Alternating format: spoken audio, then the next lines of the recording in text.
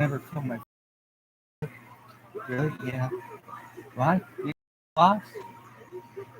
Like Sydney Pollock? Motherfuckers from Lafayette, yeah.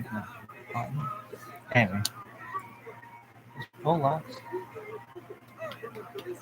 Being Polish should be cool. Yeah.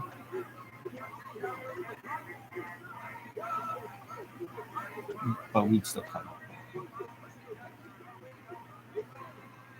It's like Pollock Realty. Pop. Yeah, motherfucker. I know Pollock when I see one.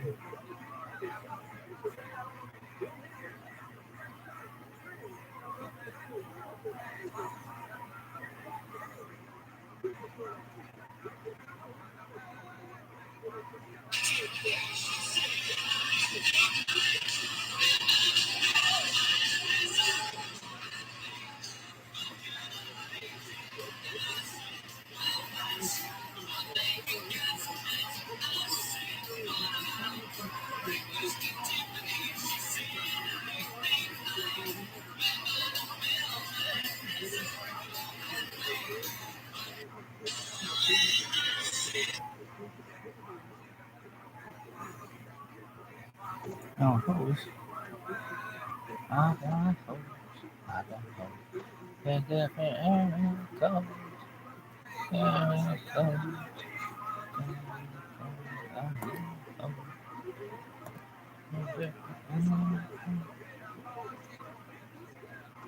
Yo, dog, remember when this thing was working? Is it just being a cunt? Hey, Sadyarneri. Oh, you think you're the best fucking CEO of India? That's not very impressive, honestly, to Americans. You guys are like 0 for 2. Yeah, one bitch from IBM, I guess you. But everything's been downhill since that point.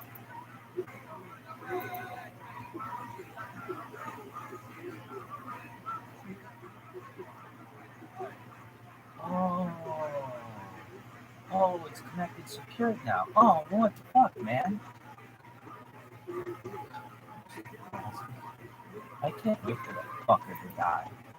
Actually, on the ride home the other day from dinner, we listened to Studio 54 on Sirius XM, which used to go to disco dance. I go, are you crazy? I was a kid when that shit came out, man. I go, when I was in high school, I just looked my hands all the time. I went to clubs. The studio, I went to Studio 84. There was nothing going on in the studio on Thursday night. 84? Yeah, I was going to Club Area, like the Vice.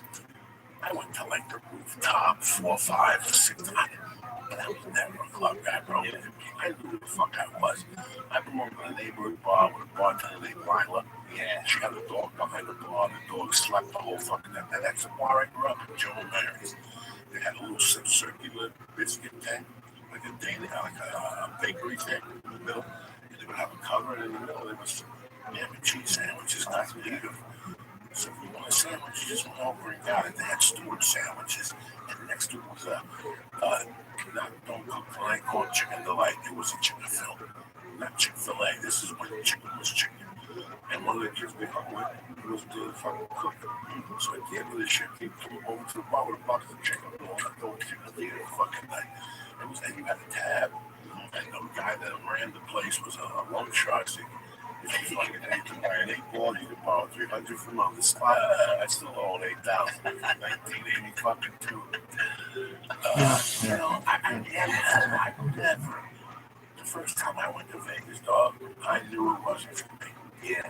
I just always felt very insecure in those places. Always. Still do. Yeah, that's how I felt. Still do. And I always had an excuse in my head on why I felt insecure. When I was younger, it was that I wasn't good looking enough and I'm a criminal. These people all like me. These body never act like these people don't want to act like me. Yeah. When I got to a certain age, I was too old. And now, like, I just feel like I played out fucking perfect. Yeah. Yo, like, I remember being 25, seeing 50-year-old guys. thinking, why is this fucking guy here? This dude's a pervert. First Club 7 It's a sweetheart. I've seen Lee at a bar. No, he told he's a gentleman. He wants to go to a bar and watch a football game and have a bucket of Are wings. you done? And he wants to yell maybe a little bit. He doesn't want nobody close to him yelling. He doesn't want nobody. Lee paid $3 extra. Bullshit.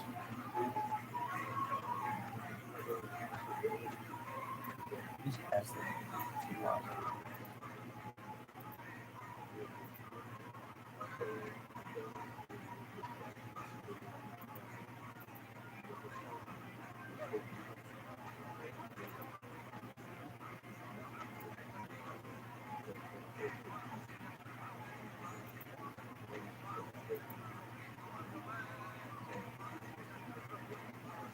You know, I like how it goes. He's got that much left.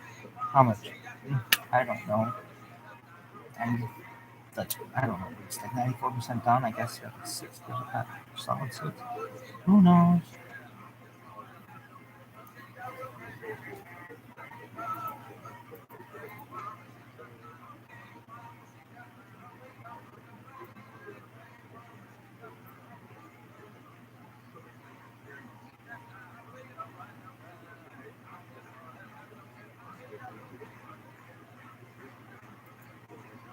Yeah, news.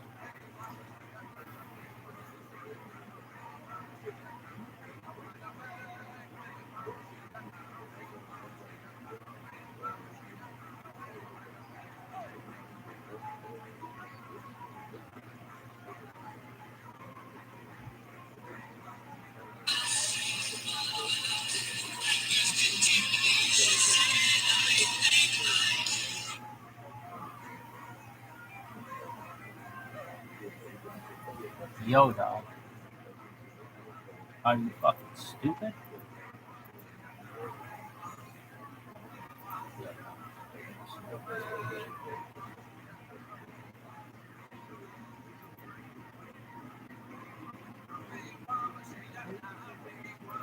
Oh, okay.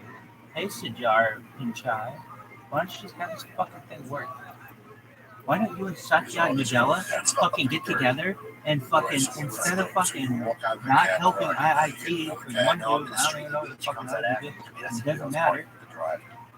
Just be like, hey, dude, let's make this shit work. One of the lights in the taxi would go Okay, off, sounds and good. he made like this little paper mache thing and put it over the light, bro. Like, this dude was, I mean, I don't think he was homosexual, but this dude was about the most romantic fucking cab driver I've ever spent time with, dude.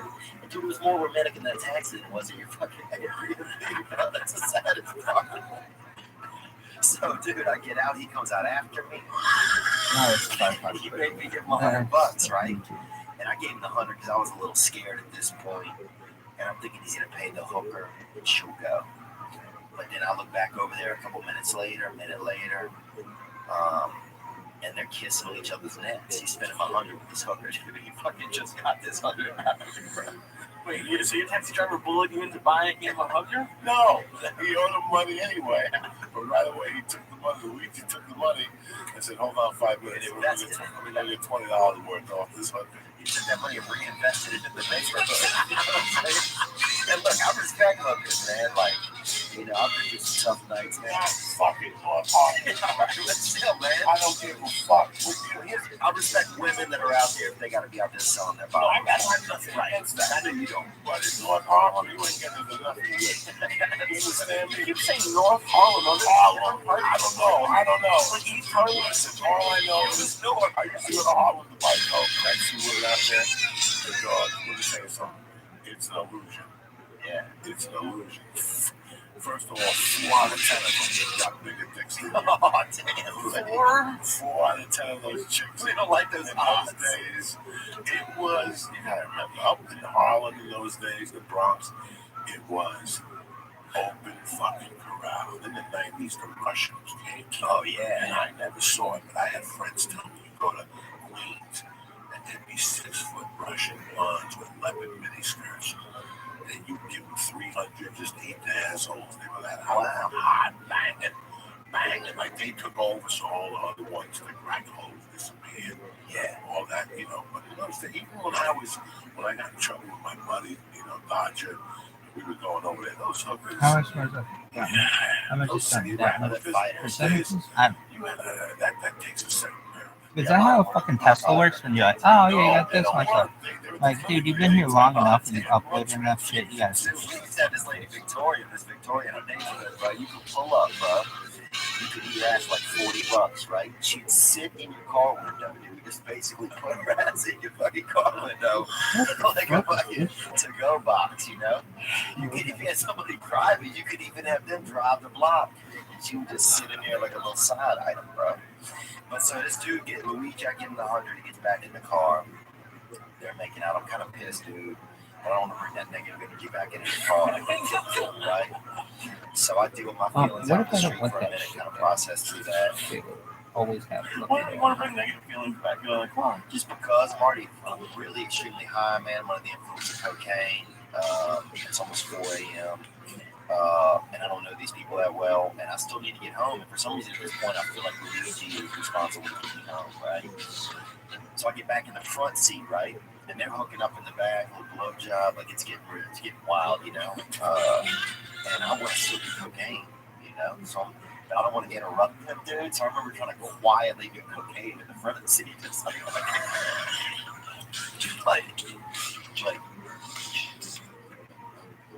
like the softest little inhale you could do. Oh yeah, I saw him, dude. I was definitely listening hard. I mean, no, Come on. All you smell is like Corona. Like when you walk in the building, all you smell is like fucking heavy duty perfume. Come for another. She smelled like violence to me, tattooed. She was a tough lady, or man. I mean, I thought she was a man. The face looked like a man's face. Maybe she had big sunglasses. She could have been one of those taller Vietnamese people that kind of look black at night.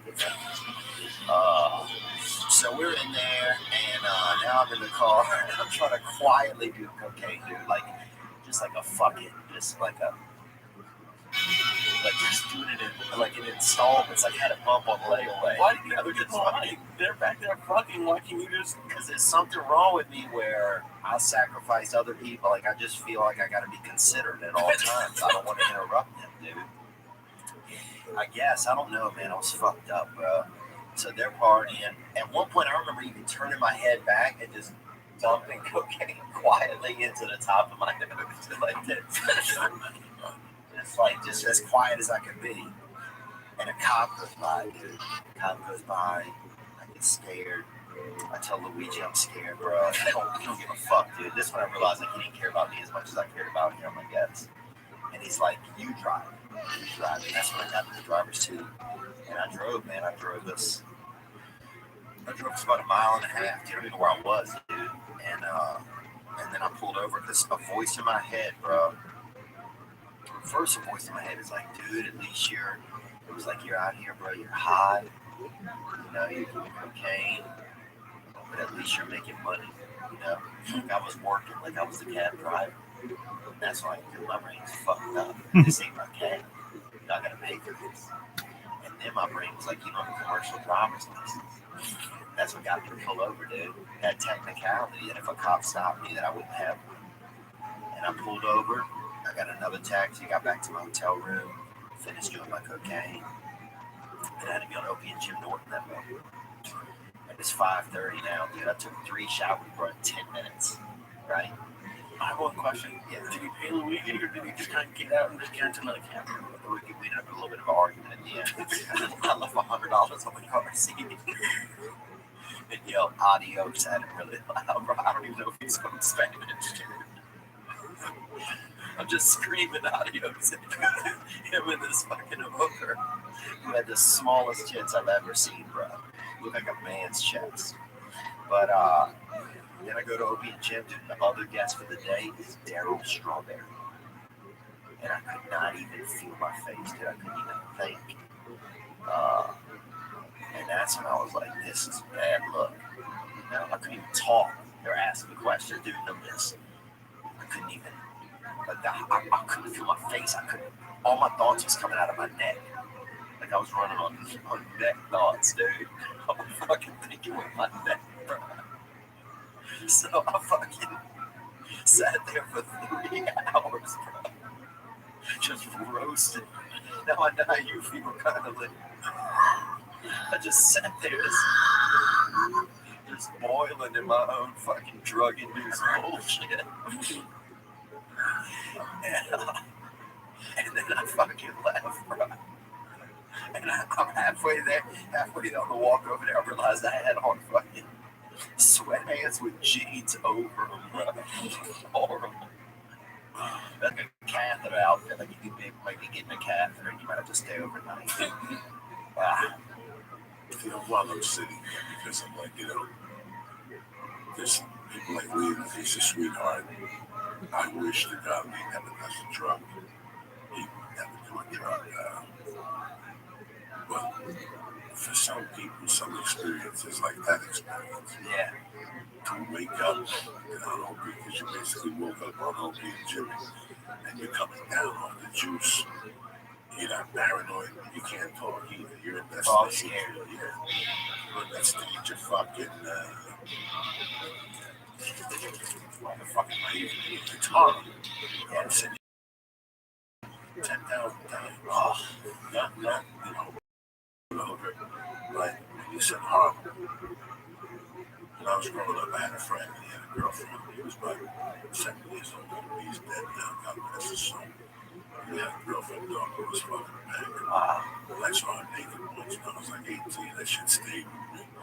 That was jerk off return for like 6 months. I go ahead, I disappear, I do my thing. I go to Colorado, I do my time. I'm back in Jersey in 93. And I reconnect with a friend of mine. And he goes, what are you doing tonight? I'm like, we went there. He goes, let's go out. Me and T-Neck at this, I forget the name of the place. It's a popular place for that age group. You know, and I went there, met about T-Neck. Yeah, T-Neck, Tenafly. It's a T-Neck. It's Artist Cafe, something like that. Something like very chic, so a lot of kids from my neighborhood thought, as they got older, they went there for a few drinks. I was at this time, I'm 31 years old. I'm doing comedy already. I'm not getting nowhere with it. You know what I'm saying? I'm not knocking out no doors and shit. But I'm doing fucking comedy. And I hook up with them at the time. I'm a fucking fiend. It's 35 a gram on 178th Street. 25 if you want it clean. I go and they get 3 right off the bat, Jack. Damn, this shit was glass. But on aluminum foil, they give you a blast when you walked in. They sat you down. They go, what do you want to do? And you go, I don't know. It takes a 35. What do you want to do? You want to take a 20? And you go there and then they walk you out to the door and you walk back to your car and the cops will pay for it. And put you back on Amsterdam, or one of those streets under the bridge. Yeah. And then, rule number 1, you took the Lincoln Tunnel back. Get a fucking hot dog, roll a joint. These idiots that would get back on the George Washington Bridge, they had spotters. Right? They just see me go over. You're pulling over, now they confiscate your fucking car. You have to give it to them, because if not, they'll bring the dog and they're going to get you anyway. Right? So don't fuck with them. You know what I'm saying? It was hardcore. Damn. So I went over there first. That was my automatic first stop of the night. And I had it down to a science in those days. Sometimes I'd walk over and take the bus back. Same difference. What was I saying? Hot on that bus, though, huh? No, I wouldn't do it. Oh, yeah. Wait till you get home. No, I'd do that little blast that he'd give me. By the time I got to the bus, I'd be coming down like a little bit like. But how Dean was saying that he felt uncomfortable there his first time. Do you remember how you felt the first couple times you went there before you became on hat? And were you freaked out, or was it already at that point? Since my mom had a dry cleaner in the Bronx, Probably your sister. and yes, and my mom had a bar in Union City, and my mom had a bar in Harlem at a young age. It's in my system. Yeah, I had a friend who wanted to take me over once to the city. When I got back in the car, he goes, it's amazing how you learned it right in. Because you knew the walk. I knew those first 10 years of my life. I lived in New York City. Those first 7 years of my life in this country, I lived in New York City. I went to school in New York City. Yeah. I went to school on 89th Street, PS 166. From K1 to fucking 3rd grade. Then I went to Catholic school in Jersey. But all that time, I got the patois of the city. Yeah. My mom's action was on 125th. My Santeria action was on 148th. I knew the fucking city. You understand me? Because I got old and I knew George Washington Bridge. I knew the fucking streets.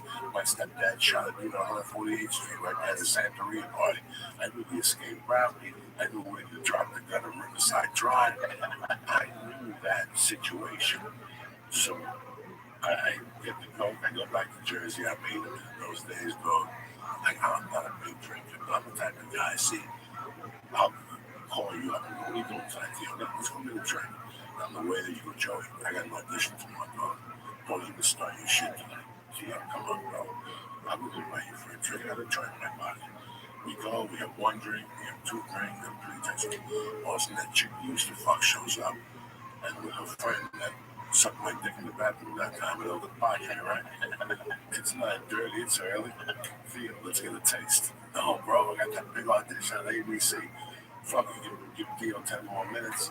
I'll get the chick to buy another fucking double kamikaze. Then he'll be begging me for a blast. And that's right there, that would bring me down. Yeah, I went up with the intention. You know, I got a good, like, I'm pretty good. I'll tell you, listen, we got to do shit tomorrow. I'm pretty good about it. Towards the end, I wasn't good at all. I would slow it out before a fucking audition. Man, I got thrown out of an audition by Fox. One time, towards the end, towards 2006, dog, after the longest ride, I got a little fucking weird. Yeah.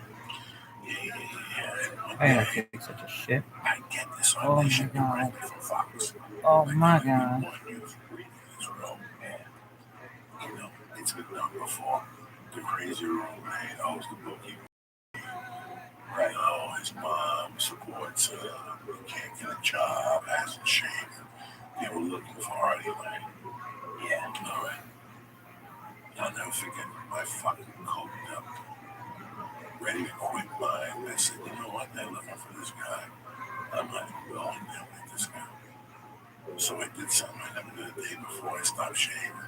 Oh, did you glue hair to your face? No, what do you think? I'm fucking there for fucking. Oh, no, dude. We used to glue hair to our face to make beards, pubic hair, too, for Halloween. Stop. Some of it was gray, you know? Yeah. I didn't put gel in my hair. I just put water in my hair. And I fucking went in there. Like 2 hours after doing coke. And I went in front of the camera. The cast directed me and a camera pro. And after the first read, she was stopped. She was like, you better go home.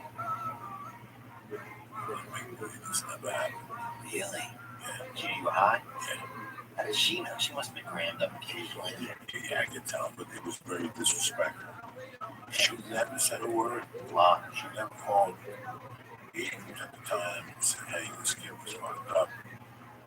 I hit on an Asian lady recently who was a casting director. She told him I had to drum. Yeah, get back home. And he's like, she said you did a pretty good job, but she said he was hitting on her the whole time. Who's casting it? I don't even remember. It's beautiful out too. Down on the south side. Oh, this was in side? No, this was in out here in Burbank somewhere. Okay. There used to be an Asian girl in office here. That was something out of a fucking movie. Yeah. She used to cast on the west side. Her and her partner used to have a cat, and the partner was no fucking slouchy. I walked in there one day and was like, Jesus fucking Christ, what's going on with these cast directors? Yeah. I don't know where she is now, but it's probably the same one. This girl was stunning. I didn't mean to hit on her. I was just being a natural man, you know? Like, can't help it. Like, oh, what's offensive? And I wasn't saying anything like, you know, touching my crotch or anything like that. You know, I was probably just saying, oh, you look nice today or something like that, you know?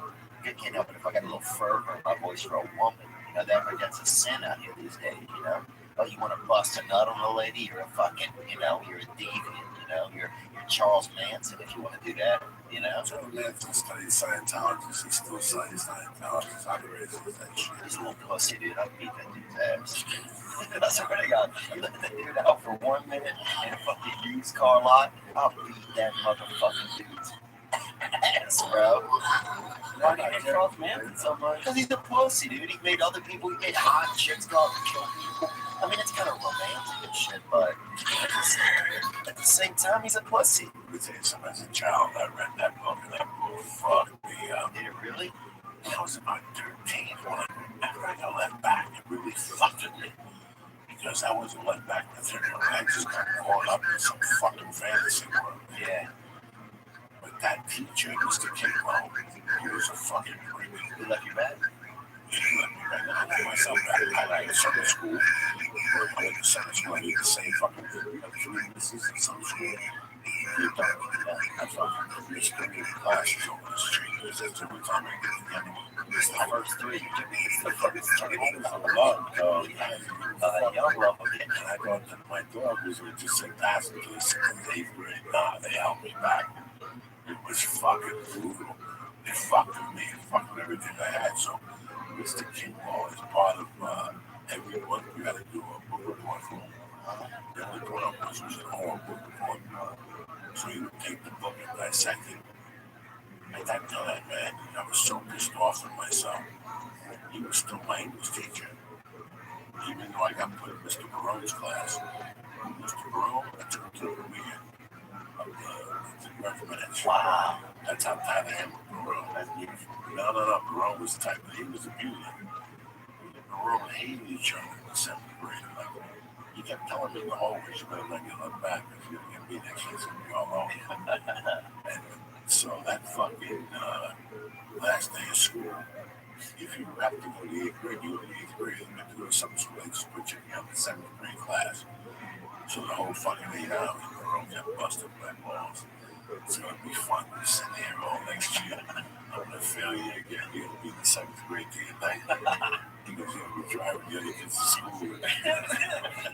He would torment me. So he tormented me, dog, for like 4 or 5 hours. And on the way out of the classroom, I saw his keys on the desk. I took his fucking car keys. I walked up and threw the fucking weeds away. And about an hour later, he pulls up my house with a cab. Where's my fucking keys? Wow. And we didn't talk again. And the next day, I got left back. And I was in his classroom. He never mentioned it. Wow. Again. Pretty cool of him. And after about 2 months, we became tight because I realized he was a good basketball player and shit. So, I fucking had we ended up talking about this shit. We had this dude, Mr. Larry, this black kid in our school, Mr. Larry, got held back so long they just made him a janitor one time in middle school. He was there, probably, I remember him being like, his trick was he'd come in while you were peeing in the urinal, he'd piss over you in an urinal. And Imagine finally, you're fucking he was in 5th grade for so long, they just made him a janitor. dog. Imagine you're He's fucking. probably still, if that school's still open, he's probably still there. Mine's only been in the 5th grade and bully the sons. Talking, the staff has been talking. It's not going to work out for you, but lucky for you, we have an opening in the janitorial services department. Okay, what does that mean? Yes, we'll give you $1 for every $1 we'll match it so you can turn you up. I thought that probably means he was at least 16 or something. So that was what, like 7 times going through 5th grade. Tell you something, now, Beautiful guy. Really handsome too. Listen, when I was a kid, you were stupid going to your side when you were 16. Yeah. The teachers at school pull yourself to listen. You wasted your time, man. Your time school to sign out for the jobs in Japan. I swear to God, teachers were honest in the 70s. Well, that's a better way now if they want everybody to push forward. I remember the first Wigger went to our school. I told you guys that before. The first Wigger, this kid Brian St. Pierre went to our school, and they'd never seen it before, and they thought he was mentally handicapped. They made him eat the 3rd lunch. The 3rd lunch is a special lunch when those kids are in there. They make some of their own food and they eat it. To make them have a talent. And he was in there, dude, this Wigger. So you'd have kids who really had mental illnesses and everything, all the DS and everything, and he'd have fucking Brian St. Pierre wearing a Charlotte Hornets pullover, dribbling an invisible basketball all day, bro. Just posting up mental kids in the lunch line, bro. They'd never seen it. They thought he was mentally handicapped just because he wanted to, play with the brothers. They had him cook lunch every day still. Like, he didn't say anything. Once a week, they'd have him make some of their own recipes for lunch. It's cool. I mean, we had a good group of handicapped kids in our school. I'm fucked up, dog. Those stars hit me hard thing. That's what happened. You know why they hit me hard? Because I trained last week. I didn't eat stars last week. He sprayed out of his face. I didn't eat stars last week at all. I sprayed, but I'm still fucked. See, Still here, bro. Stars and shit. fucking around. I had transmission from that. No, you didn't. You could jump. Oh, jeez. See what I'm I saying? have to do everything on Periscope. These feels, man. I don't see how you do it, Lee. I really don't. It's really not doing this anymore. He does like a little bit. He goes like this in front of the camera. He goes, I'm making some chocolate. He takes a picture like that. He chews into this 80 milligram, whatever. He throws this away. And he tells people he ate it. And then I ate the whole thing. And it's coming through his fucking fingers. You should have seen him. It's killing out, huh? You know, when you were telling your story, bro, the thing that I was thinking about the most with the 200 of those stories that I had, that I wish I had the time.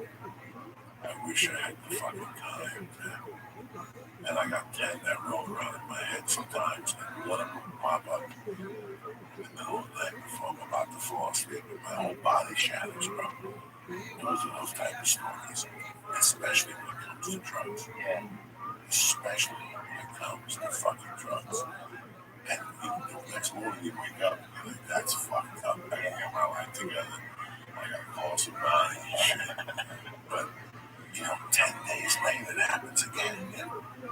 And, sometimes it's sex. Sometimes it's crazy sex. You go to a girl's house, all of a sudden her sister and her stepfather in the room. And everybody's banging. And you're like, what the fuck am I a part of? I just want to watch the fucking naked. Is that a real scenario? Be fucking surprised when you bump out anything here out there. Yeah. Especially when I started to do comedy, you'd be surprised when I bump into. And I had you one night talking about when my body was shaking here.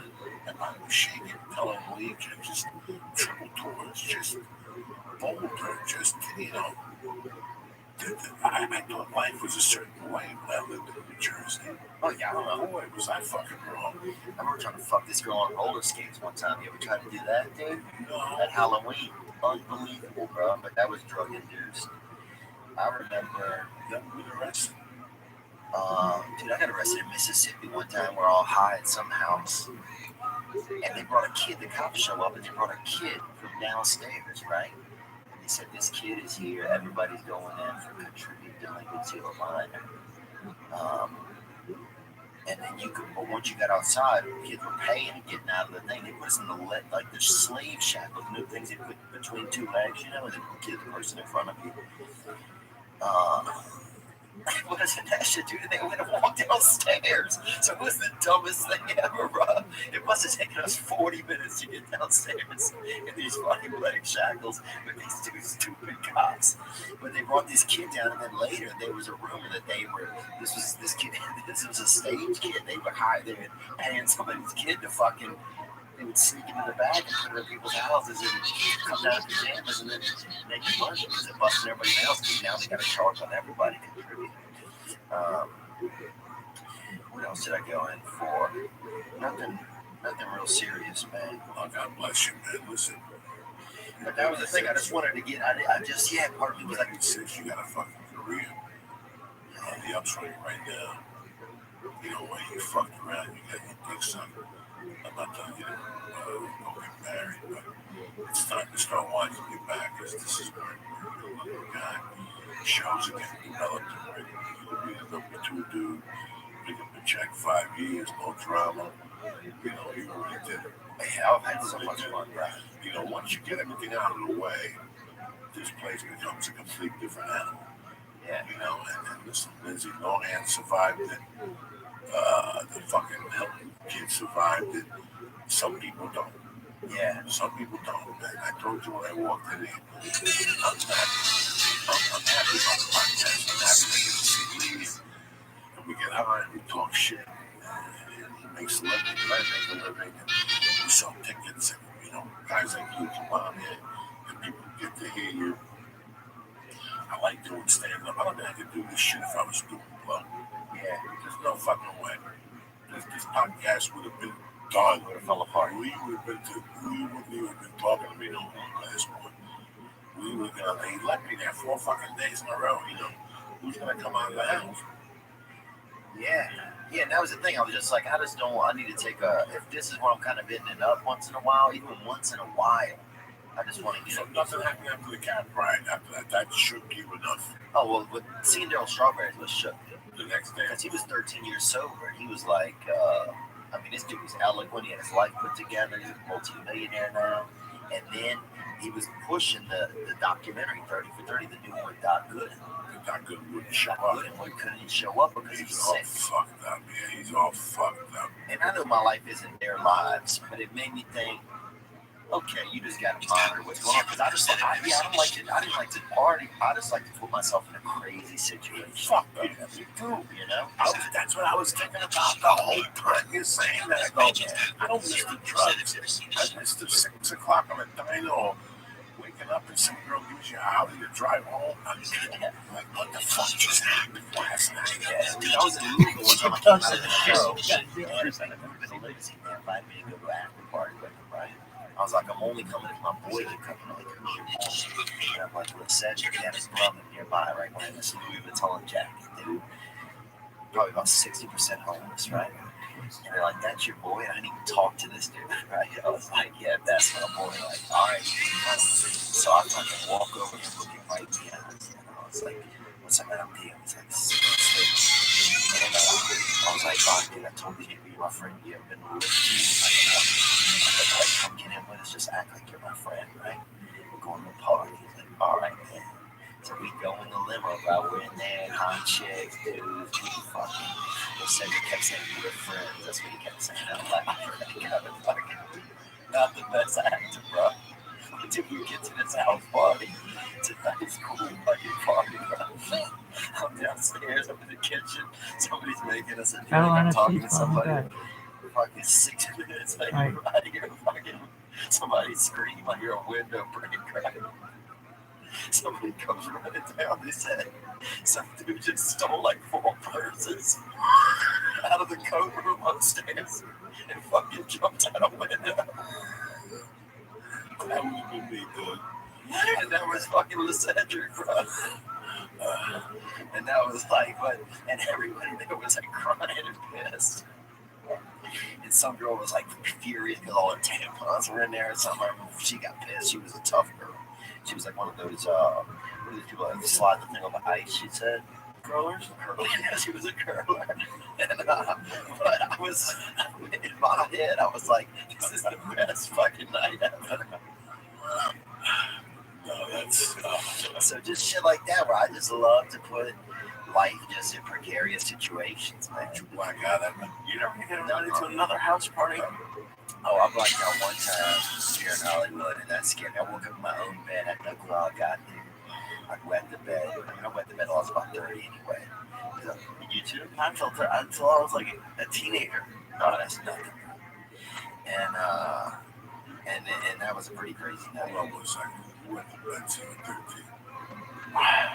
I don't know, probably around there, I would guess, yeah. I gotta watch you like, oh, those people always arsonists. Yeah, dude. It might have been a little bit like, maybe not 13, but close, maybe 10 at least. 10 ain't far from 13, at least.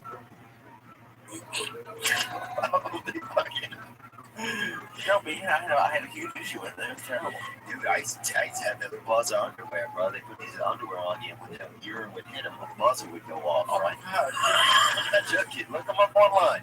This ain't no joke, bro. So I went to my grandparents. My mother didn't tell them that I had these, right? I'm really hoping these are a real thing and not just like a torture device your parents put on you. Not at all. They made by themselves. This doctor gave it to us, dude. This dude was a bona fide doctor. So we went there, I got the electric pants on, dude, you know? Which I Googled. I'm getting my best. Probably a buzzer underwear for urinators. Google buzzer underwear for urinators. So then, but they didn't tell my grandfather, right? So he had a small house, bro. A house. So my fucking crotch is just butt. Like he wakes up in the middle of the night, dude. You're on fire. I'm not on fire, but I'm buzzing hard, bro. Because I'd had apple juice, man. I'm pissed big on apple juice, dude. I fucking spray out on the AJ. So I'm in there just buzzing, dude. I didn't know. And he came in. You got him? Yeah. He didn't know what was going on. Oh my God, that's a... He comes in, he's scared, bro. How loud is In this? a little bitty house, you could hear from I down just the want hall. to wake my wife up in the middle of the night, like twice a week. I would just do 2 drops and it goes off. And so my grandfather's in there, right? And he's all scared and shit. And this would have been terrible when I was a kid. and he's pushing me with a broomstick, dude. He thought I was dead, dude. He didn't know what had happened. He thought I was possessed or dead. He's pushing me with a broomstick to wake me up. He was worried because he had one of those heart makers, and he was worried he'd get electrocuted. He thought something was happening. He thought the house had short circuited and the phone company had fucked up. He thought the phone company had fucked up. So he thinks I'm fucking just laying there buzzing like it's a fucking biscuit. But he died, man. My grandfather ended up. He died. I love people. I love laughing. I love laughing at shit like this. You can't write this I shit. forgot about that.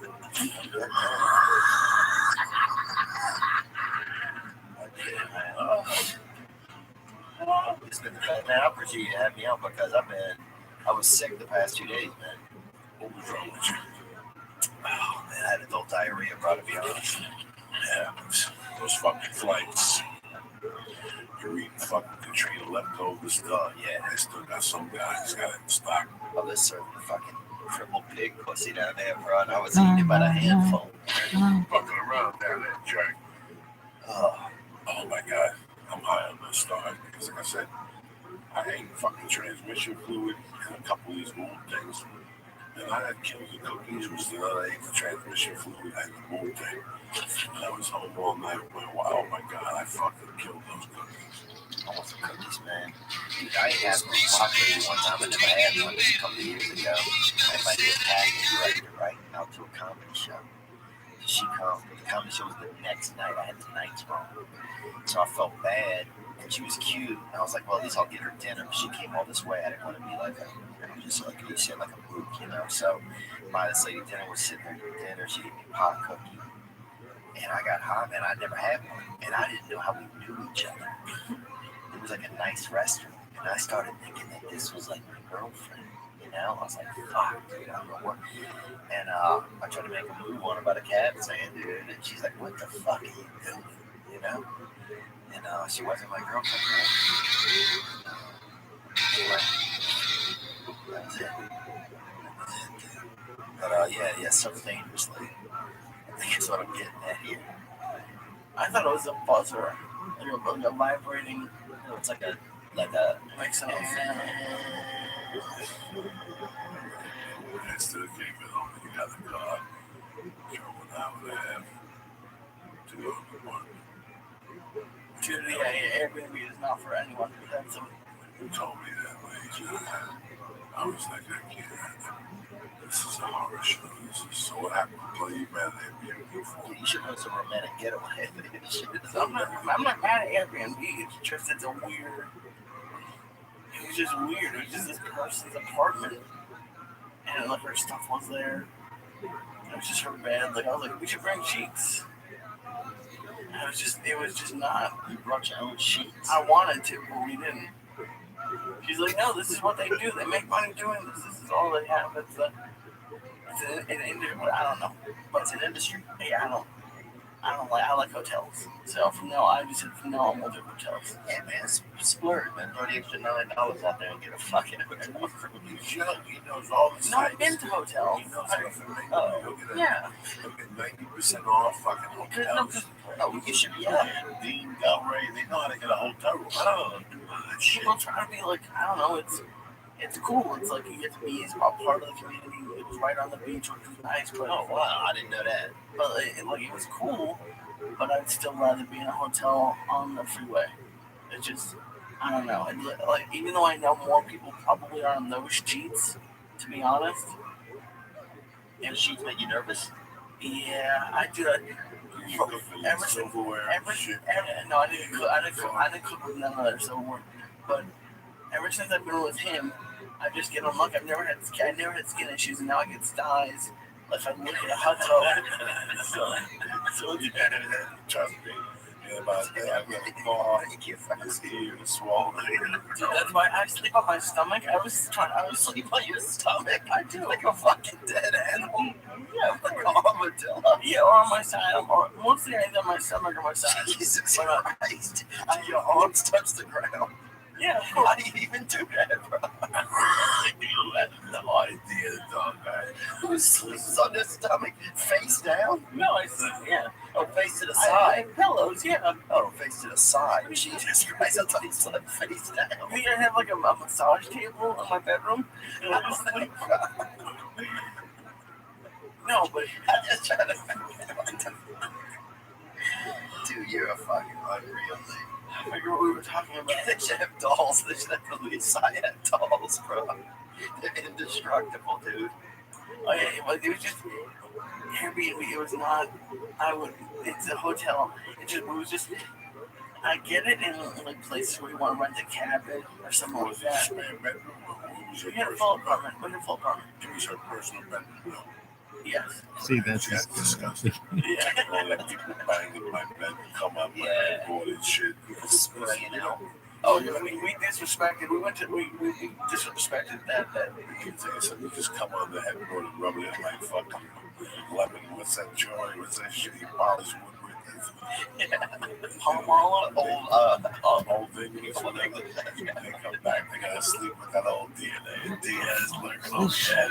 Yeah, Old English. That's a liquor. It's a malt liquor. that's why we left. I didn't. It was gonna rain. There was gonna be fireworks, so we were gonna stay if there was gonna be fireworks. But then it was raining, and it was just like this person's.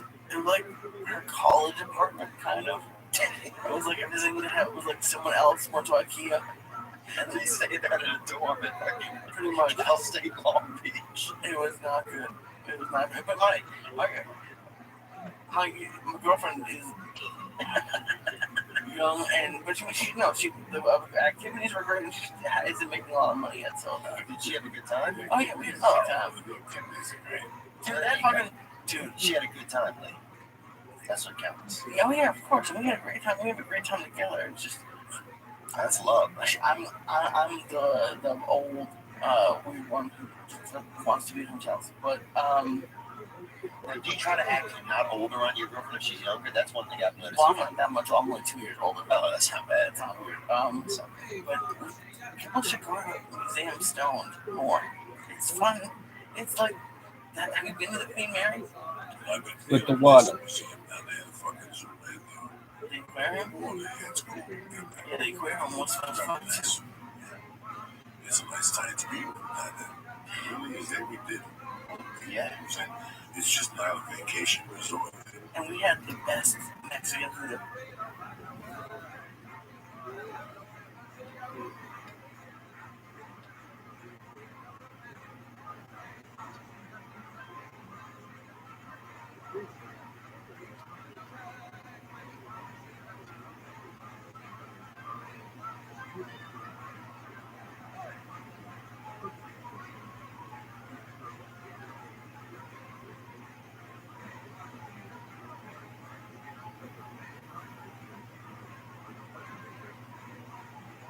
What up, user mod? How you living, baby?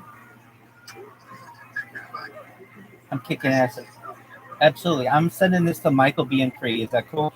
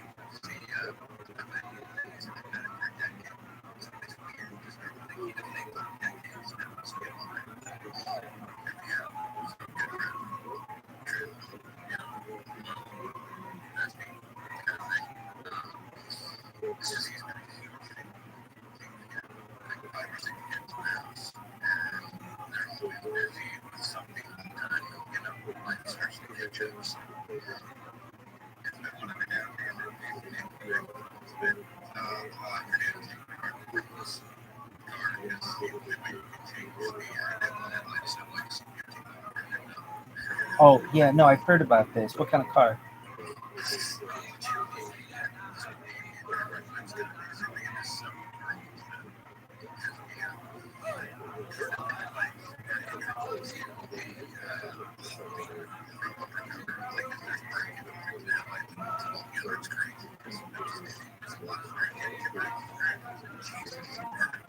ridiculous. From what I know, they do that so that you have to take it into the dealer if you don't know what you're doing.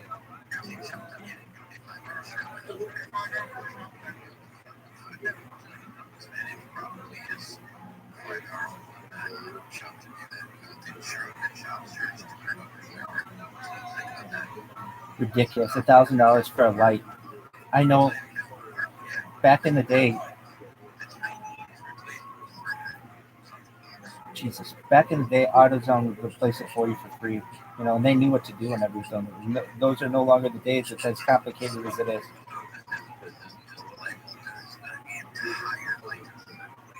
Oh, that's a big deal, right?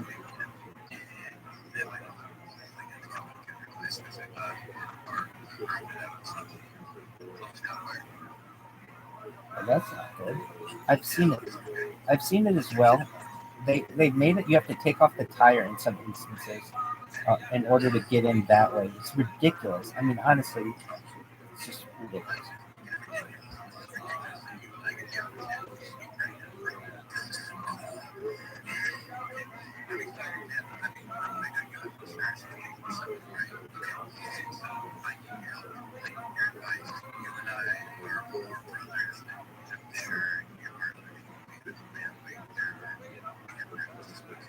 Beautiful.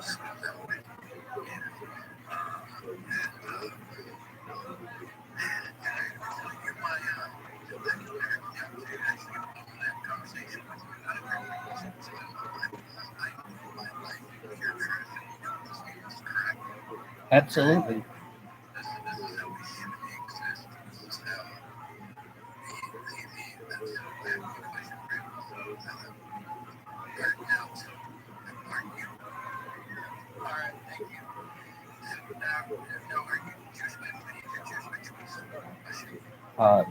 DNA and by choice as well.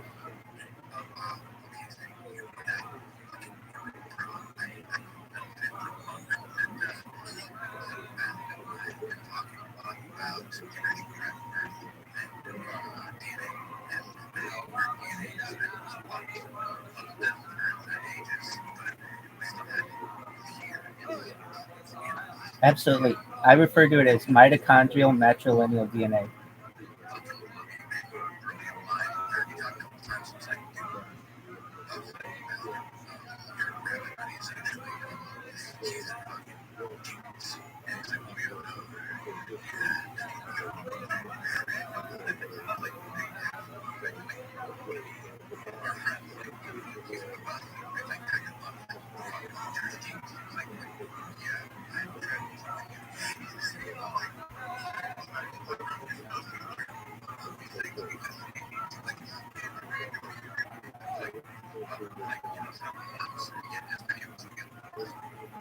We're getting the band back together, like in the Blues Brothers.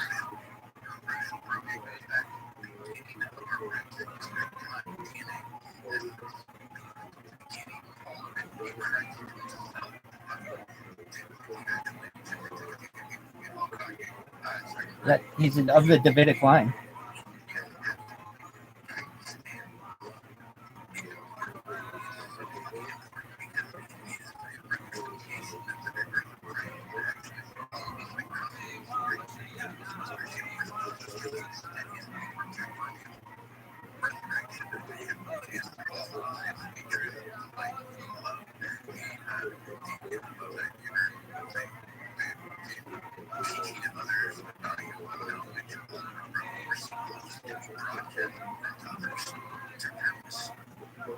Word Mockingbird.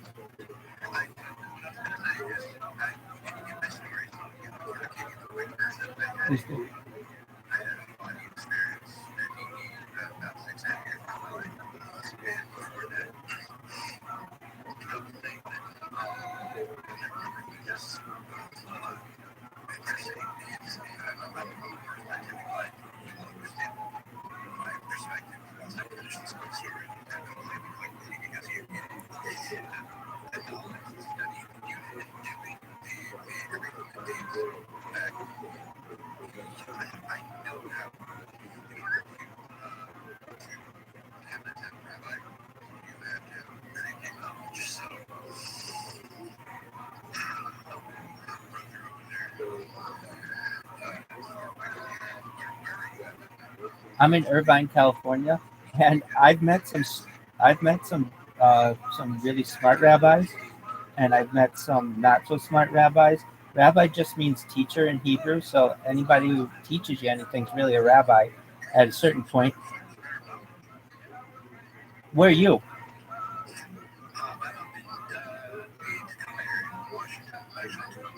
Beautiful.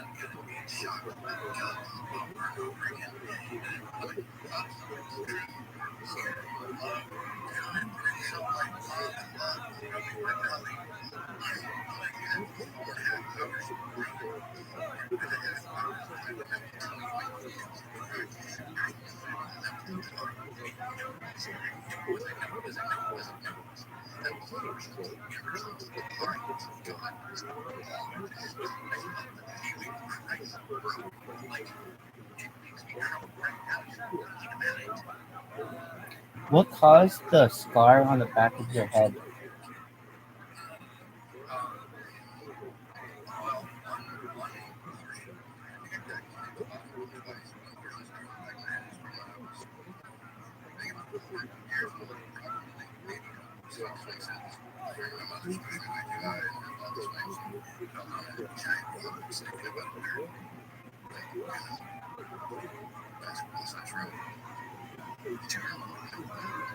And what about the second time?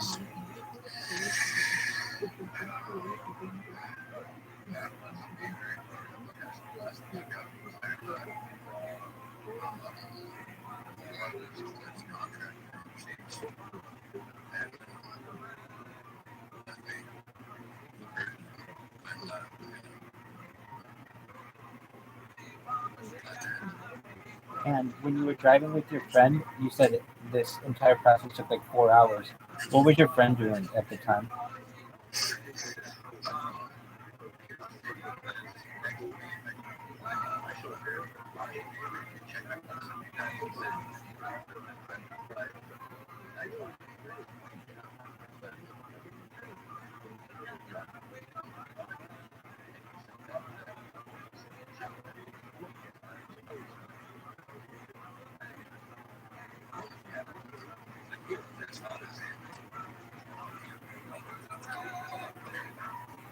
Sure.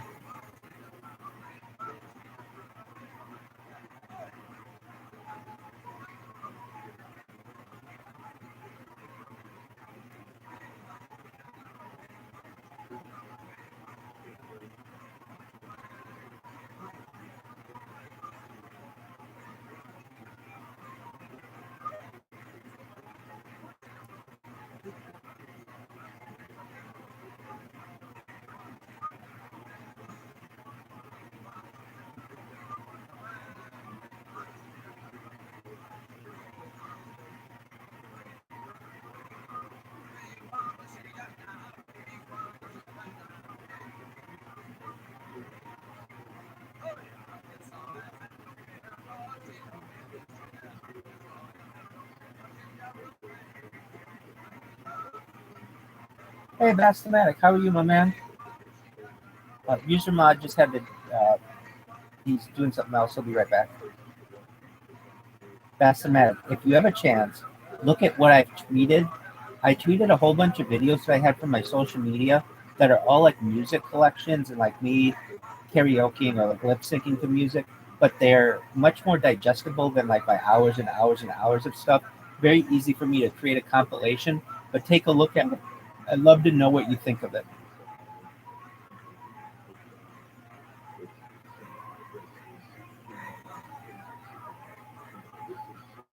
What up, Jeremy? User Mod will be back in just a second. He is handling something offline, and he's in the middle of telling us a near-death experience incident that occurred with him. So it's quite interesting.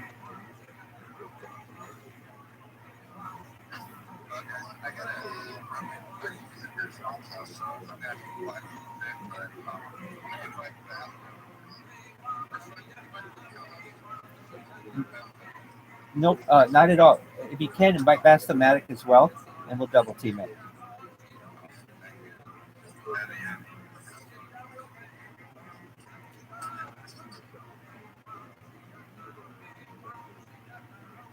Welcome, Jeremy.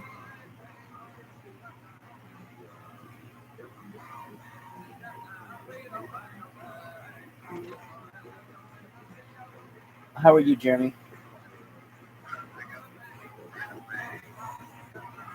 Happens to the best of us.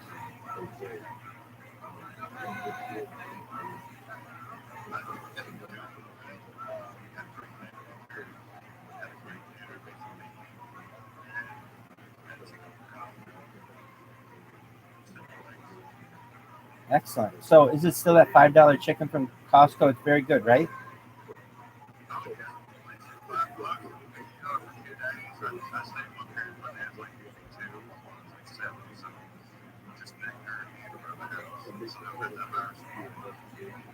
Absolutely.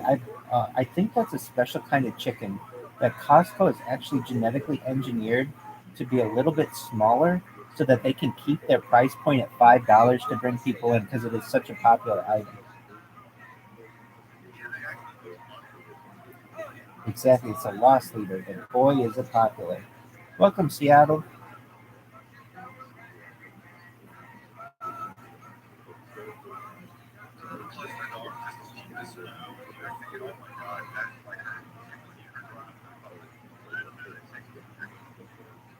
Oh, I imagine.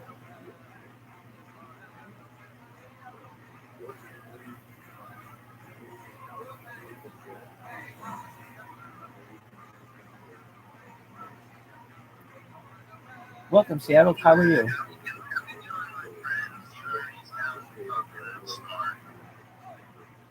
Oh, I don't know about that. Maybe that's Jeremy. Jeremy's a smart person.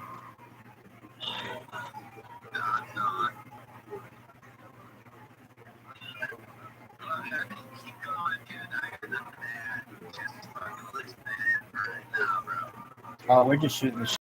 What's new in Seattle? What's new in your neck of the woods?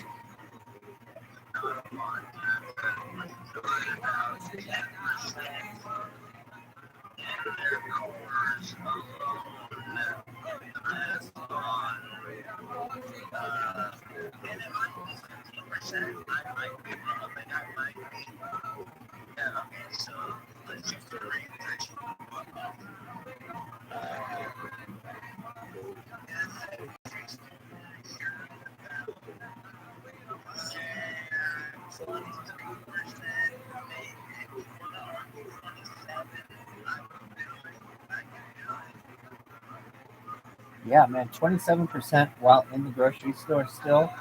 That's a lot.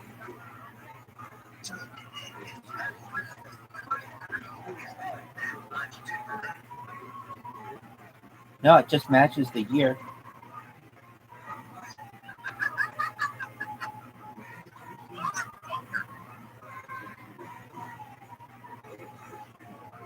We got MKC Cicada here. Just in case you were unaware, Seattle, user mod had to do something offline. And Bastomatic, while co-hosting, is with a friend right now. So Jeremy and I were talking about Costco. and then you joined. I personally have just been uploading stuff to my Twitter all day, including a whole bunch of music that I like saying, but it basically took it from TikTok and Instagram and stuff. So if you want to see me in the flesh, oh, and I also have a picture, a video of me that just got a warning on it, so it's pretty graphic, I guess. But it's me with one of those Infinity Stone gloves that they have in that movie over my genitalia, and I'm playing it like an air guitar. So there's all kinds of new stuff on my Twitter.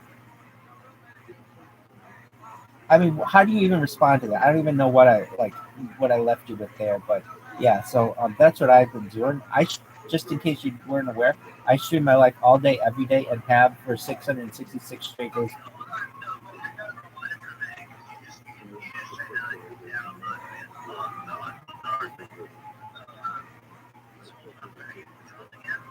I live in Irvine, California, just south of Los Angeles.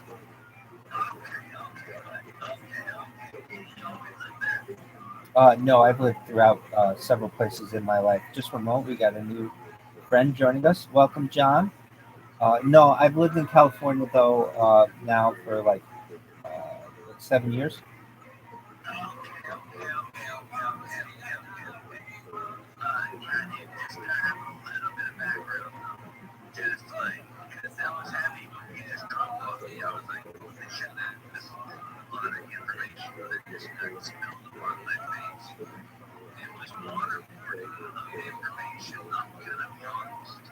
Oh, absolutely. You know what? That could even be my nickname.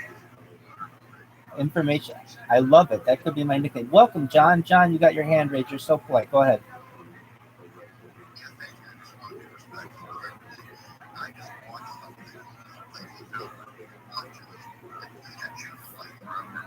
Hit us with it.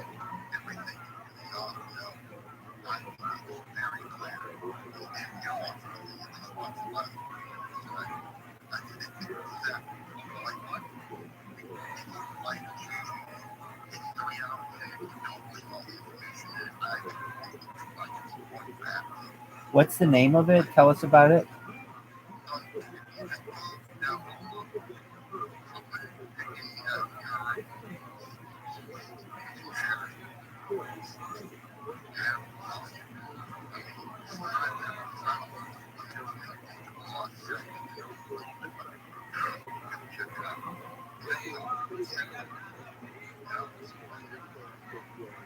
All right. What's the name of it?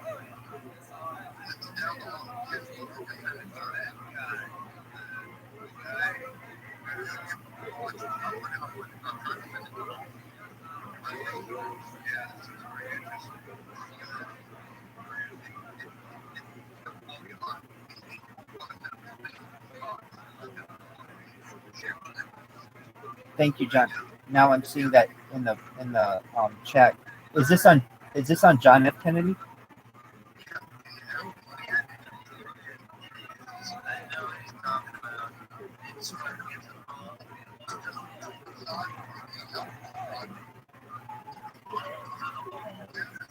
Oh man, John, I I love.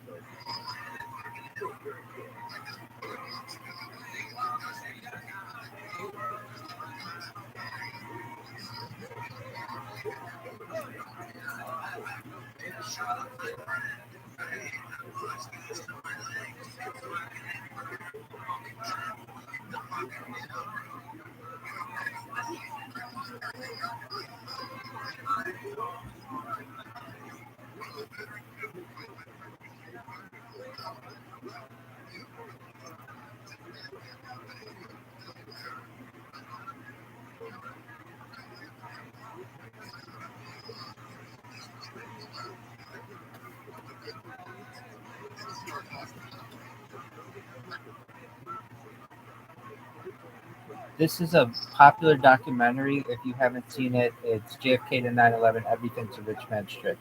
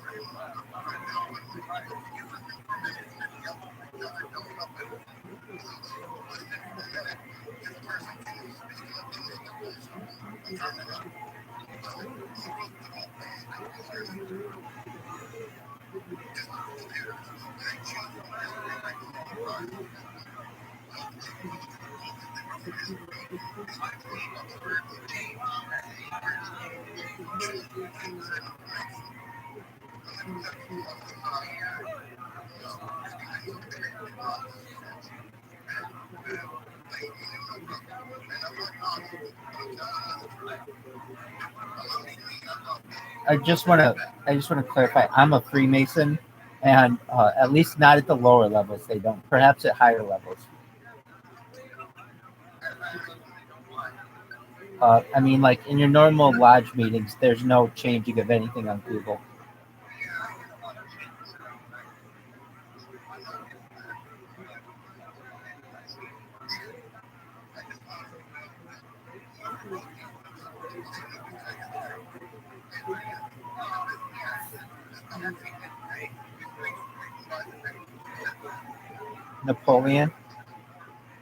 Napoleon Bonaparte,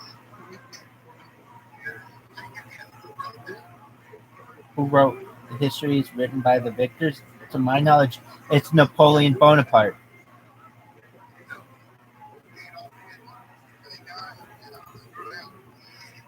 We're gonna have to check the facts on this.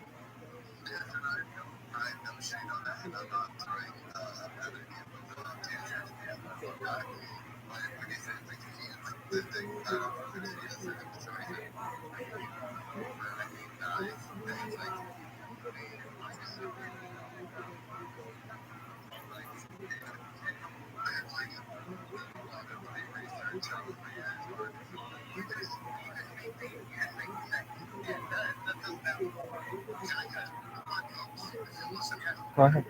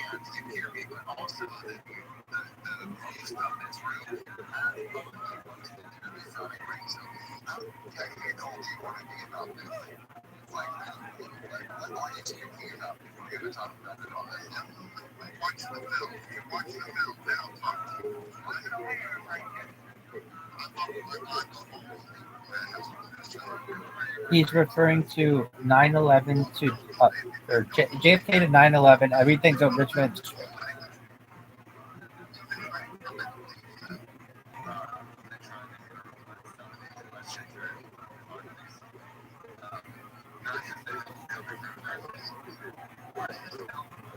It's in the chat. It's everything's a rich man's trick.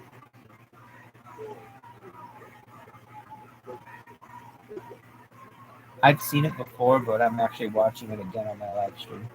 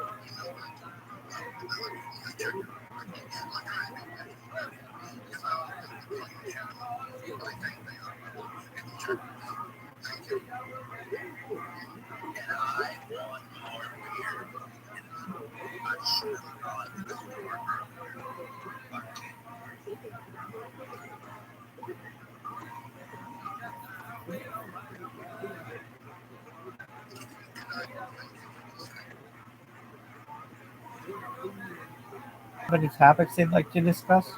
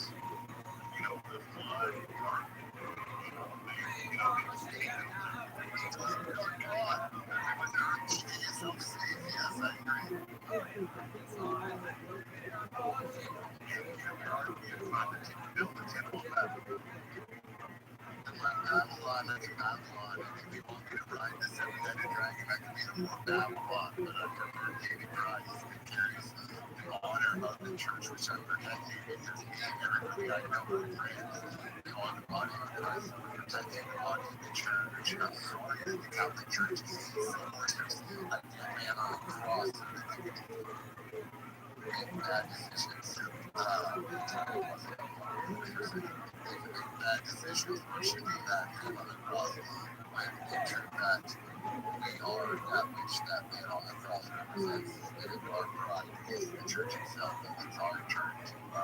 Stand up to that's why in 2028, each body is ready to be dusted, which is weird to say, but it's true. Have you ever, like, what, fighter? Do you want me to go lead it, or just translate it? Like that, like, oh my God, the backyard. Yeah, no, I understand what you're saying with the question. Why would I use it? I was really open. Okay, so if you take the word yes, us, one said, if you treat it like the English person, like we have been there before, like yes, us can be the yes, us, like I can see this phonetically, I understand it clearly, like what was the question? I don't question it, yes, us, made it a collective agreement, you know, to go forward. Yeah, I have a yes, us. That's one. You're complimenting that kind of thing. You guys know that all the things that could all play these golf balls. Are you talking SUE or SOE? Because I can tell you movements based in a bunch of different directions. Like a Latin speech, I know that thing. What was the question? My son got built in with your group. Yeah, like trying to agree, like you're agreeing with all the gods. But it's the prison of it. That's the question. I know. Yeah. It's a light burden, just like Jesus said. It's a light burden if you take it from me. I said, son of acceptance. Yeah, they probably see you later. I'll never make this. Just trying to look it up and go, there's a girl. Look it up. I'll go back there. There's a pattern for you. Look at the sky. The bottom of nature. You see it from the earth. Like, dude, I'm on. It's unknown. You guys are in the nature of reality, but if we're going to talk about the sun, like, you can go and look it up. You know, all you can look at patterns are shorted in their body in the sky. That's where this man is guided. So I'm not really sure why you see the sun or other. You see that all there's like the sun movement. Like, I'm a lady man, like, you're the trains. Like, I understand the difference. For some reason, I didn't look at anybody's sun.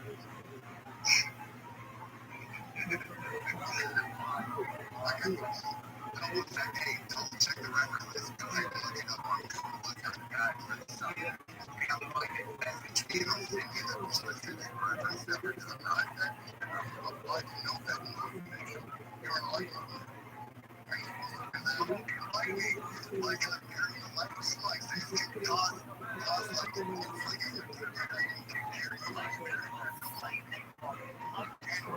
carrying and like Mary. Knowledge or emphasis. Just like no, I'm not. I'm pretty research. Pretty smart. I'm like, they don't even know the phone.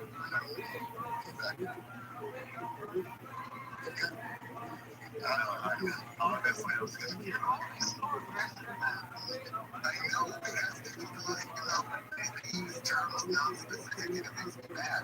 Like, because they're using terms as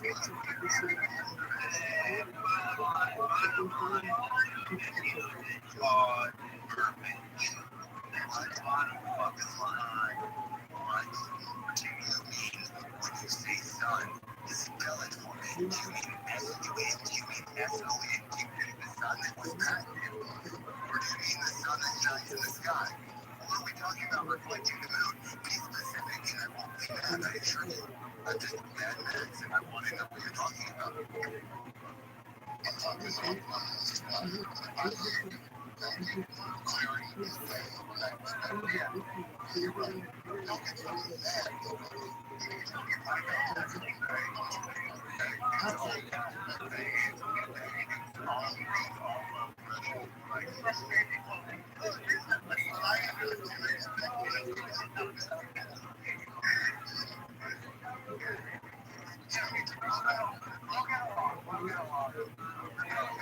honestly, seriously, just like all when it comes to that note, I'm just like, I'm passionate and like my name is real bad facts. I gotta show up real. And like sometimes it's bad facts and relax all those facts and stuff. But no, I always love the discussion. When I get fired, no, it's only because I care. Otherwise, I would just be quiet. It's really fun. Unfortunately, I'm just able to hear words in succession and then put them together and then realize what somebody just fucking said.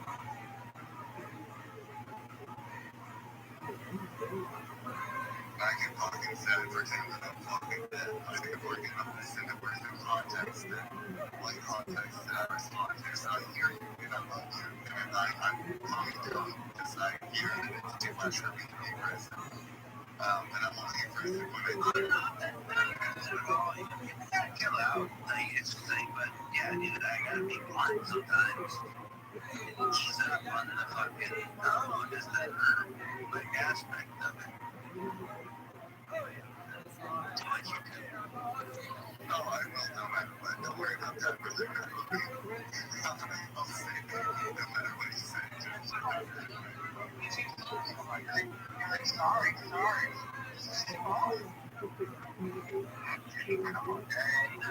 I'm from Seattle, and we are pretty much getting, thank you. I appreciate you.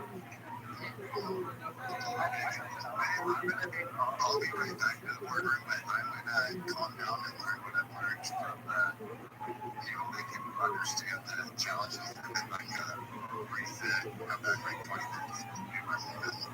I know these are fast, so I need to I'm listening to ROTHSCHILD is hilarious. I can remember that shield as well. And I also told people that on my journey, I guess, did come listening and I'll be back with very inspiring discussion of how you make my passion and not coming across the rest of the community. You're good, baby. Thank you for joining us, Max. Excellent.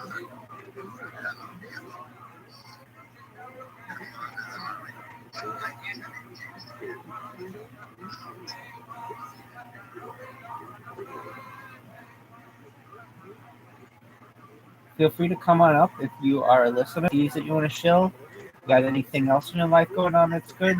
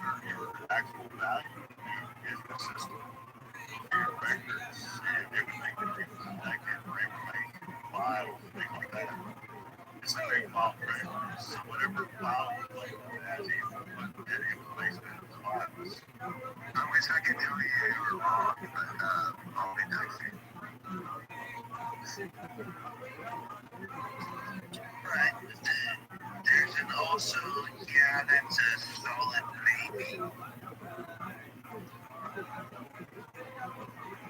I realize that folks cannot play in the system.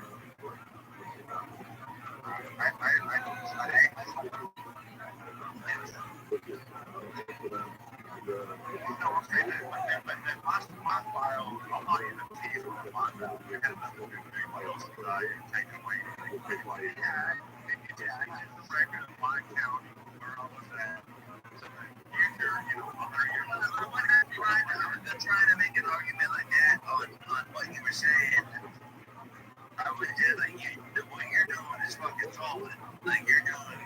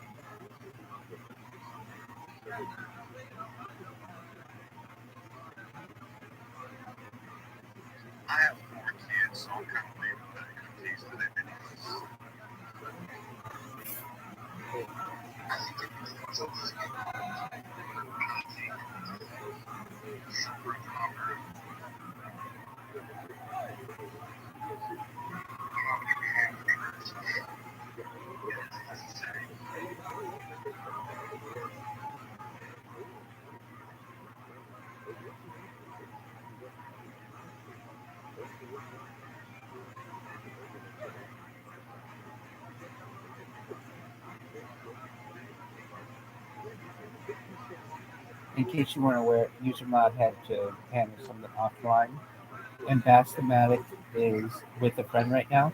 So we got a request coming up right now. Just one moment, we will let you speak.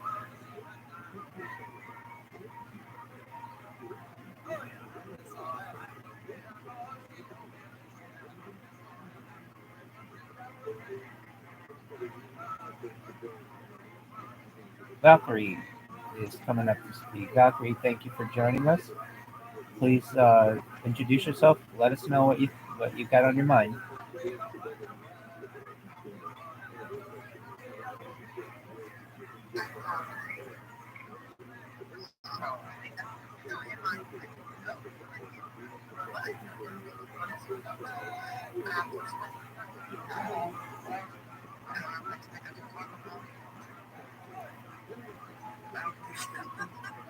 What'd you get? What,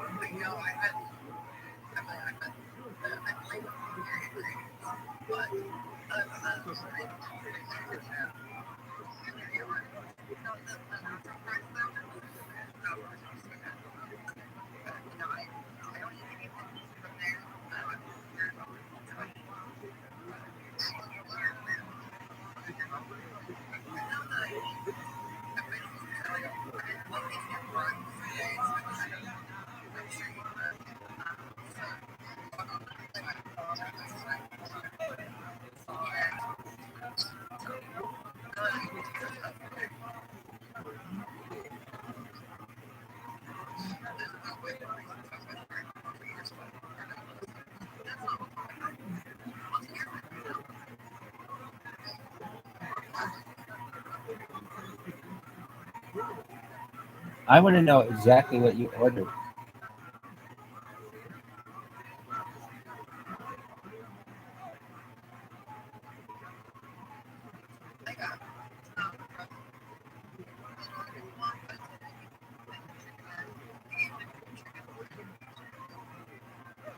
Very nice. Hell of an order.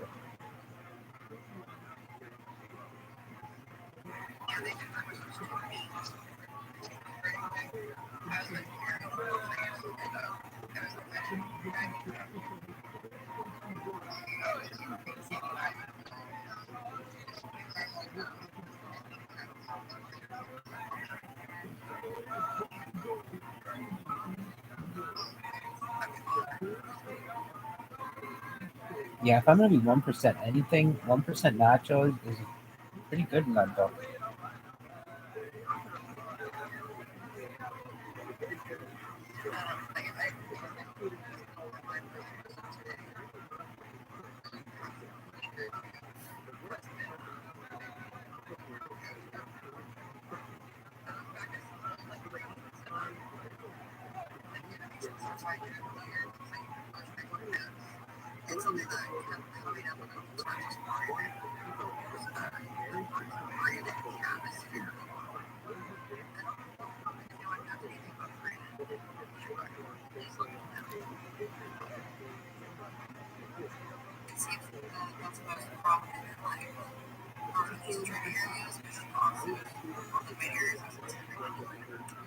New Hampshire's the Granite State.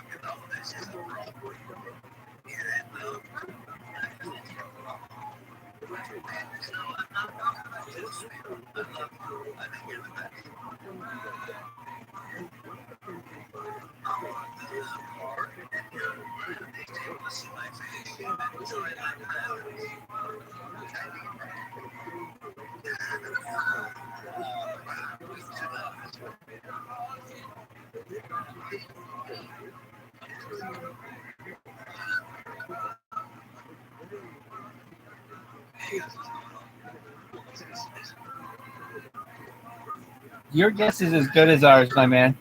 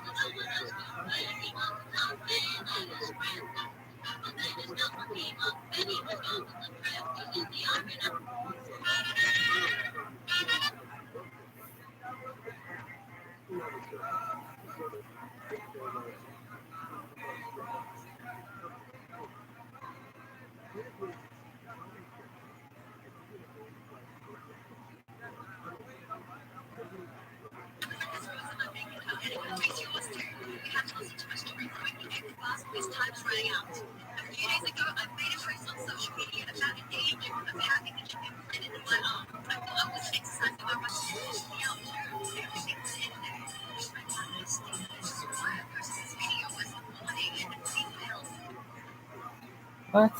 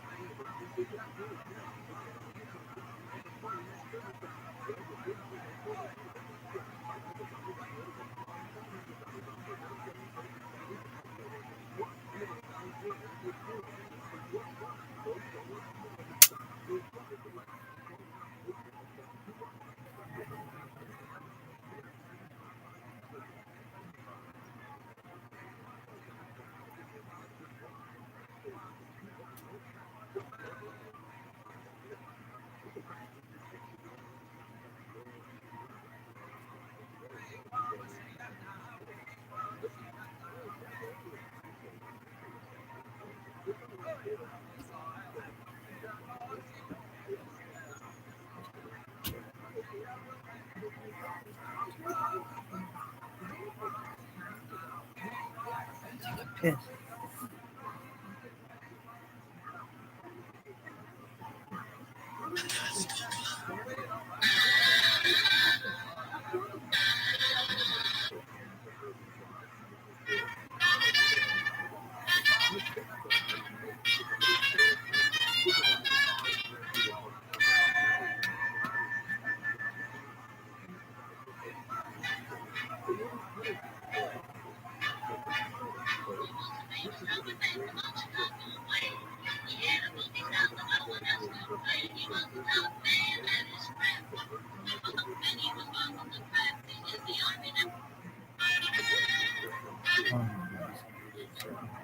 Now I know what it's saying.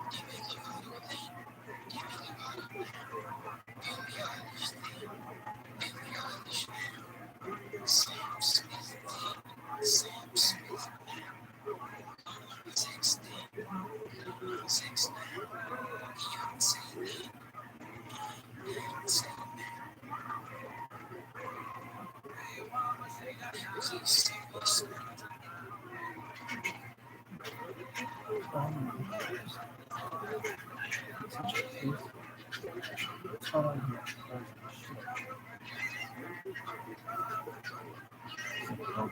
You think it was a grizzly? Not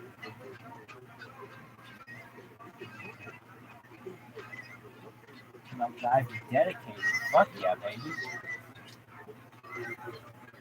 Oh yeah.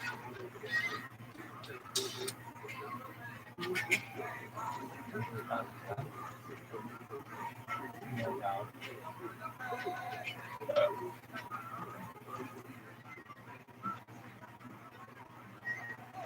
Jesus Christ, dog.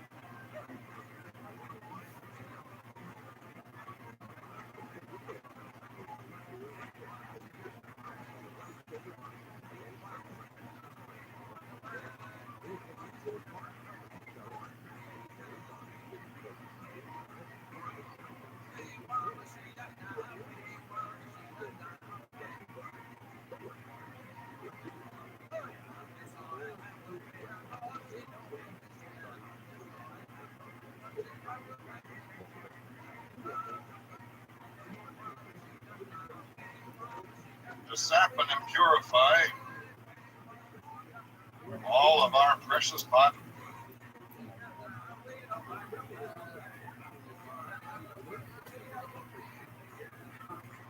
Sensitive. It naturally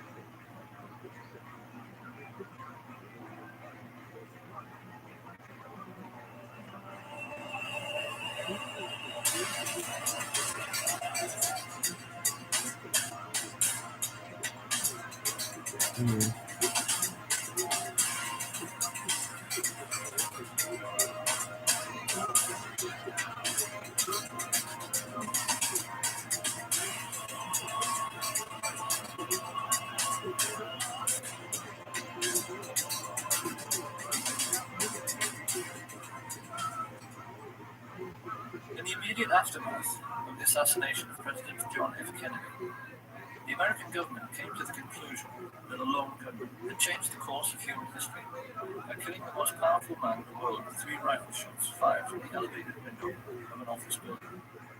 For half a century, they have stuck rigidly to this fabrication, while critics, scientists, playwrights, and poets have produced books, essays, and films to prove beyond any shadow of a doubt that this version of our Western history is a physical impossibility. Over and over again, we have been told that this man did it by himself. He didn't have any help, and he did it because he was a lonely man and a communist to boot. We are also meant to believe that there is nothing remotely suspicious in his being shot on live television in a basement full of police officers before he had a chance to tell his side of the story. So there is quite clearly no need to investigate further.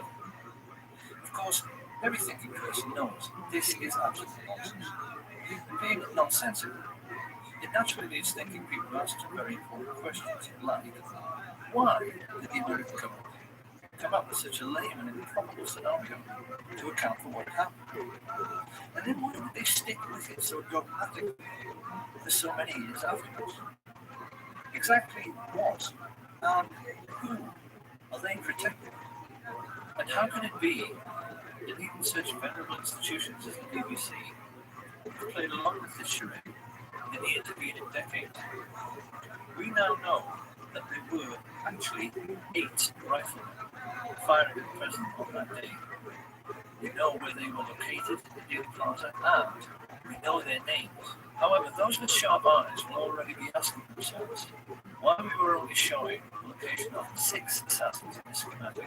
We're doing this because any casual onlooker who happened to be in Dealey Plaza 1229 on November 22nd, 1963 might well have caught sight of these 6. Many people did. Witnesses like Arnold Rowland, Richard Randolph Carr, Lee Bowers, Amos Hewins, Mary Norman, they all gave precise descriptions of men they observed in the windows of the book depository and on the famous grassy knoll. But none of them observed 2 of the riflemen who shot at the president. No one did. And the reason why no one did is itself the key to the mystery. The mystery which begins with a very simple question.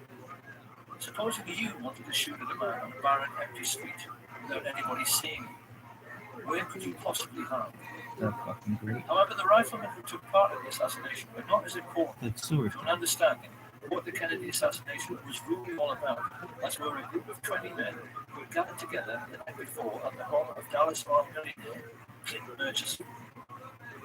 These men were a much more important part of the story than the assassins themselves, because they hired the 8 snipers and paid them. We even know how much they paid them. So who were these men? What brought them together to orchestrate such a foul and despicable deed? Why did they, and more importantly, those who came after them, cover up the crime with such ruthless brutality for so long afterwards? And how can it be that these men and what they stood for has left an indelible legacy which still influences our daily lives right up to the present day? To answer these questions, we must inevitably step back into history. And most people will not like this very much, because most people have very little interest in history. This, however, is going to be a history lesson, quite unlike anything anyone has ever heard. It certainly will be nothing like what we are taught in school, and yet it begins with a name which most people have heard, but probably won't be able to place. The name of E.H. Harriman. Who was E.H. Harriman? Dynamite's ready, Butch. Open the door or that's it. You think E.H. Harriman did something for you? Okay. I worked for Mr. E.H. Harriman on the Union Pacific Railroad, and he entrusted me. I'm sure Americans in particular will be amused to learn that Edward Henry Harriman was actually a historiographer. This man was one of America's first industrial giants, and like the Rockefellers in oil and the Carnegies in steel, he always started by borrowing money from the Rothschilds or later to create a monopoly for his own business, which was railroads. He was the 19th century railroad king. He was a monopoly which wouldn't be allowed today, and it helped him turn to create the Rockefeller oil monopoly. Those days, America's first industrial giants, colossal power. These were the first people in human history, you mustn't forget, whose businesses were worth more than most countries. People whose fortunes dwarfed anything that the Caesars or the Tudors or the Medici ever dreamed of. So, they used this power to engage in fixing naturally start out. Their attitude was that they could charge whatever they liked for steel and oil and transport and goods. They knew that all American business was dependent on them, and they made sure there was no competition. So they could ignore market forces and charge pretty much whatever they liked. Now, this naturally caused resentment. It's very interesting that the hedge at that time started falling its first manufacturing robber barons. Of course, once these fortunes began to be made, partners naturally tried to get in on the act. One who succeeded was J.P. Morgan, who became a private banker during this period. But modern critics have discovered that far from being the richest man in America ever was thought he was. It turned out upon his death, Morgan had actually only owned 17% of Morgan Bank. And like so many others, he was simply a front for the Rothschild family. 5 years after E.H. Harriman died, handed over business to his sons, the do a real handling and the roller time. This new breed of Western business model faced their first really big test because of World War I. Once again, we must never forget that this was the first time that a truly global conflict was formed. It was sure to have long-lasting international repercussions. And many observers at the time had their doubts as to whether Western industrial capitalism, which was still in its infancy, coped without war production. In the world economic recession which followed, many feared these fledgling industries might vanish altogether as countries struggled with debt and war reparations. But actually, Western capitalism emerged from World War I in a far stronger state than it was in at the beginning. So how could this be? The First World War taught the new class of international bankers and industrialists a very simple lesson. War is good for business. Take, for instance, Remington. We tend to associate their name with typewriters, but actually they made most of the rifles and handguns used during the Great War and made a colossal fortune in the process. The banks, in their turn, lapped this up because it meant that defense contractors were having no trouble repaying loans and outstanding. And, best of all, the world's richest nations had had to borrow huge sums from the merchant bankers in the first place to finance the war. The Americans and the British just as much as the Germans. They would now be repaying these loans to the banks for decades to come at a steep rate of interest. For international merchant bankers, the Rothschilds in particular, the First World War had been particularly heavy. People watching this should ask themselves a simple question before passing judgment. Supposing you were in business during that war, the contract you had with the government to supply the troops, tin hats, boots, uniforms, and gunpowder was completely easy. And then one day the war ended, and your money stopped completely. What do you think your attitude to war might be? That war was good for business is not the only lesson the ruling classes learned. The Russian Revolution of 1917 terrified rich people all over the world. Watching Lenin and Trotsky taking over such a vast area of the globe, the kings and queens of Europe's tiny sovereign states in particular became extremely nervous. The question on all their minds was, supposing the communist success in Russia should inspire their own working class to rise in revolt. Many of the crowned heads of Europe, like England's George V, have been related to Tsar Nicholas, but the brutal execution of the Tsar and his family, particularly the bayoneted regime, sent a shockwave through the upper classes and the elite. Did a similar fate lie in store for the royal families of Holland, Sweden, Spain, and Italy? This question was lying heavily on the thought of the elite. The First World War ended in 1918. It had the effect of focusing the minds of the new Illuminati bankers and industrialists on the question of what to do for best with the defeated and dilapidated Germany. The population were poor, penniless, and worn out, yet the German economy still contained some of the most sophisticated and expensive industrial stock on the planet. The Illuminati sensed an opportunity. Supposing, as the world's first international businessmen, they could get their hands on Germany's steel plants, the coal mines, the factories, ports, and the shipbuilding industry. Over the years, certain names have become very familiar to those who maintain an interest in Kennedy's assassination. None more so than Alan Dulles. Kennedy fired after the Bay of Peace disaster, yet later he somehow managed to chair the Warren Commission, which was supposed to be investigating Kennedy's death. Something few people know, however, is that Dulles and his older brother John Foster Dulles wrote the Treaty of Versailles. They were both lawyers, Sullivan and Cromwell, and it was largely they who decided that the German people must pay war reparations totaling $135 billion. A mind-boggling sum at that time, which today translates into 250 trillion. When this was announced, the legendary UK economist John Maynard Keynes maintained it was a ludicrous sum. And he did a swift calculation which he reasoned that it would take Germany until 1980, 60 years hard labour, to pay it off. But it didn't. So why? Maynard Keynes said that the Dulles brothers, backed as they were by the Illuminati, were trying quite deliberately to sabotage the German economy. And they succeeded. mass unemployment and the housing stretch, telling stories of people that saved in their walls with worthless rice marks and handing over their life savings for local bread to the colony. With German investors on their knees, the new Illuminati movement began buying shares of stock in German industry at a knockdown price. Now, why did they do this?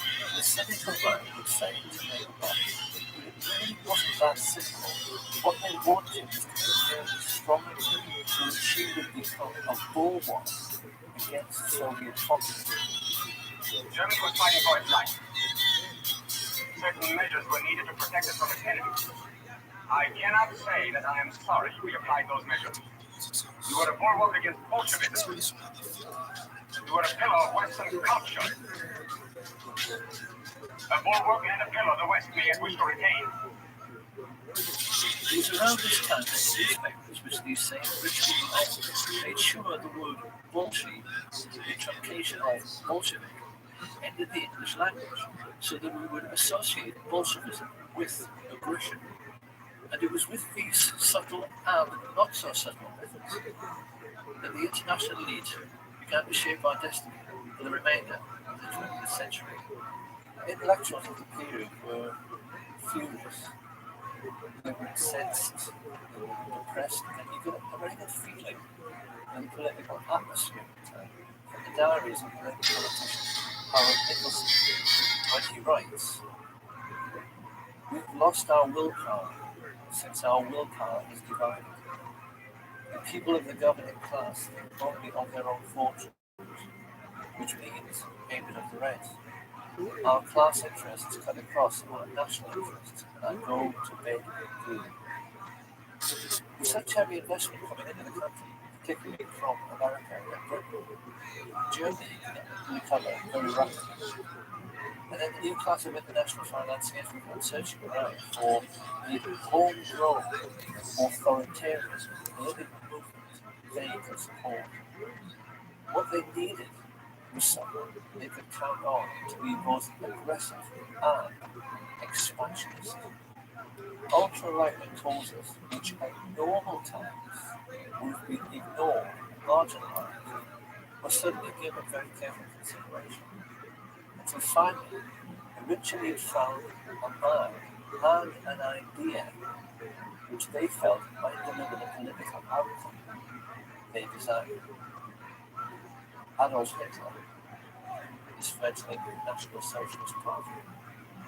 At the same time that the world's rich elite began grooming Hitler for his starring role, they also became even more deeply involved in military intelligence. I say even more because the Dulles brothers, Avril Harriman, and the chief of Remington, Samuel Bush, a man referred to as the original Merchant of Death, had a relationship with American military intelligence stretching back into World War I. The lesson here being that the American variant in military intelligence started out with businessmen protecting their investments, just as if they were a mafia.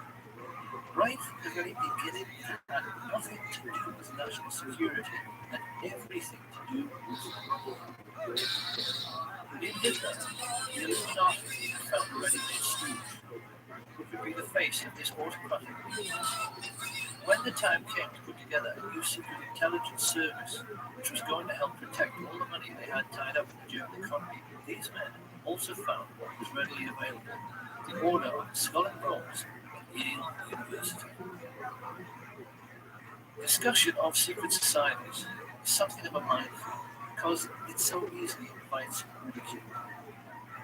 It is very difficult for the general public to accept that the super rich leaders of their West Coast possibly be mad and deranged, as they actually are. The public, generally speaking, are sensible and level-headed people who have to balance their checkbooks, so they inevitably tend to laugh at stories about Satanists and occult believers. But if you talk to any well-informed historians, they are all aware of the important role which various secret societies have played in human history. The Black Hand always played a pivotal role in the history of the mafia.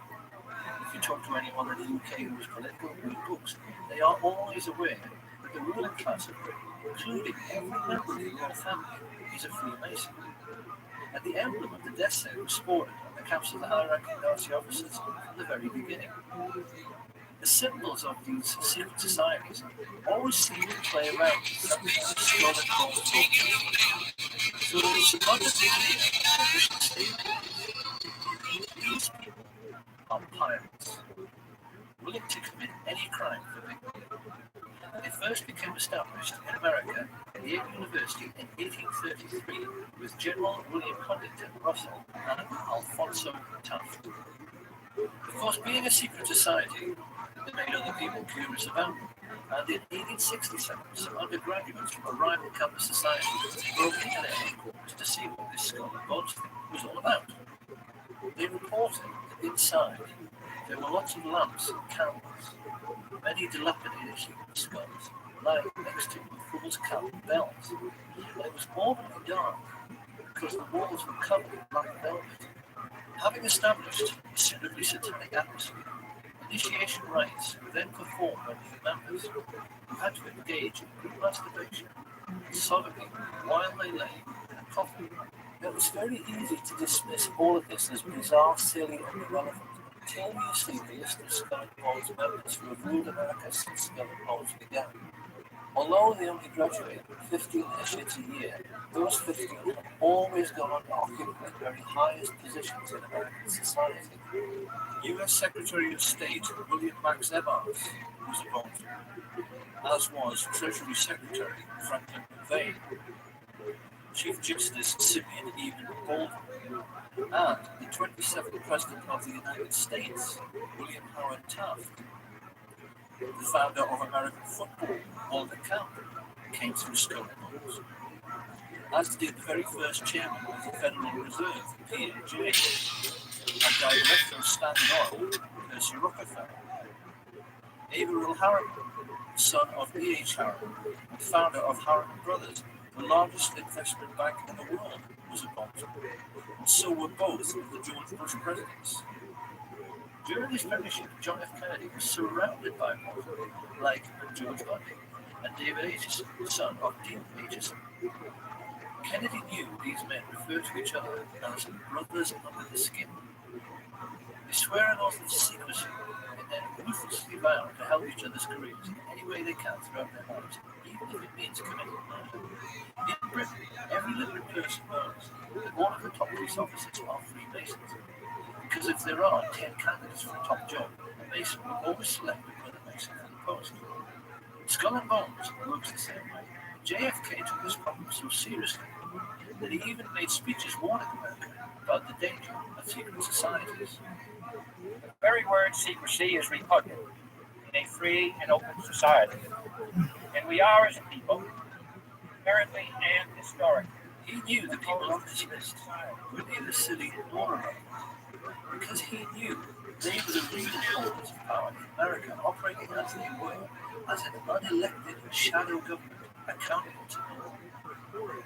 And it was these same people who brought Hitler to power during the 1920s by becoming business partners with leading German industrialists.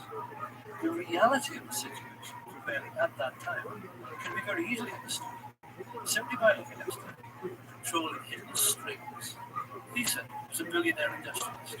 He was the man who built the Bismarck.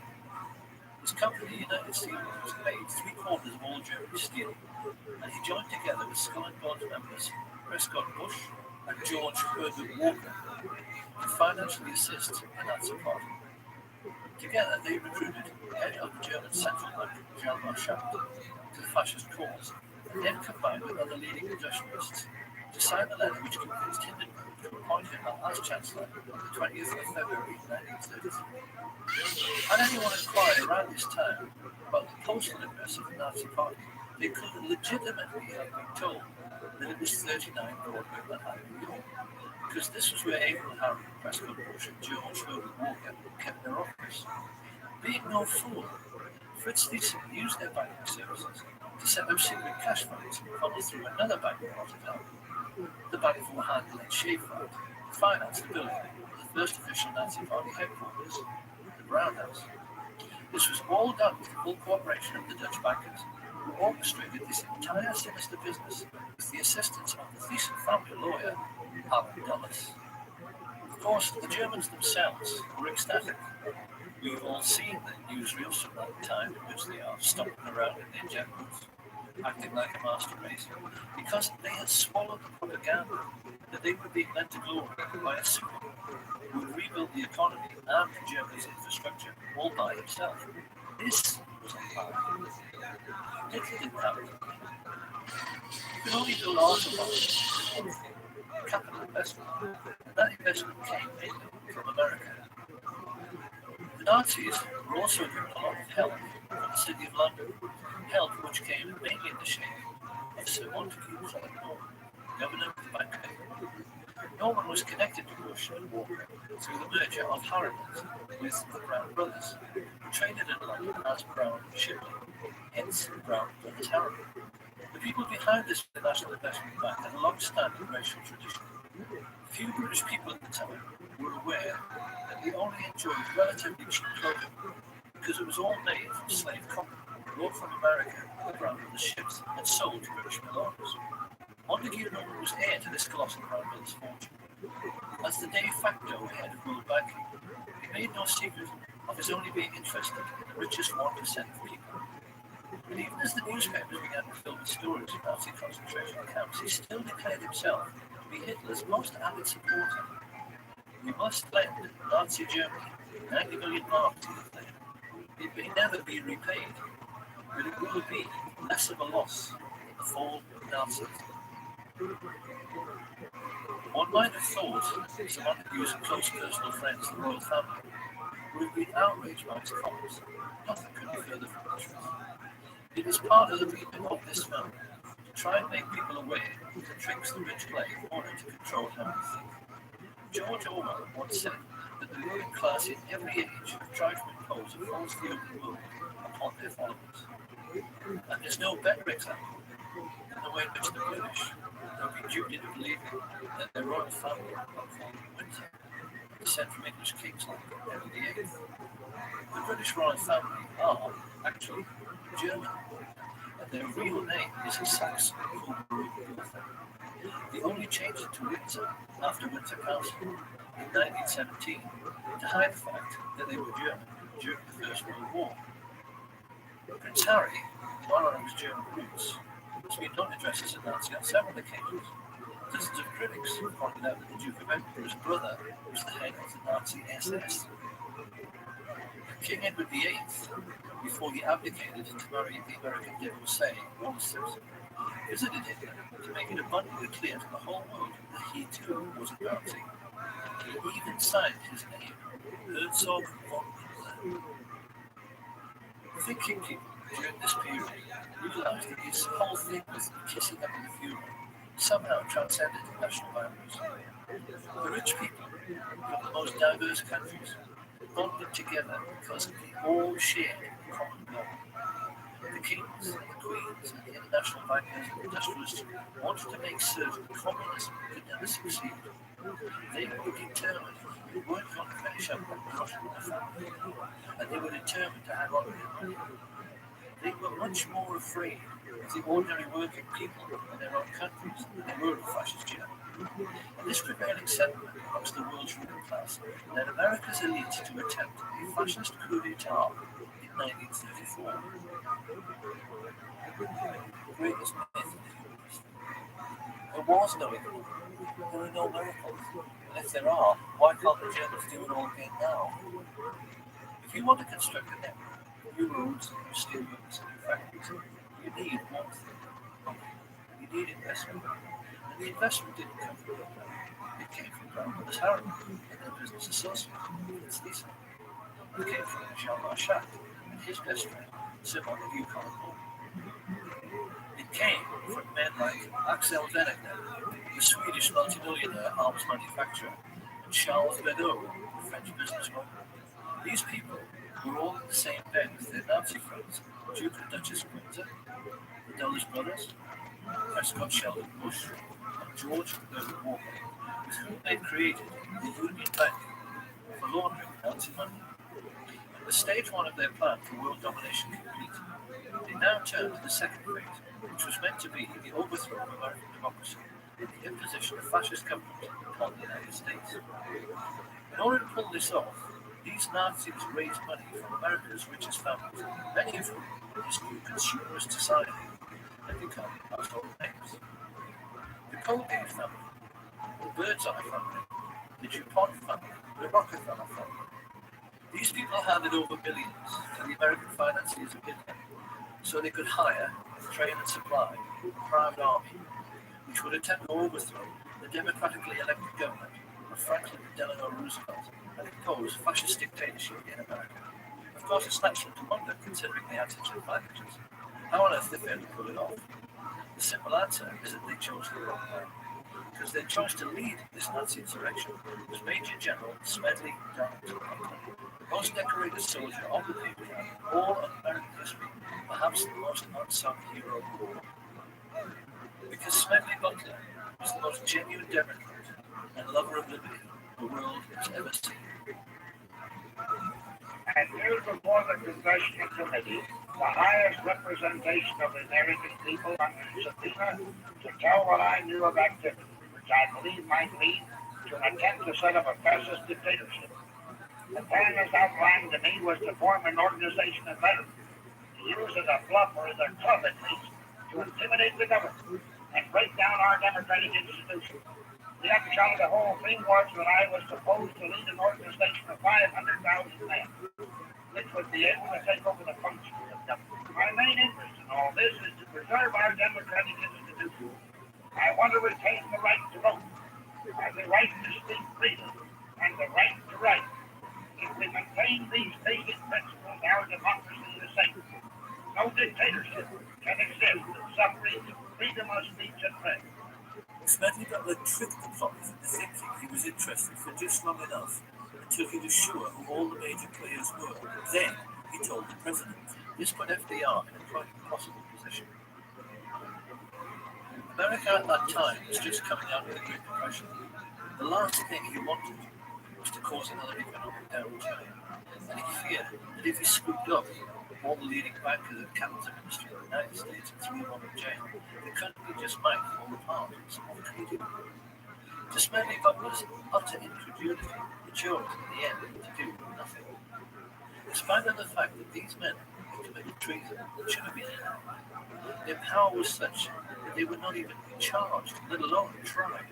And so great was their influence, they were able to keep America out of the war until December the 7th, 1941.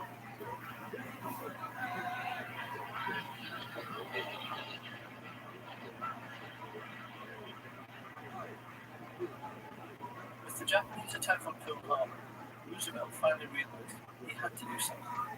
His response was to trade it with the enemy, which allowed him to seize assets like the Union Bank, through which Bush, Morgan, and Harriman had been financing thesis. Roosevelt didn't realize, however, that it was already a case of too little, too late. Because without his knowledge, American business moguls had been tumbling over one another for 2 years in their efforts to assist and do business with the Hitler regime. Typical of this American spirit of enterprise was Sosthenes Bing, the president of AT&T, who flew immediately to Berlin when war was declared to put in Hitler's phone lines. He gave the Nazis the most high-tech, state-of-the-art telecommunications system in the world at that time, so that Hitler could rule European mainland with the maximum efficiency. Rich men have been hiring thugs to do their dirty work, especially to frighten them, since human civilization began. What people have to try to appreciate is that Nazism, in reality, was simply the first time in human history that the rich had enough wealth to hire an entire country of thugs to do their dirty work. Some of the most emotive images in world history are those of the Nazi warship sweeping across the Low Countries to begin their occupation of France. People have always assumed the trucks used for the miles-long troop convoys must have been German trucks. But if anyone at that time had taken the trouble to lift up the cowling and look at the engine, they would have found these were actually Ford trucks, which had been built with personal permission from Henry Ford. He was sitting in his office 4,000 miles away in Dearborn, Michigan, a service for which he was given the Grand Cross of the Eagle, the highest honor the Nazis ever bestowed on a civilian. Ford sued the U.S. Army, the U.S. Government in '50 because during the war, tank making facilities in Germany, and this is true. And what was it, '52 or something? They sued the U.S. government for destroying their factories, and they won. They won the lawsuit. So I had to write a little something for Henry.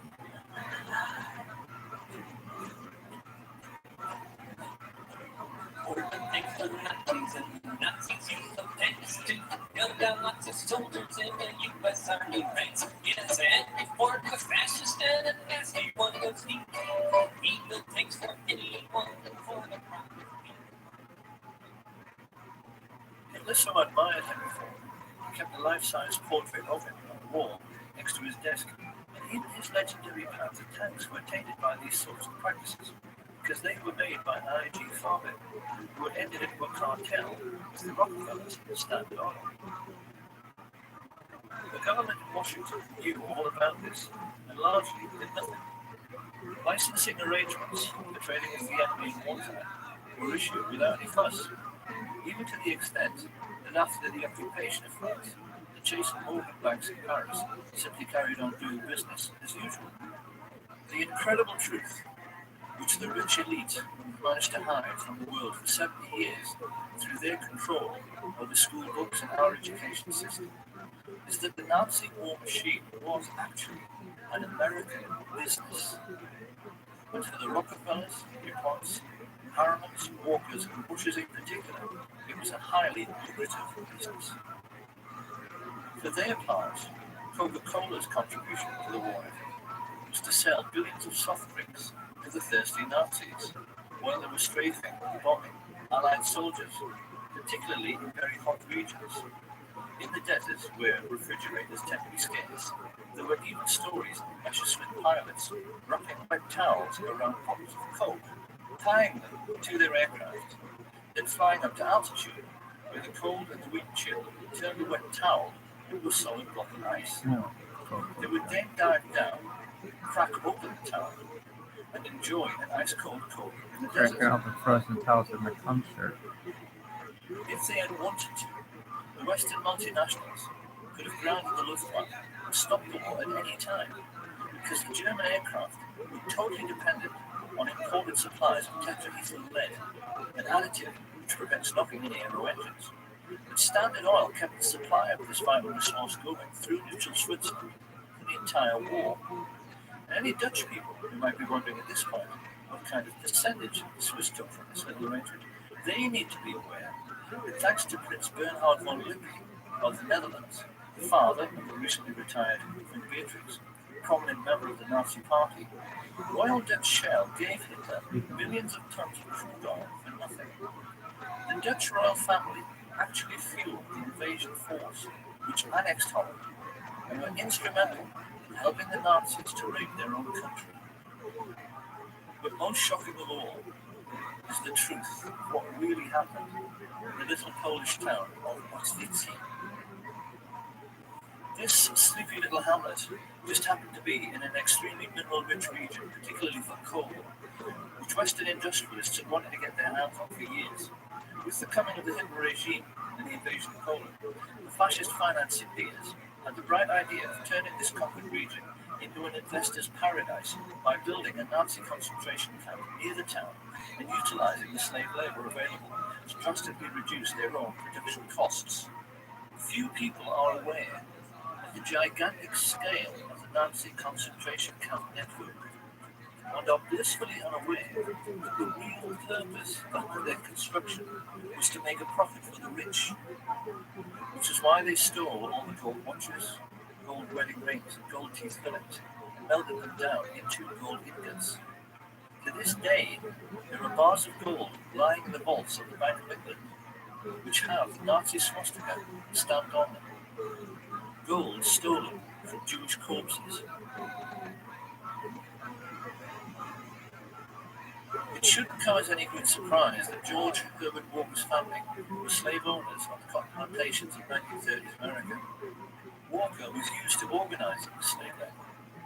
So while his business associate, Avril Harriman, was paying for Hitler's 500,000 SS troops and supplying them all with brand new tools and submachine guns because he did, Walker took over the management of this new Polish concentration camp. And when his Nazi friends started complaining that they couldn't pronounce the name of Auschwitz any better than I can, they all got together and decided they had to Germanize the name of the something that sat more comfortably on Nazi tongues. It was in this way that the world first heard of Auschwitz. Because the truth about Auschwitz, the entire Nazi war machine, is that they were essentially no different to McDonald's. They were American business enterprises abroad, businesses which the richest European families invested in, and businesses which, because of slave labor, made obscene profits, which Prescott Sheldon Bush took and placed in a blind trust, which later financed the Bush political dynasty, which produced two presidents of the United States, his son, George Herbert Walker Bush, and his grandson, George Walker Bush. This picture of the railway leading into Auschwitz has, since World War II, become the iconic image of the Holocaust. To us, it now represents something like the gate to hell. But how differently, one wonders, would we have looked at this image all of our lives if we had always known this railway line was an American railway line, made by the Harriman brothers on behalf of Uncle Sam. The Standard Oil IG Farben cartel even made the Zyklon B gas the Jewish Holocaust. Now, anyone who at this point is thinking that all this simply cannot be true, because if it was, someone would have sued. Well, someone did. This information came into the public domain because the Dutch intelligence agent was so disgusted when he found all of this out, he leaked it to the press. As a result of which, two very senior Jewish gentlemen, Kurt Julius Goldstein and Peter Ginkel, filed suit against the American government. Of course, the more discriminating among us were now be asking how it could be that this story went completely unreported in the mainstream media. One might just as well ask why the Times in London was writing favourable stories about the Nazi concentration camps throughout the 1930s, and why Lord Rothermere was still referring to Hitler as a great general as late as 1940. You really would think by now that people would have realised that it isn't so much the bias in the media that truly matters, it's the things they know about and never tell you that really matter. Because the truth is that the press knew exactly what was going on in the concentration camps all through the war. They never said a word about it because they knew who was making money from the slave labor. Now, it's very easy to imagine what the response of a conservative politician, American or British, would be to all of this. If all of this is true, he's bound to ask why nobody said a word about American industrialists building Hitler's war machine at the Nuremberg trials. How come it never got mentioned? Where's the responsibility of the Vatican, who signed in 1933 the Concordat with Hitler, giving him his first tremendous prestige? We know the time. The London Times in 1938. 1938! Your Honor! Were England to suffer national disaster, I should pray to God to send a man of the strength of mind and will of an Adolf Hitler. Are we not disciples of Churchill? Where's the responsibility of those American industrialists who helped Hitler to wriggle his armaments and profited by that wriggling? Are we now to find the American industrialists guilty? No, Your Honor. No. Germany alone is not guilty. The whole world is as responsible for Hitler's Germany. It is an easy thing to condemn one man in the dark. It is easy to condemn the German people to speak of the basic flaw in the German character that allowed Hitler to rise to power. At the same time, comfortably ignore the basic flaw of character that made the Russians sign pacts with him, Winston Churchill praise him, American industrialists profit by him, American industrialists profit by him, profit by him, profit by him, profit by him, profit by him.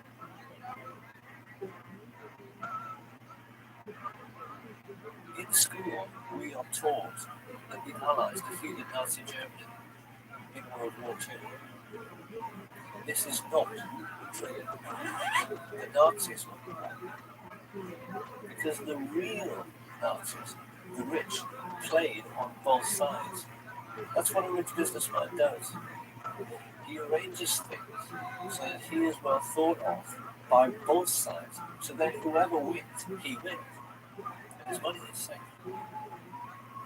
Now, a lot of people will still think it is simply ludicrous to suggest the Second World War was a phony war. They are bound to say that no one who was there at the time thought it was a phony war. The new baby, 200 gross buttons, unlimited petrol, and all the rest of it. The city pretty does call it. Yes, it is a lovely war. Do you were in my place? Well, everybody. Doesn't everybody? It's a blasted phony anyway. I'm a bit tired of it.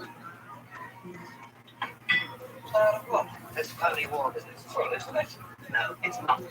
I've just come out of hospital after 10 days in an open boat off the Faroes, and I'm sick and tired of blokes like you with soft jobs ashore. Come outside. Now, don't be silly. I've lost 2 fingers off that hand, but I'm going to take you outside and knock your block off with my right. Oh, take it easy. There's no need for that. Sorry, I apologize. Tuck them outside if you insist. That won't do. It's not his fault. It's all the wolves. You make me sick. All of you. It may be a phony war to you, but it's not to all the boys at sea. Never has been.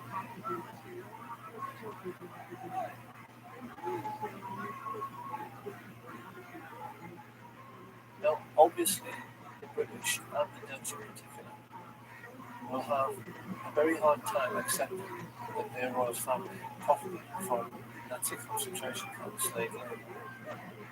But if you go online, there is so much about this on the internet now.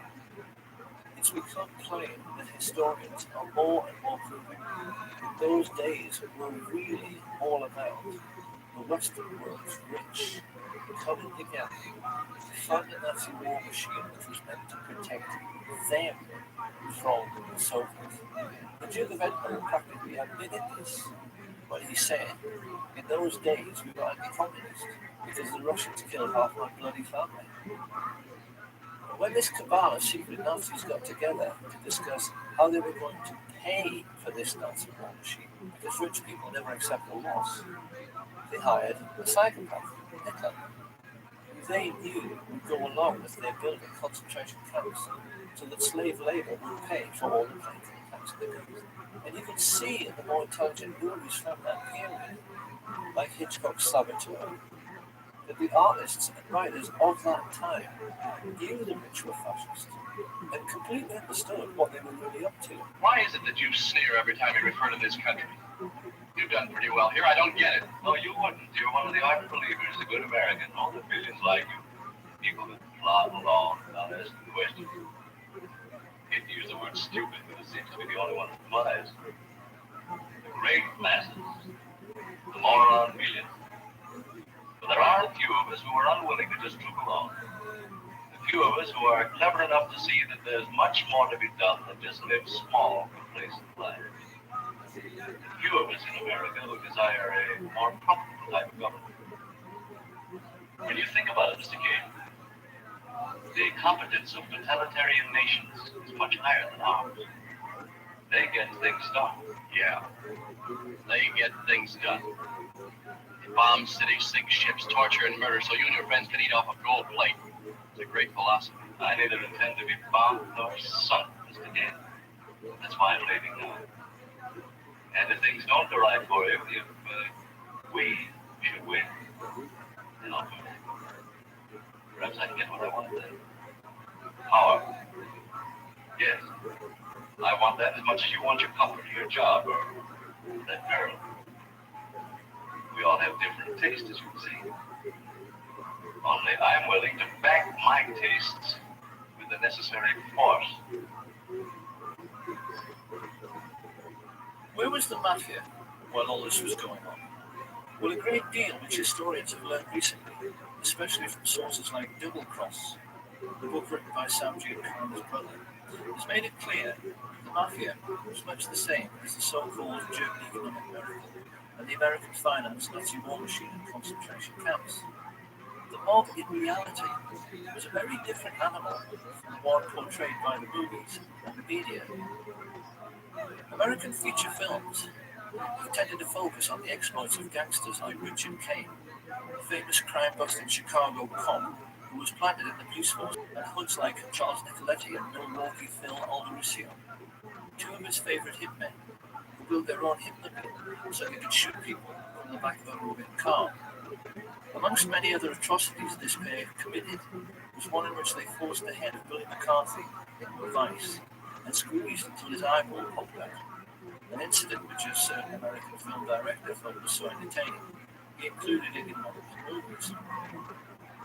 What most people have failed to realize, however, is that in most cases the mafia chieftains who actually ran organized crime did not approve, generally speaking, of these acts of gross brutality.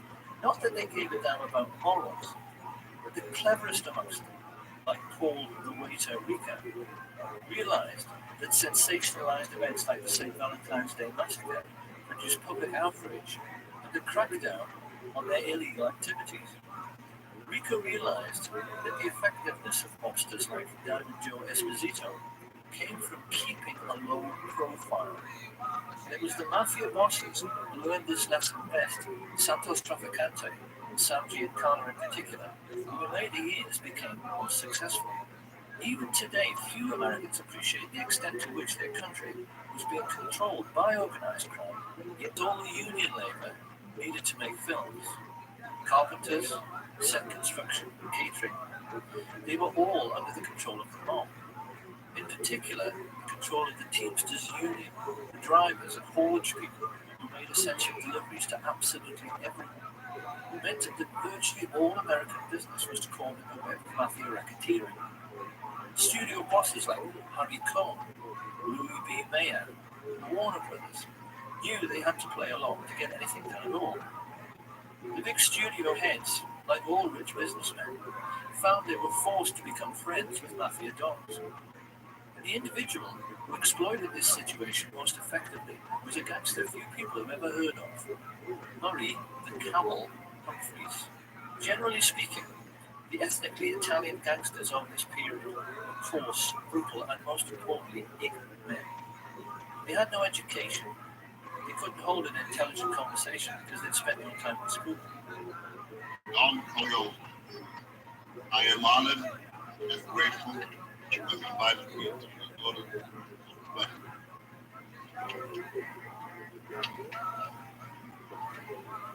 On the day of your daughter's wedding, This made doing business with refined and sophisticated entrepreneurs difficult, not to say embarrassing. Sam Giancana was quick to spot this, so whenever a business deal needed to be made by someone with style and sophistication, he would send along his silver-tongued Welshman, Murray the Camel, so called because he was known for being sartorial and for cutting a dash in expensive camel hair coats.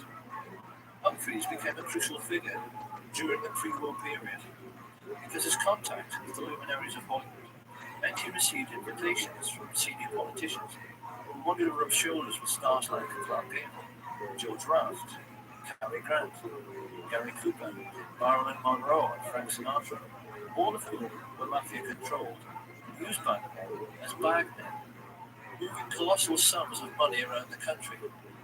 Because Giancana cynically realized the authorities were too starstruck to ever check their luggage. He even used a priest for the same purpose, who was referred to as Father Cash. And just as the priest was happy to take his percentage, so the politicians, who Giancana always maintained were the easiest to corrupt, were happy to do the same. In Esposito's time, he had boasted of buying votes for Calvin Coolidge. By the time of World War II, Sam Giancana was boasting to his younger brother, "We own the White House." He was adamant that every state governor, congressman, and senior judge in the country was on the take. And the mob's most spectacular success, as they sought control over all the big players, was their corrupting of FBI Director J. Edgar Hoover. It's become fairly widely known in recent years that Hoover was a transvestite homosexual. What is less well known is the elaborate scheme he dreamed up for accepting mafia bribes. What he used to do was to go to the $2 window at the racetrack, where he was photographed many times by the press to give himself a clean, upstanding image. What the pressmen didn't know was that he always took along a crooked emissary who placed huge bets, which ran into the thousands, at another window on races which were fixed by the mob boss Frank Costello. By keeping Hoover supplied with millions in winnings and holding uncompromising photographs of the FBI chief having sex with his lover, Clyde Tolson, which several CIA agents claimed they'd seen, the Mafia had American law enforcement entirely under their control. So the question then is, what do you do with that kind of power? The answer is that when you're the American Mafia, you routinely wipe out what they call do-gooders. This is how organized crime has influenced American society for nearly a century. If a decent man becomes a rising star in politics and looks as if he might try to make a better life for ordinary people, they simply kill him as a matter of routine. And in the book they wrote together, Chuck and Sam Giancarlo Jr. are at pains to point out that a classic early case of this practice was the assassination of Anton Shermack. Shermack was a Democratic politician who had tried to crack down on Al Capone's bootlegging operations, and he felt he would go on to become a great president himself, until he was shot while on stage with FDR by Giuseppe Zangara. After the murder, Zangara claimed it was a political act, and he ought to be entitled to clemency because he simply hated all rich people. But this was actually what he'd simply been told to say by the mob, who were using him as a fall guy. When he went to the electric chair, Sam Giancarlo turned to his brother and expressed his pleasure at how nice and neat the whole affair had been. And he further explained that choosing a patsy to wipe out a politician who was a do-gooder was something the Italian mafia had been doing forever. It was a practice as old as the Sicilian hills, and he was amazed at how the mafia kept getting away with it, because you really would think people would catch on. This was 1935. You have a decent chief executive murdered in broad daylight, shot by a patsy, who was later killed himself by the authorities. Does this sound familiar? However, even in Shermack's time, the mob could not be said to be in complete control of the local life, because while they controlled the streets through their influence over politics and justice system, they were not yet in control of the United States military or its mainstream media. Tragically, this all started to change with a series of events which began with the scuttling of the SS Normandy by a Manhattan-based Nazi agent. This was February the 9th, 1942.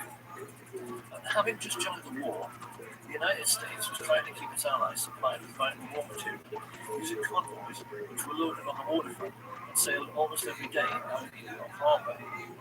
As everyone knows, many fell prey to the wolf packs of German U-boats, and the Normandy had been designed for much greater speed specifically so that she could outrun. When she fell to sabotage, it was a colossal blow to the Allied war effort, and in response, a naval intelligence officer, Anthony Marslow, decided to enlist the help of the New York Mafia because he knew they were in control of all commercial activity on the docks.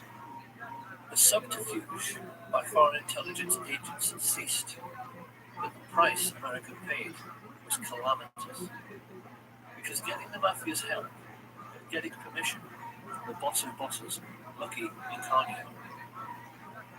It is one of history's great ironies that the United States government went crawling to the Mafia for help at a moment when the mob themselves had just been severely weakened, could have been crushed altogether by an administration with enough political will. The notorious Lucardio had just started a 40-year prison sentence in Great Meadow Penitentiary, and most of his Sicilian gangsters back home were already behind bars, having been caught up in Mussolini's Mafia purge. Being himself Italian, Mussolini knew there was only one way to deal with the Mafia, and when he came to power, he ordered his iron prefect, Cesare More, to simply lock up all the Mafia families in Sicily, which wasn't exactly difficult because everybody knew who they were.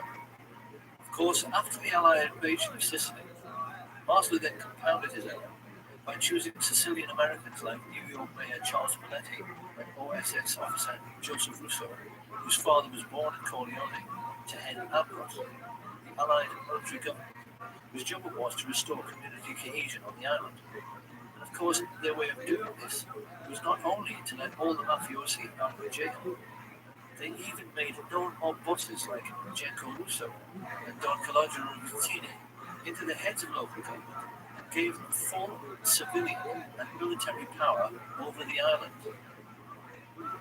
So this was the accident of history through which the mafia began its relationship with American military intelligence. It was a catastrophe which has been ruled over by organized crime ever since. It was a catastrophe for Sicily, which suffered a brutal murder every 3 days in the post-war period, and it was a catastrophe for America, with so many once vibrant communities, particularly in New Jersey, have the heart ripped out of them by mafia extortion and drug dealing.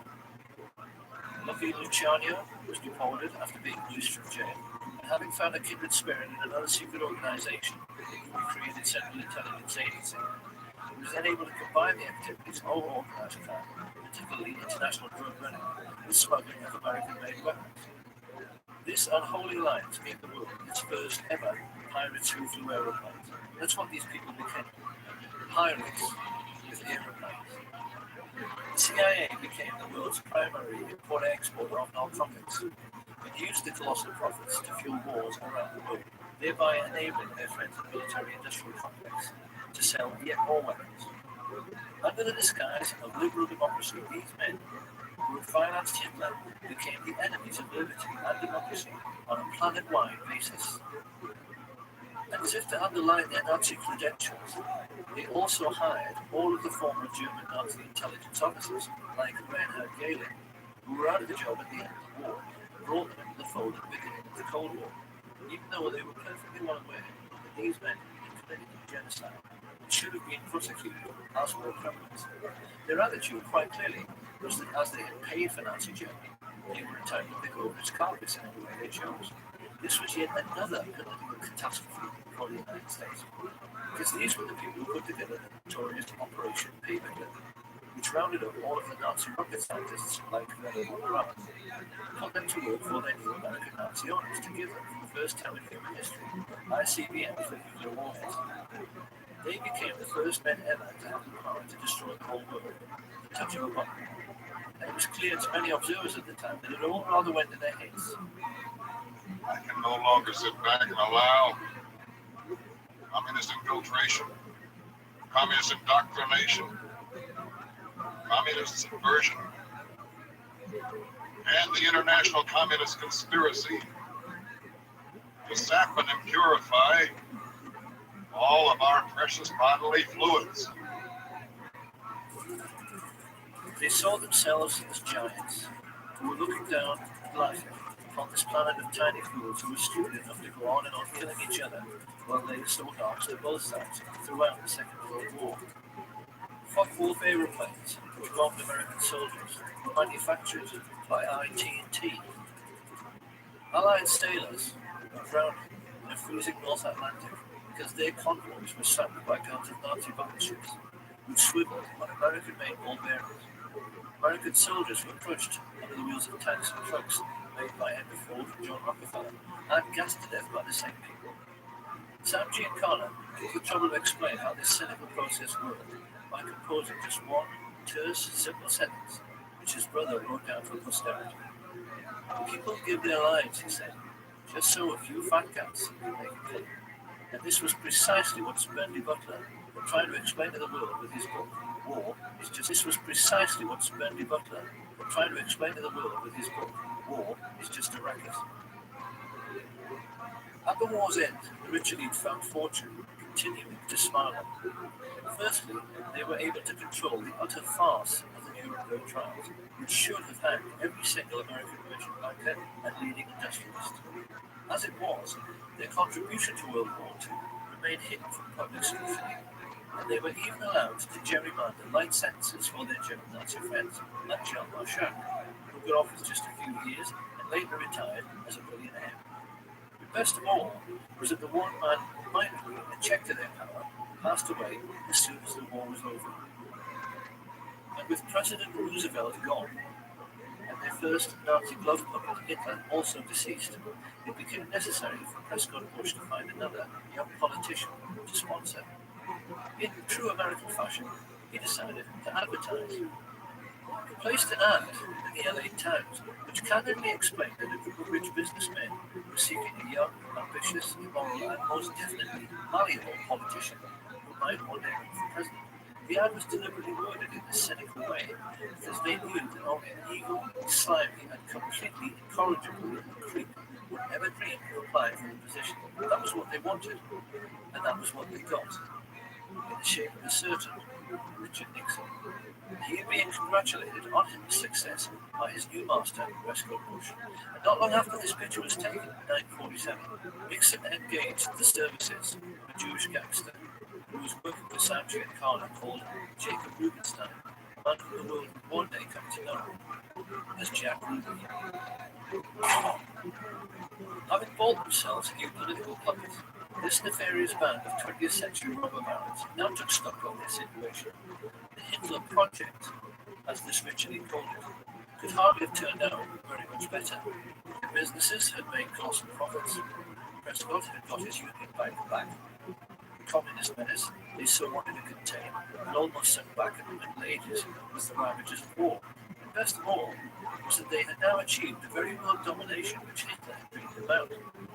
They knew that in this new age of modern telecommunications and high-speed jet travel, they had become the first group of robber barons in human history to dominate the entire globe, because they realized there was now absolutely no one left who could stop them from doing whatever they wanted to do next. However, they also realized that bombed out and dilapidated Europe would not be able to bear another war for many decades. This was why they now decided that their obscene business profits could only keep coming in if they moved their game of phony war into the third world. And this was how the CIA came to instigate conflict throughout the Middle East, Southeast Asia, and Central America. Chuck Giancana well remembers a conversation which he had with his mafia boss brother Sam during this period, which he questioned him with genuine anxiety about the communist menace spreading throughout the world. The TV news was painting a sinister picture of the Soviet enemy with billion-dollar plans. Hadn't he heard of the domino theory? Wasn't he worried about it?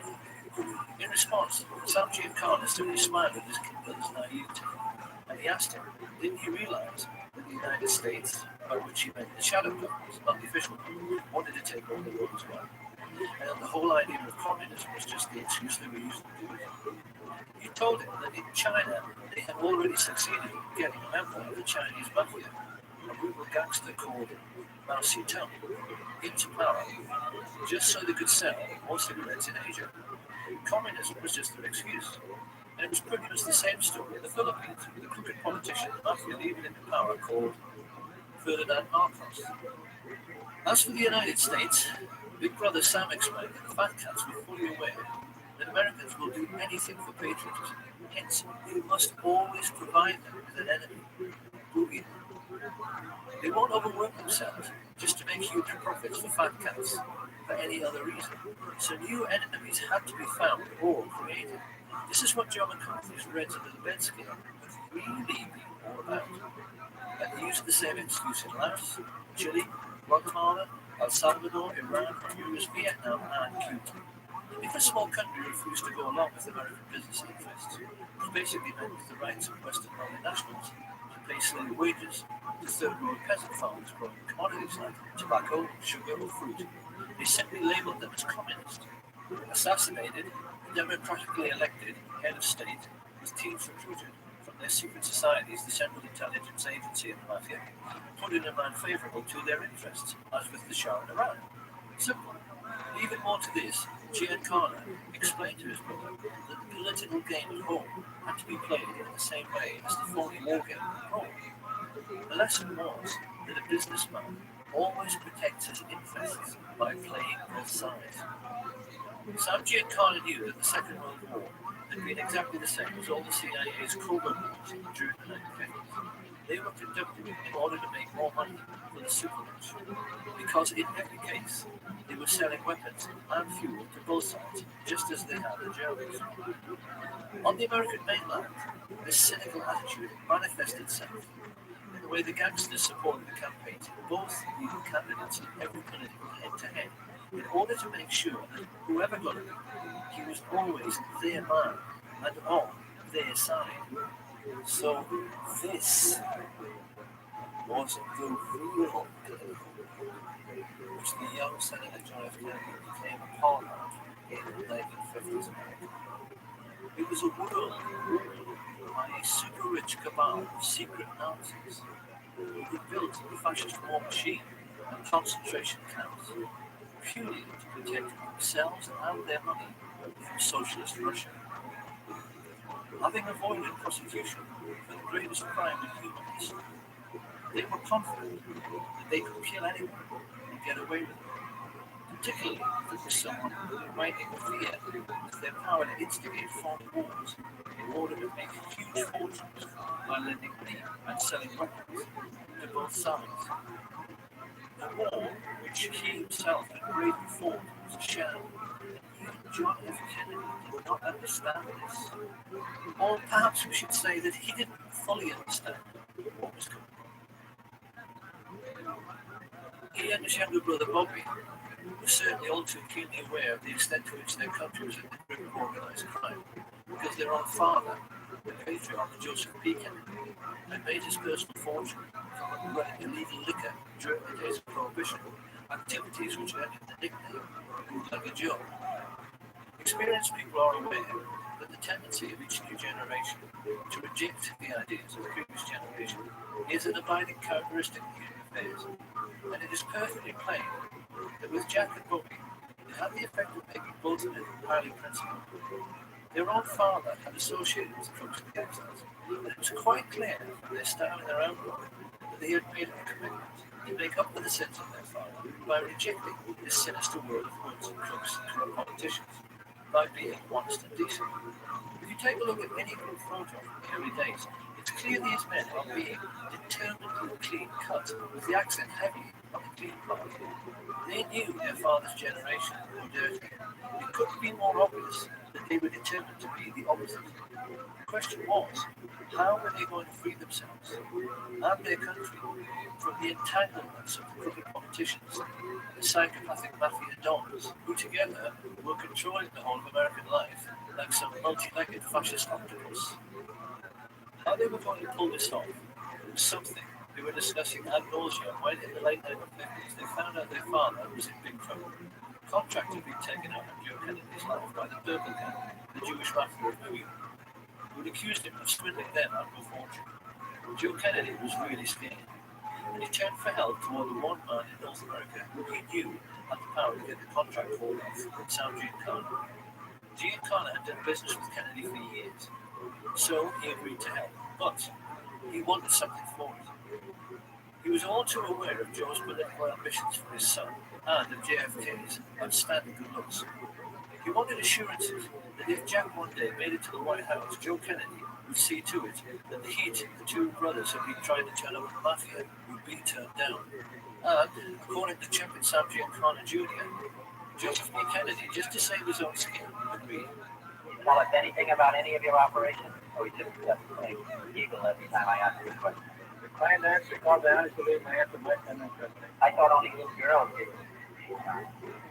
In this way, a very confused situation was created, because Sam Giancana, the very kind of mob boss the Kennedys had been fighting so hard through the McClellan Committee to put in jail, now thought that they should and would be grateful to him.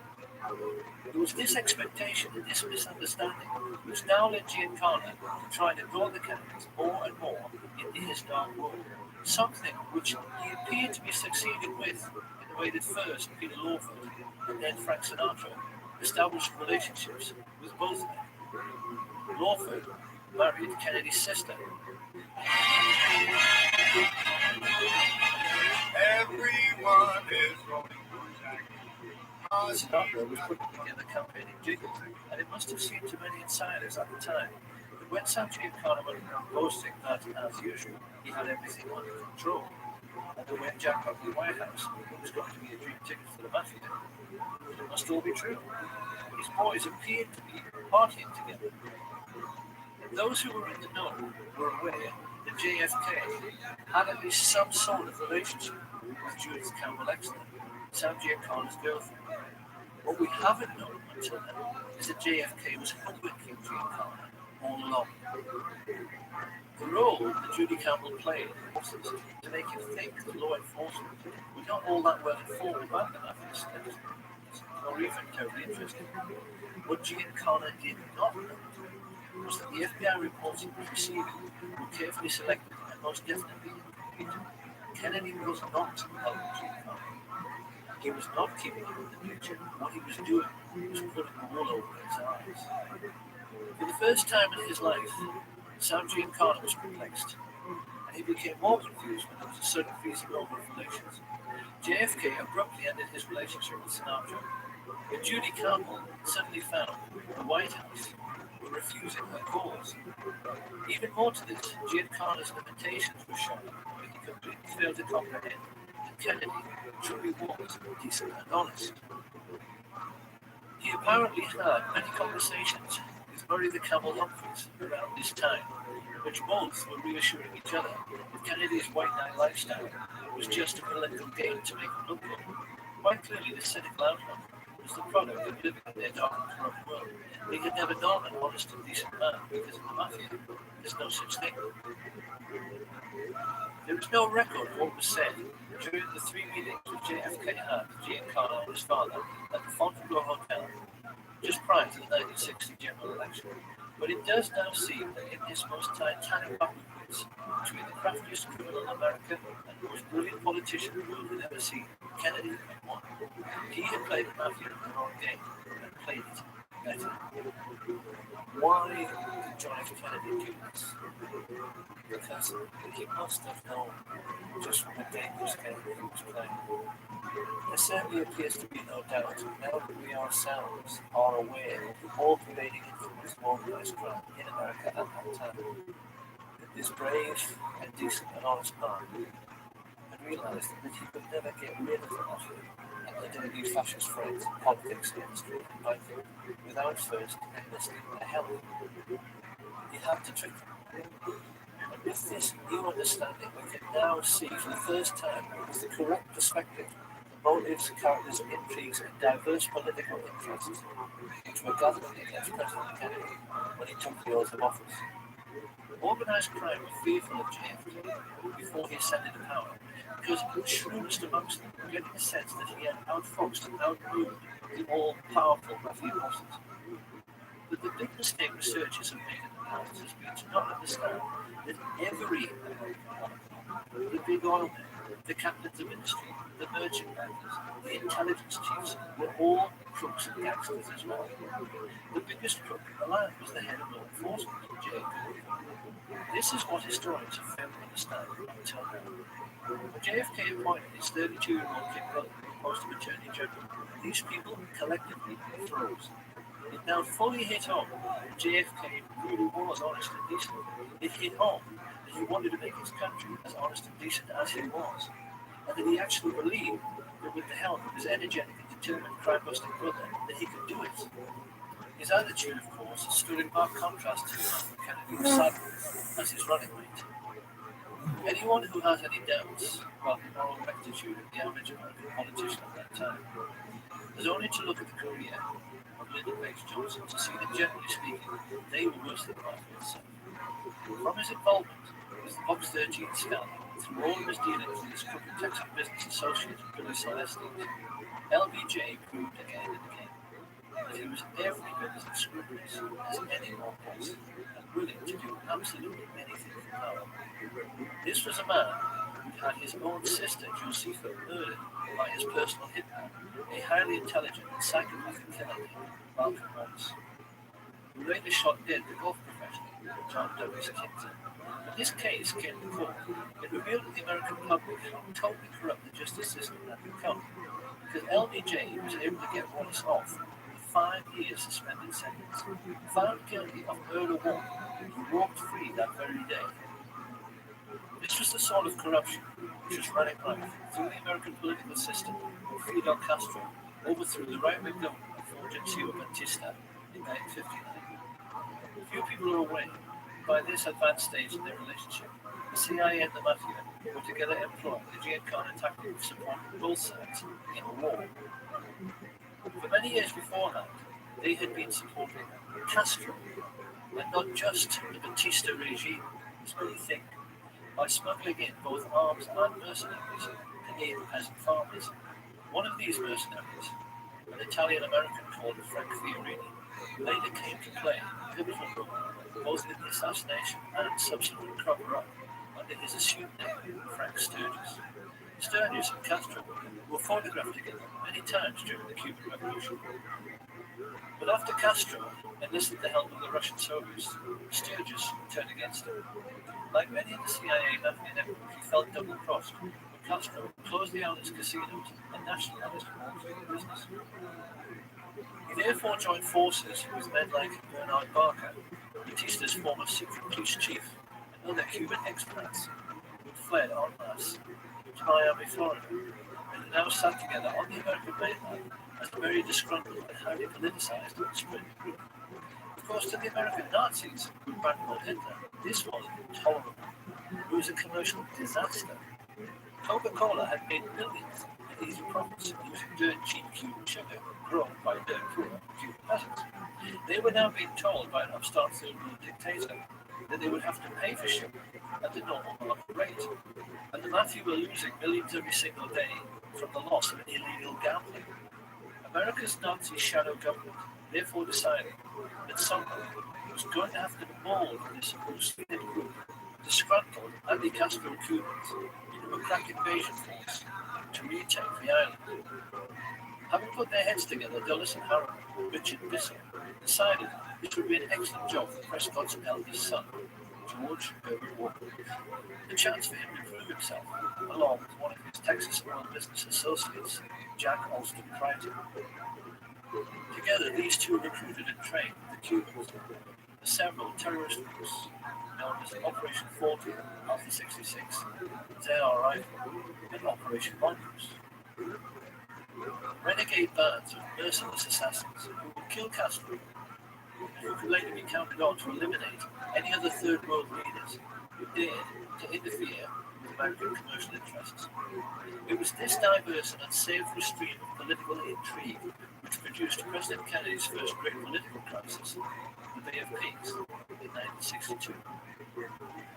By this time, JFK was well aware that the CIA was something much more like a private firm or a family. He wasn't surprised that they invaded Cuba without his permission, because he knew they were totally out of control. His antipathy led him to cancel the promised air support and inevitably the invasion failed. The anti-Castro Cubans were mostly captured, and Kennedy then tried to add insult to injury by ordering JFK's FBI to close down the camps where the Cubans were trained. He even allowed Khrushchev, the Soviet leader, to inspect the camps to see they were closed, so this could never happen again. Having only just escaped with his life from the Bay of Pigs, it was pretty clear that Frank Sturgis was more than a little annoyed. We were scared because Khrushchev says, don't do this or we're going to do that. So he didn't do it, and he deserted the Bay of Pigs. I was involved in the Bay of Pigs. A lot of people, friends of mine, were killed in the Bay of Pigs. And I resent that. Don't play political games with me. I'm a military man. I'm a soldier. I go fight. But then if I risk my ass out there and I'm getting shot at, I don't want some stupid-ass politician to go ahead and make deals behind my back where my people, or maybe myself, are going to get killed. I don't like that. This then is how the stage was set for the Kennedy assassination. And when one remembers the colossal number of ruthless and hideously brutal men who had created this situation, it's perhaps a little ironic that a peripheral figure in the cast of characters who actually put the plot together was an attractive young woman. 19-year-old Marita Loren's love affair with Fidel Castro and her subsequent recruitment as a CIA assassin by Frank Sturgis to kill him. It's a very well-known story because it was made into a feature film. In spite of her failure to kill the Cuban leader, Lorenz continued to associate with the assassination squads trained by the CIA, and it was largely her testimony in the Spotlight magazine trial after a skillful cross-examination by Mark Lane, which gave us a window through which we can now see who really participated in the Kennedy assassination and who was really behind it all. First of all, after the Bay of Pigs invasion, Kennedy had fired Allen Dulles, Richard Bissell, and General Charles Cable for essentially using the CIA as their personal hitman. After he found out Robert Mayhew, who sought Sam Giancana's permission, he talked to his underboss, John Roselli, about the possibility of a hit on Fidel Castro. Here you have a government agency funded by the American taxpayer, associated with the very organized crime racketeers JFK was trying to put in jail for the purpose of carrying out political murders. The president was incensed. Historians have never been surprised that he vowed to smash the CIA into 1,000 pieces. It hardly takes a genius to see why the CIA wanted to kill him. What is more, Jeff Alston Crichton and the lifelong friends of Alan Dulles, the Bush family, just recently purchased exclusive access to 15 million acres of Cuba, almost half the entire island, in order to drill for oil. When he came to power, Castro reduced this to a mere 20,000 acres, a colossal investment which now failed and which led to Crichton's CBOBT oil exploration company being delisted from the stock exchange at the loss of $30 million. Crichton, George Bush's friends, Texas oil billionaires Clint Murchison and Haroldson and Lafayette Hunt also knew that Kennedy wanted to end their most violent tax break, the oil depletion allowance. And their bosom buddy, Vice President Lyndon Johnson, was standing at this time with one foot in jail and the other on a banana scheme due to his involvement in the corruption scandal now breaking around his favorite assistant, Bobby Baker. LBJ knew his life was finished if Kennedy lived, and he would become president himself if Kennedy died. So his involvement is hardly difficult to understand. Even more than this, the heads both of the US military and military-industrial complex which supplied them, exactly the same Nazis who had supported Hitler in World War II, were fully aware that Kennedy wanted to pull out of Vietnam in a move which would have eventually cost them billions in lost weapons sales. This circle of thugs and pirates was completed by LBJ's next-door neighbor, J. Edgar, who had himself invested millions in Clint Murchison's oil business, just like his mafia associate, Vito Genovese.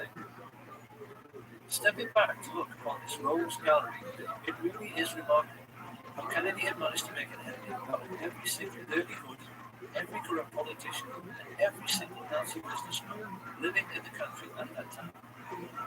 It is highly misleading even to see these groups as separate, because the truth is that they were all brutal fascists who saw nothing wrong in killing to get their own way.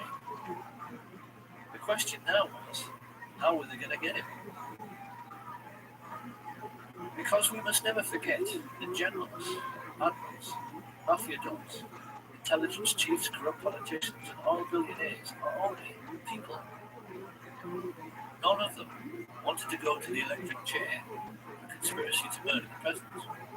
They knew that they had to put together a plan which could not fail to both kill Kennedy and then cover up afterwards the fact that they did it. They knew that in men like Frank Sturgis, his Cuban assassination squads, and the mafia hitmen working with the CIA, they had a huge pool of killers to choose from who were ready, able, and willing to do the deed. All the same, how could they possibly get to Kennedy? Because they knew that at least in Washington, all American presidents are extremely well protected by the Secret Service. The most important first step is to engage the age-old mafia tactic of finding the patsy. To this end, they turned to George Schild, a very sophisticated exiled Russian count and CIA agent who was close friends in the oil business with George Bush and the Texas oil rig. They were aware that they needed someone like Giuseppe Zangara, who appeared to be a low-life, discontented misfit. So they chose a low-level CIA operative who would be the group precisely known to appear to be a low-life, discontented misfit, Endeli Harvey Oswald, who was carefully handled by Churchill as he was placed like a chess piece in the Texas School Book Depository.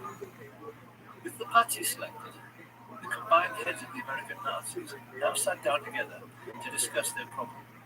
How do you kill a man riding in an open car on a public street in front of hordes of people without being seen? And then, How do you cover up forever afterwards the fact that this was a conspiracy and not a lone nut? The plotters were keenly aware that it was the second question which posed the biggest problem. Professional military men like Colonel Ed Lansdale and Admiral George Berkeley, Kennedy's personal physician, were well aware that there are any number of ways to hide or disguise a sniper: behind trees, inside other vehicles, behind windows in office buildings. But this was a plot which had to have an absolute guarantee of success. If a squad of riflemen were all to fire at their target at the same time, this would certainly guarantee the man's death. But the subsequent police investigation would instantly realize more than one shooter was involved. A team of gunmen all firing together might actually blow Kennedy's head clean off. A single sniper couldn't do that. So what were they to do? It was during these deliberations that a macabre thought first registered. They would have to control the body after the shooting in order to make sure that all physical evidence available to police forensic scientists conformed to the scenario of a single assassin. Here at the ground, Sam Giancana now ordered Richard Nixon's political associate Jack Ruby to keep Oswald snug under his wing, and then to set about hiring the best local riflemen, preferred candidates being men like his close friend Charles Boyd Harrelson, the father of Hollywood actor Woody Harrelson, who could prove his hitman credentials by shooting dead dozens of men for money. He then turned to his mafia associates Carlos Moncello and Santos Trafficante to supply the best gunmen from their cities, while he himself instructed the well-known underboss Tony Accardo to give the Chicago end of the contract to Giancana's favorite and most trusted hooligans, Charles Nicoletti and Milwaukee Phil Oloricio. This pair had to be flown in 1,500 miles to the ranch of mafia hood Peter LeCarplet, and then driven the remaining 600 miles to Dallas. It had been agreed with Giancana's and Genovese's small business partners, H.L. Hunt and Clint Murchison, that every gunman would be paid $50,000 for the hit, and that the oil men would stomach the cash, so there was no way of tracing it back to either the mob or the CIA. For their part, Jack Crichton and George Bush were trying to lay the groundwork at the street level with the mayor, Bill Perry, the brother of CIA Chief Charles Cable, who Kennedy had fired. Both the Cable brothers were crucially important in the development of the fine details of the plot, because they agreed to allow Crichton and his associates, George Lumpkin, the Dallas police chief, Lieutenant Colonel George Whitmire, and Harry Weatherford, to make use of their 488th Military Intelligence Detachment, a privately funded part-time intelligence force which had amongst its ranks many members of the John Birch Society, the Ku Klux Klan, and around half of all the serving police officers in Dallas. The plotters realized this was a masterstroke, because it meant they could control the streets and the crime scene, but they also realized that when the shooting occurred, the response of at least half the police on duty would appear to be completely genuine. And yet, for all this intricate planning, involving, as Sam Giancana later admitted, dozens of men, the American Nazis were aware they still had a problem. Getting the snipers into position and coordinating their fire by radio was not too difficult. It's something the military do every day. But this problem of blowing the man's head clean off had another side to it. Supposing, as can happen, all the snipers missed. How could they possibly legislate for this contingency? You see, being a professional sniper is a lot like being a professional golfer. Everyone knows that, generally speaking, a golf pro on a par 3 will hit the green. But even the world's best occasionally miss by a wide margin, and the same can happen to any rifleman. We can be quite certain that the guiding brains of the American Nazis, Alan Dulles and David Atlee Phillips, in order to cover this eventuality, must have at least considered having one assassin run up to the limousine to attempt a point-blank range mafia-style shooting should the others miss. But then another problem appeared. Supposing their assassin couldn't run quick enough to jump on a speeding car. Little by little, the realization hit home. The plot could even wind up looking silly and themselves ridiculous. There was only one answer. They would have to control the president's protection, the Secret Service. Marita Lorenz testified under oath that in late November of 1963 she drove from Miami to Dallas, Texas with Frank Sturgis, followed by a backup car which contained a stash of weapons. Traveling along with them were Jerry Patrick Hemming, an American mercenary like Sturgis. Were you ever offered money to assassinate President Kennedy? Directly. On numerous occasions. Two Cuban brothers, Ignacio and Guillermo Novo Sampo, a Cuban pilot called Pedro Diaz-Lanz, and his friend, Orlando Bosch. At first, Marita assumed this was to be just another arms smuggling engagement, just like many others she'd been on with Sturgis before. However, when they reached their Dallas motel, they were visited by someone Marita had met many times before, CIA agent E. Howard Hunt, who stayed almost an hour and paid Sturgis with cash stuffed in a very large envelope. This was the evening of November 21st, 1963, and Marita began to get worried. She knew that President Kennedy was visiting Dallas the next day. Becoming concerned, she pressed Sturgis as to the real purpose of the visit, and when he told her that for this one time it had to be confidential, she decided she wanted out.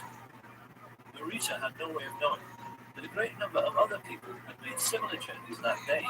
CIA pilot Tosh Plumley flew several assassins in the Dallas love field without even being told who they were. From all over the country, radio operators, riflemen, drivers, false ID suppliers like Chauncey Holt and Bernard Barker, getaway pilots like David Ferry, converged on the city. Whilst at the home of oilman Clint Murchison, a group of his Nazi friends were congregating to celebrate Kennedy's imminent demise.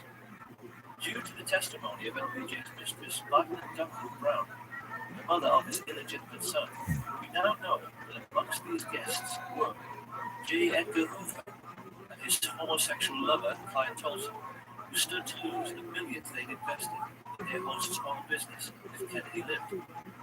Hoover also knew Kennedy wanted to replace him as head of the FBI. The two Brown brothers of Brown Brothers Harriman, who along with Cliff Carter, John Connolly, and Senator Joseph Yarborough, stood to lose billions from lost defense contracts because they knew JFK wanted to end the Vietnam War. Also present were Joseph Sevilla, head of the Mafia in Dallas, Mayor of Dallas, Earl Cable, CIA men who knew the president was serious about smashing the Senate Intelligence Agency because he'd already fired Cable's brother Charles. Having a drink with them was Chase Manhattan Bank Chief John McCloy, a confirmed Nazi who had shared a box with Hitler at the 1936 Berlin Olympic Games, and Mafia Chieftain Carlos Marcello, who felt nicely at home, rubbing shoulders with Sam Giancarlo's representatives, Jack Ruby, Richard Nixon, and Haroldson Lafayette Hunt. The media were represented by Eamon G. Carter, and the only one who might have felt a little out of place as he awaited his boss was the world-class marksman and serial killer Malcolm Holmes. Late in the evening, Lyndon Baines Johnson finally turned up and briefly went into the party.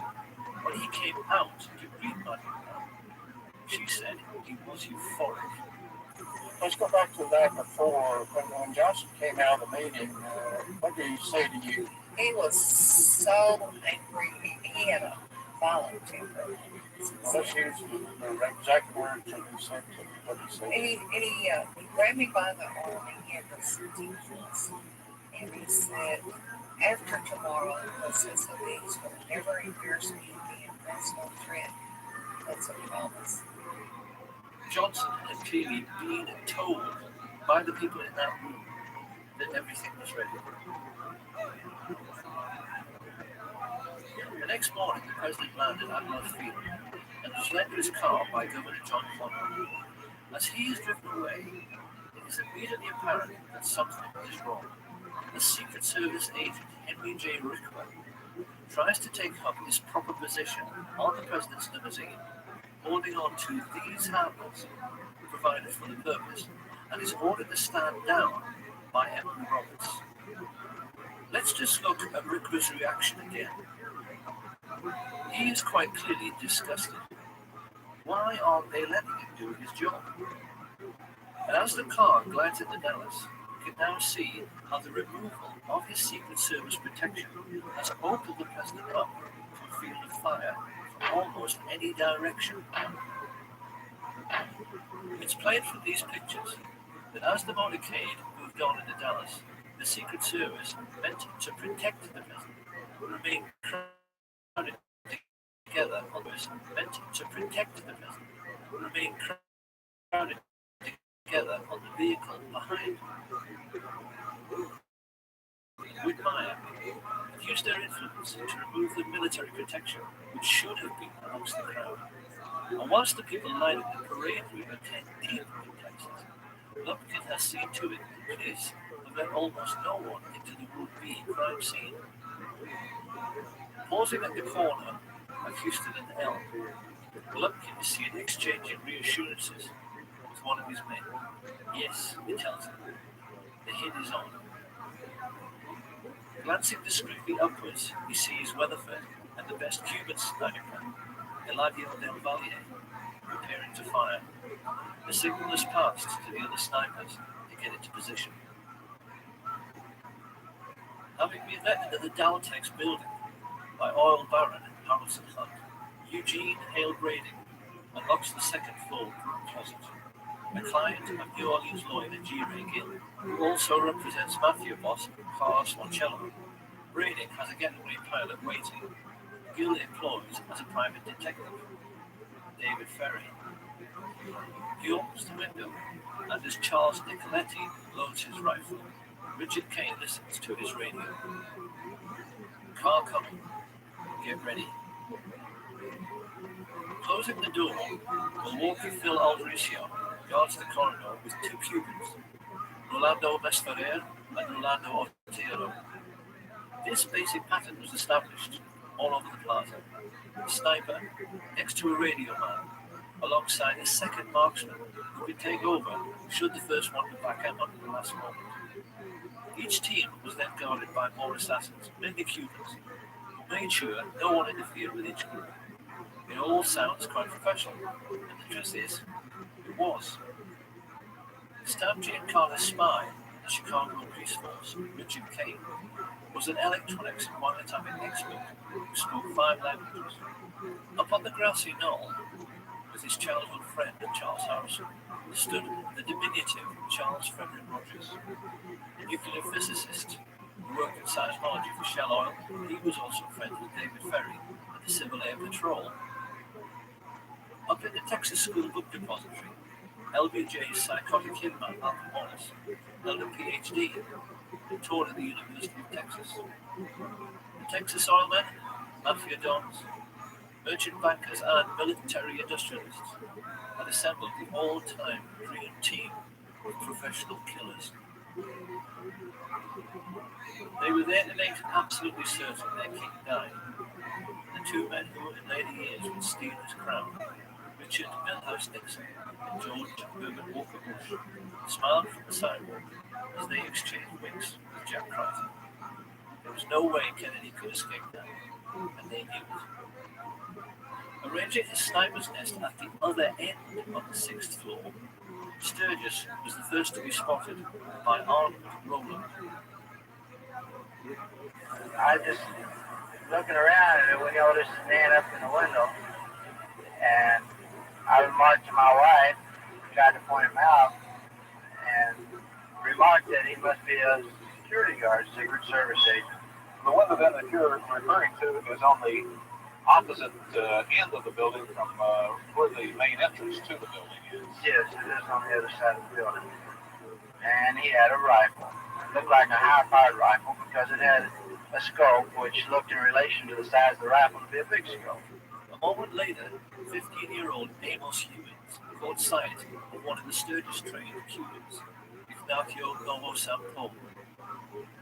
Even more significantly, Richard Randolph Carr, a steel construction worker who was looking for a job in the new Dallas courthouse, which was then under construction, stared out from his 7th floor vantage point and saw Malcolm Wallace taking position to fire.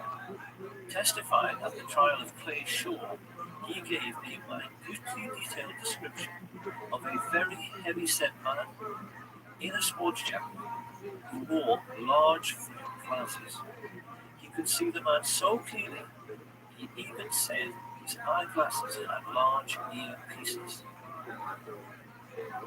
America, the home of the brave and the land of the free, was about to discover that it wasn't what it thought it was. As the president's car made the turn on Houston, government agents who had sworn an oath to uphold their country's democratic principles waded alongside mafia killers to murder their own commander-in-chief. One of the men they were working for, Sam Giancana, said this proved that in reality there was no such thing as white hats and black hats. That notion, he said, was just a sham for some stick to. One thing I recognize was there are no black hats and no white hats. They all conduct themselves exact same. And very good evidence of that is the CIA would hire two so-called mafia men, Sam Giancana and John Gazzelli, to assassinate Fidel Castro. If there's such a difference, you're not supposed to have anything to do with each other. But in essence, during our history, they're all in bed together. They all do business together. It was now that Abraham Sabruder pressed the trigger on his 8mm city camera. Ever since that moment, the world has accepted what he recorded was the definitive account of what really happened. What people must appreciate is that what they have just seen is not at all what really happened. Had you actually been there on the day, this is what you would have seen.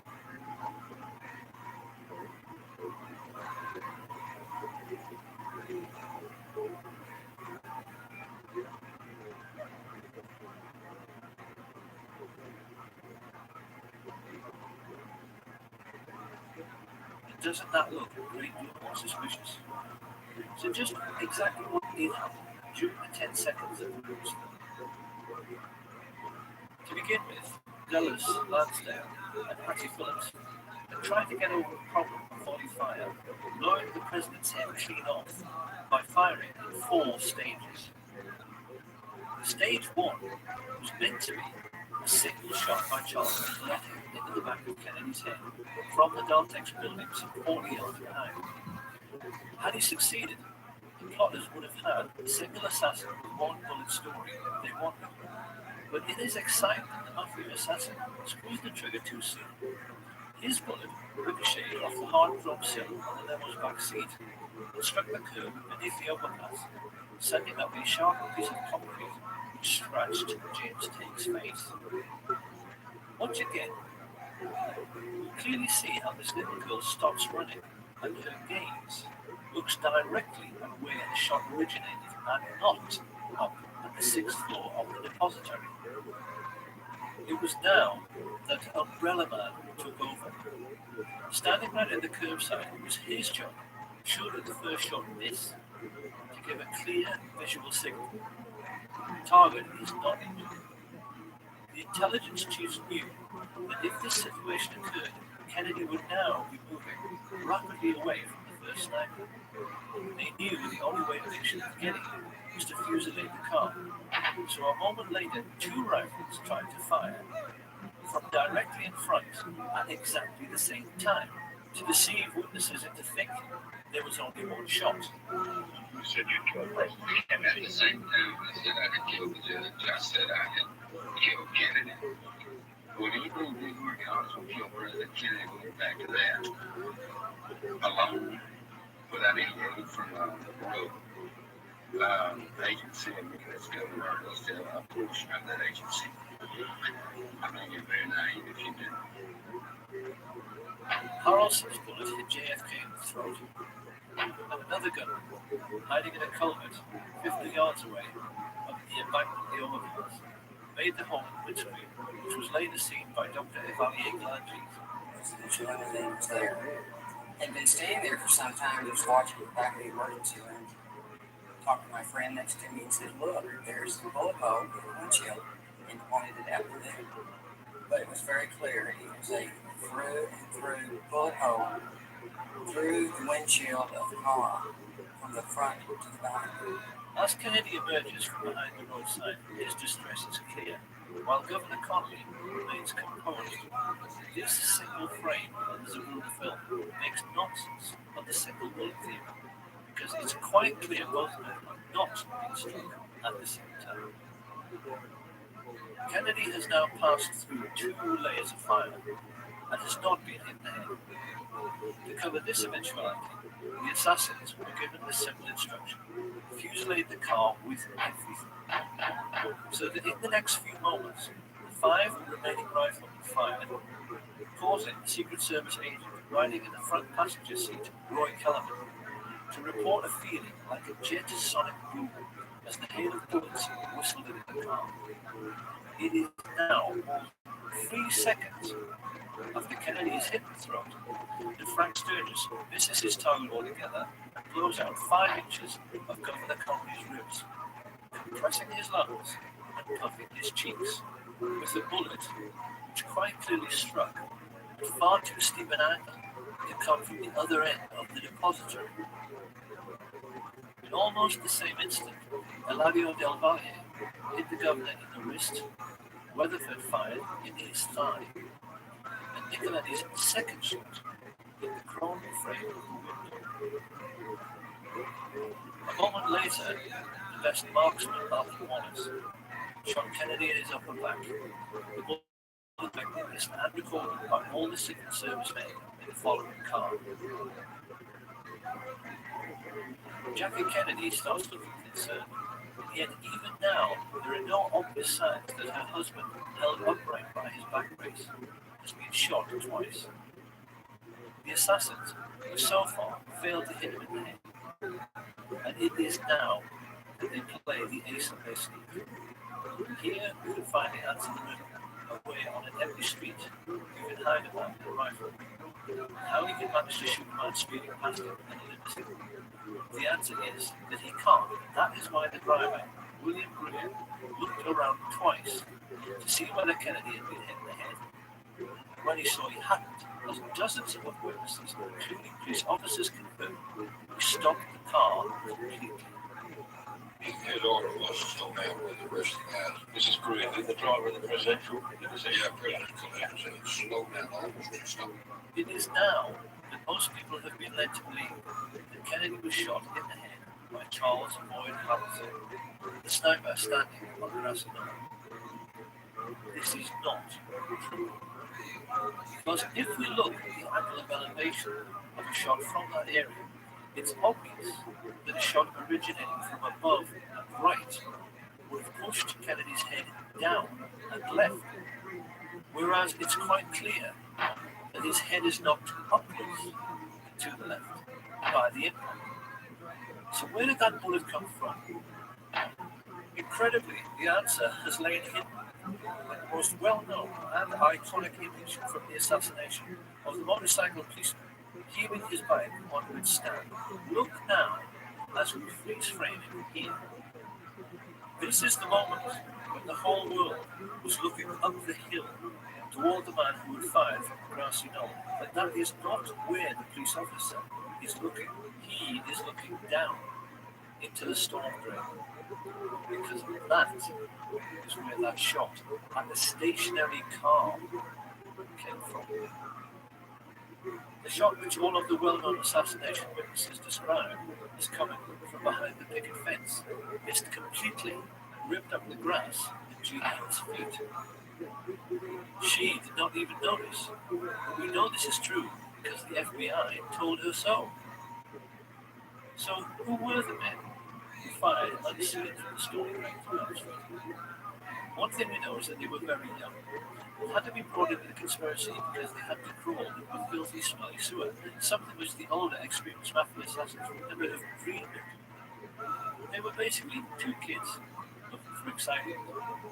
The first was Curtis Laverne Craven, also known as Larry Craven. Formerly CIA, he had worked for Ruby at the Carousel Club, when Ruby had told everyone his name was Lee Harvey Oswald, until Lee Harvey Oswald walked in. But while above ground, the world was taking pictures, running, screaming, trying to figure out what had happened. The other young man was stumbling along 400 yards of a reeking fetid down a sewer pipe to emerge from this culvert. And he was not Lee Harvey Oswald, or Roscoe White, or J.D. Tibbet, or even the Cuban or Russian communist. His name was Jack Allen Lawrence.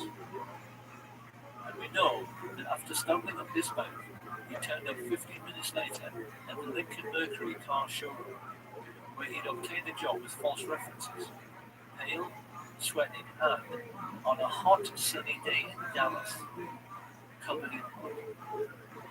Telling his co-workers, Alvin Bogart and Robert Tater, he'd been ill that morning, he stumbled into the men's room and threw up, while they, feeling his behavior was suspicious, called the police and made a record of the entire incident. Back at the plaza, the guild of the radio men coordinating the gunfire can be seen from their behavior. These two, Orlando Bosch and the Umbrella Man, have a seat, while everyone else runs around them. Bosch makes a report that the hit was successful and casually walks away. Just like the chief radio coordinator, Jim Hicks, with the radios clearly visible in their back pockets. A few yards away, the CIA's cleanup squad began working to remove all evidence useful to a forensic team. Deputy Sheriff Buddy Walters is here seen firing the bullet which struck in the grass near the manhole cover. He hands it on to one of the fake FBI men, who pockets it. While this is going on, Rogers, Harrelson, and E. Howard Hunt are discovered, hiding in the boxcars of the train which they hope would be their getaway vehicle, until it's prevented from moving by railway dispatcher and key witness Lee Barnes. They are photographed peacefully as they are marched to the Dallas courthouse. And we can clearly see in this picture the radio receiver Hunt is wearing his right ear, which is identical to the receivers worn by those Dallas police officers who were part of the plot. As they walk, they are overseen by Colonel Ed Lansdale, who secures their release and begins to give the press the cover story that this man is the major suspect and an acting alone who shot the president from behind. The truth, as we now know, is that 8 separate snipers, firing 16 shots in 4 separate stages, tried to make certain of killing the president by hitting him in the head and had failed miserably. The shooting on the day had been nothing to write home about. A third of all the shots had missed the car completely. Had it not been for the ruse of bribing the driver to break at a point painted on the curbside, which is still visible, so that Jack Lawrence could shoot Kennedy in the head from just 50 feet away, the president might have survived. So now we must address the question, why does the Zapruder film not show this very obvious setup of the limousine stopping for the headshot? The answer, of course, is that it has been tampered with. In the 1960s, Hollywood special effects teams have developed techniques for massively large segments of film frames to disguise the true movement of figures within the picture. In the Zapruder film, frames have been removed in order to fake a continuous flow in motion, so that we don't see the very obvious setup which dozens of witnesses reported. If you look now at the top of the frame, the doctrine of the film becomes perfectly obvious in the way in which the figures are blurred, yet the shadows are sharp, which is impossible. This CIA tampering with the evidence becomes even clearer when the Zapruder film is run next to the oval mix film taken from the other side. It's easy to see from the way the motorcycles suddenly close at the limousine that it stops completely.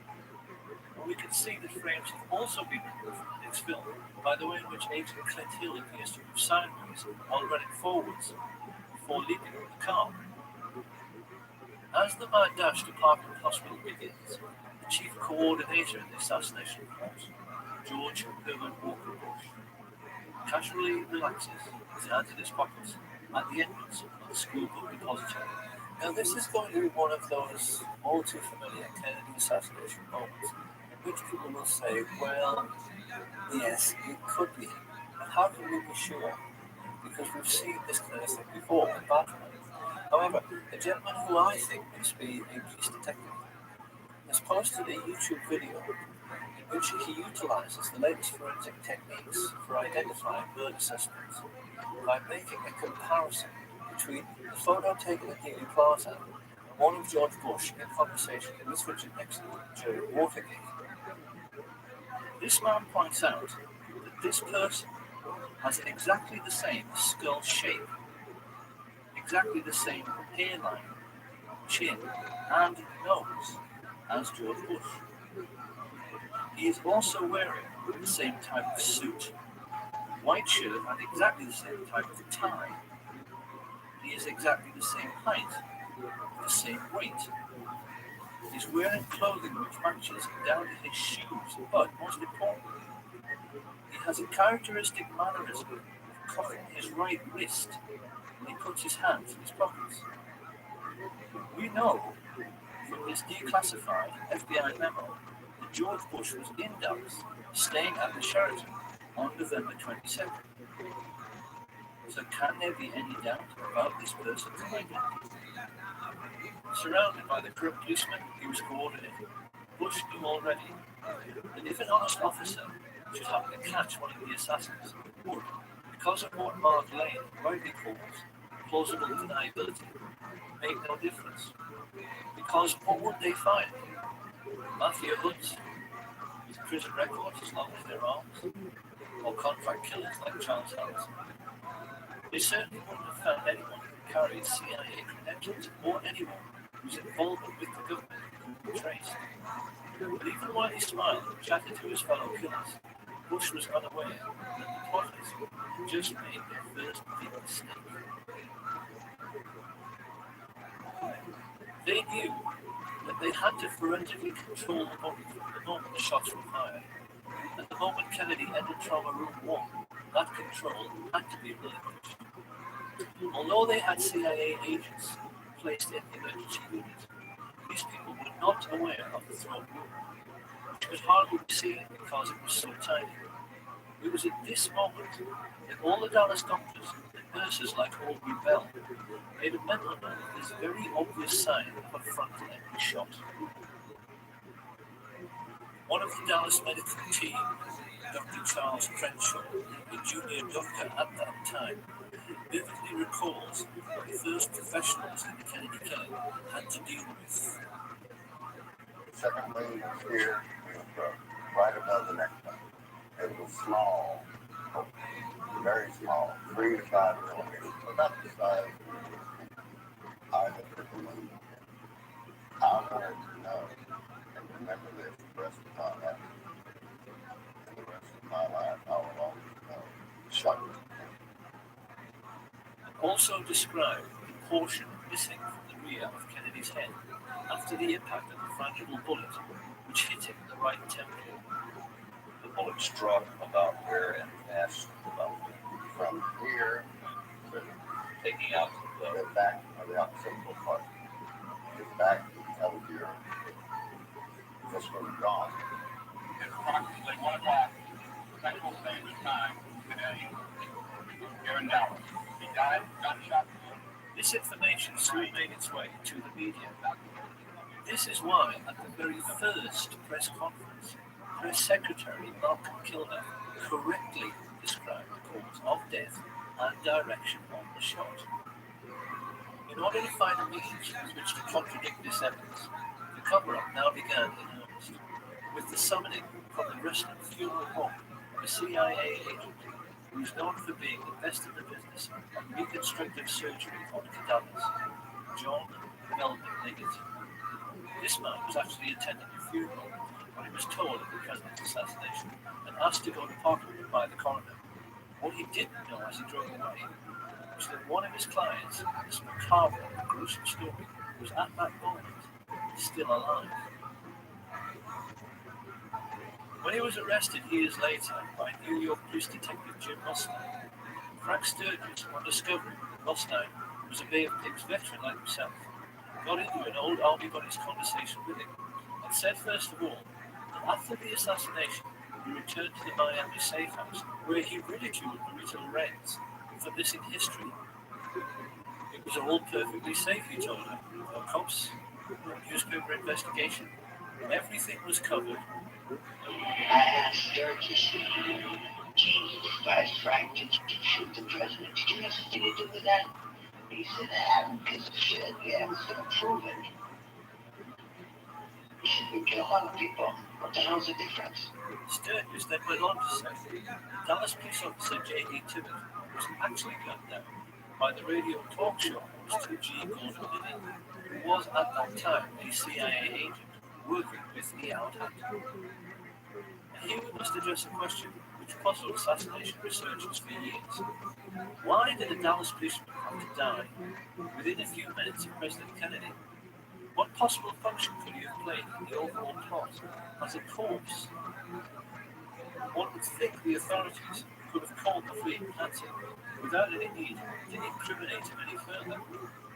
So why did the life of J.D. Tibbet also have to end on the 22nd of November 1963? Where did he fit in? In only the last few years, a wonderful investigator called Robert D. Morningstar discovered one tiny little fact about Jefferson Davis Tibbet, who became the most important secret piece in the completion of this puzzle. Because Officer Tibbet had an enemy. When he was at work, his fellow officers always used to call him JFK, because at 39 years of age he looked exactly like him. The only well-known picture of Tibbet, his Elvis haircut makes him appear pretty useful. But having turned grey and having nearly turned 40, most people felt his resemblance to Kennedy was uncanny. What Tibbet never knew, as he drove past assassination witnesses Jack Tatum, Domingo Benavides, and Aquila Clemens, was that he had been selected to play the role of President in death. Researchers have always believed it couldn't be a coincidence that Tibbet was shot in the right temple, just like JFK some 45 minutes earlier. They wondered why bullets had been removed from his body in the ambulance. Why, when he was pronounced dead on arrival at the Methodist Hospital, it was felt necessary to move his body to Parkland. With their concentration firmly fixed on the casket of the deceased president, the newsmen completely ignored the ambulance which spirited away the body of J.D. Tibbet, so that it could be loaded onto Air Force Two, where John and Melvin Liggett was waiting. When Kennedy's casket arrived at Love Field a few minutes later, Clint Hill, the agent who jumped in the car, recalled that all the people aboard Air Force One were told they had to move forward to witness the swearing in of Lyndon Baines Johnson. This, of course, was just a ruse to get Jackie Kennedy to leave her husband's body. The moment she was out of the way, his cadaver was stolen and placed aboard the Air Force Two next to the cadaver of J.D. Tibbet. Many people have seen this famous picture in which LBJ is smiling at Congressman Alvin Thomas a moment after becoming president, and he is winking back. We haven't known until now just how huge and terrible a secret he was sharing with Johnson, because at that moment on the plane, right alongside the most highly qualified specialist in reconstructive surgery and embalming in the country, John and Melvin Liggett, was starting to make a facsimile of the dead president, using the body of J.D. Tibbet in order to obscure the true extent of the damage to Kennedy's head and make it seem consistent with a shot from behind. But Liggett realized immediately this was well nigh impossible, because having been told over the radio about the head shot, Liddy took it upon himself to try and aim this damage by firing into Tibbet's torso, and then, when he was down, firing into his right temple, instead of into the back of the head as he had been instructed. This was a second huge mistake. The human brain has a consistency like play school plasticity. Fire a bullet through, and it is very easy for a skilled pathologist to track the bullet's path at autopsy. What Liggett wanted to show to any investigators was a brain that looked like this. What he had was one brain which looked like this, and another which looked like this. A large portion of Kennedy's brain had been ripped out by the impact of the explosion or fragile bullet, and what remained was filled with tiny shards of lead, some of them microscopic, which might take all night to locate. Liggett was terrified. Plotters had asked him to play Dr. Frankenstein at 30,000 feet. Yet with all his embalming experience, he instantly realized that Bot's job was the best he could possibly deliver. In his panic, he sawed off Tippet's skull and simply ripped out the entire brain to at least make sure no one could track the bullet which, after Liddy's error, had so obviously come from the wrong direction. He then compounded Liddy's error by making a large hole in the rear of the head to aid the damage to Kennedy's head. With this done, he rebuilt the skull, hurriedly sewed the scalp back together, and then set about the gruesome task of trying to make the cadaver of J.D. Tippett more closely resemble the cadaver of John F. Kennedy. By shaving eyebrows, bringing forward Tippett's slightly more receding hairline, filling in missing segments of both heads with plaster of Paris, and rebuilding portions of the flesh with wax. Liggett performed this grueling service while the aircraft he was on, Air Force 2, went through the usual procedure of leapfrogging Air Force 1 to arrive at Andrews Air Force Base slightly early. He wasn't given long enough, and in the rush to get finished, plotters now made their third and most stupid mistake. Instead of placing Tippett's body in a casket identical to the one aboard Air Force 1, they placed him in a Spartan grey metal coffin inside a body bag. As the TV media showed these distressing pictures to a world reeling in shock, it's hardly surprising that no one ever dreamed this casket would be empty, but it was. As it was driven away, out of sight of the media, the two bodies were taken from Air Force 2 and loaded onto a helicopter. It was at this point that two honest FBI agents, Francis X. O'Neill and his partner, William Siebert, became crucial figures in the story. They explained to researcher David Lifton that they made the journey to the Naval Hospital at Bethesda, the car behind the hearse which carried Jackie and Bobby, and most notably, Admiral George Berkeley, who made sure he stayed with the empty coffin by sitting on another man's lap. Upon reaching Bethesda, Siebert and O'Neill said Berkeley then guided the family members into the building while the hearse was ordered to the rear to unload. But that was where the simplicity ended. The FBI men and many other witnesses were before the scene of absolute mayhem, which no one seemed to know what was going on, and military men were rushing around everywhere, exchanging anecdotes about decoy ambulances they had been ordered to follow, which had become high-speed chases around the hospital grounds as these vehicles raced away. It seems this confusion was created with the intention of misleading both the press and the large respectful crowd which had gathered on the lawn. People were asking each other which ambulance contained the president's body. Then a rumor started that it was covered by helicopters, but which one? Everyone watching that now recalls the air was filled with them. The FBI men also told Lifton that in the midst of all this mayhem, they helped to carry the casket inside. This was flatly denied by the team of Navy men, who said they did it alone. It is therefore perfectly clear that two bodies were brought to the morgue separately whilst confusion reigned. And it was now that the plotters themselves became confused by the mayhem they had created, because they left J.D. Tippett's cadaver in the wrong casket. It should have been switched and gone into the autopsy room with the large, expensive casket used in Dallas. I helped put President Kennedy's body in a box, same on the casket, on November 27, 1963, at Baltimore Hospital. Instead, mortuary technician Paul O'Connor received a coffin so dull and nondescript. No one could believe it had been utilized to transport the body of a president. It was a very plain casket, and when I say plain, I mean it was pinkish gray. It had pink and gray on the sides. There was nothing fancy about it as far as being bronze.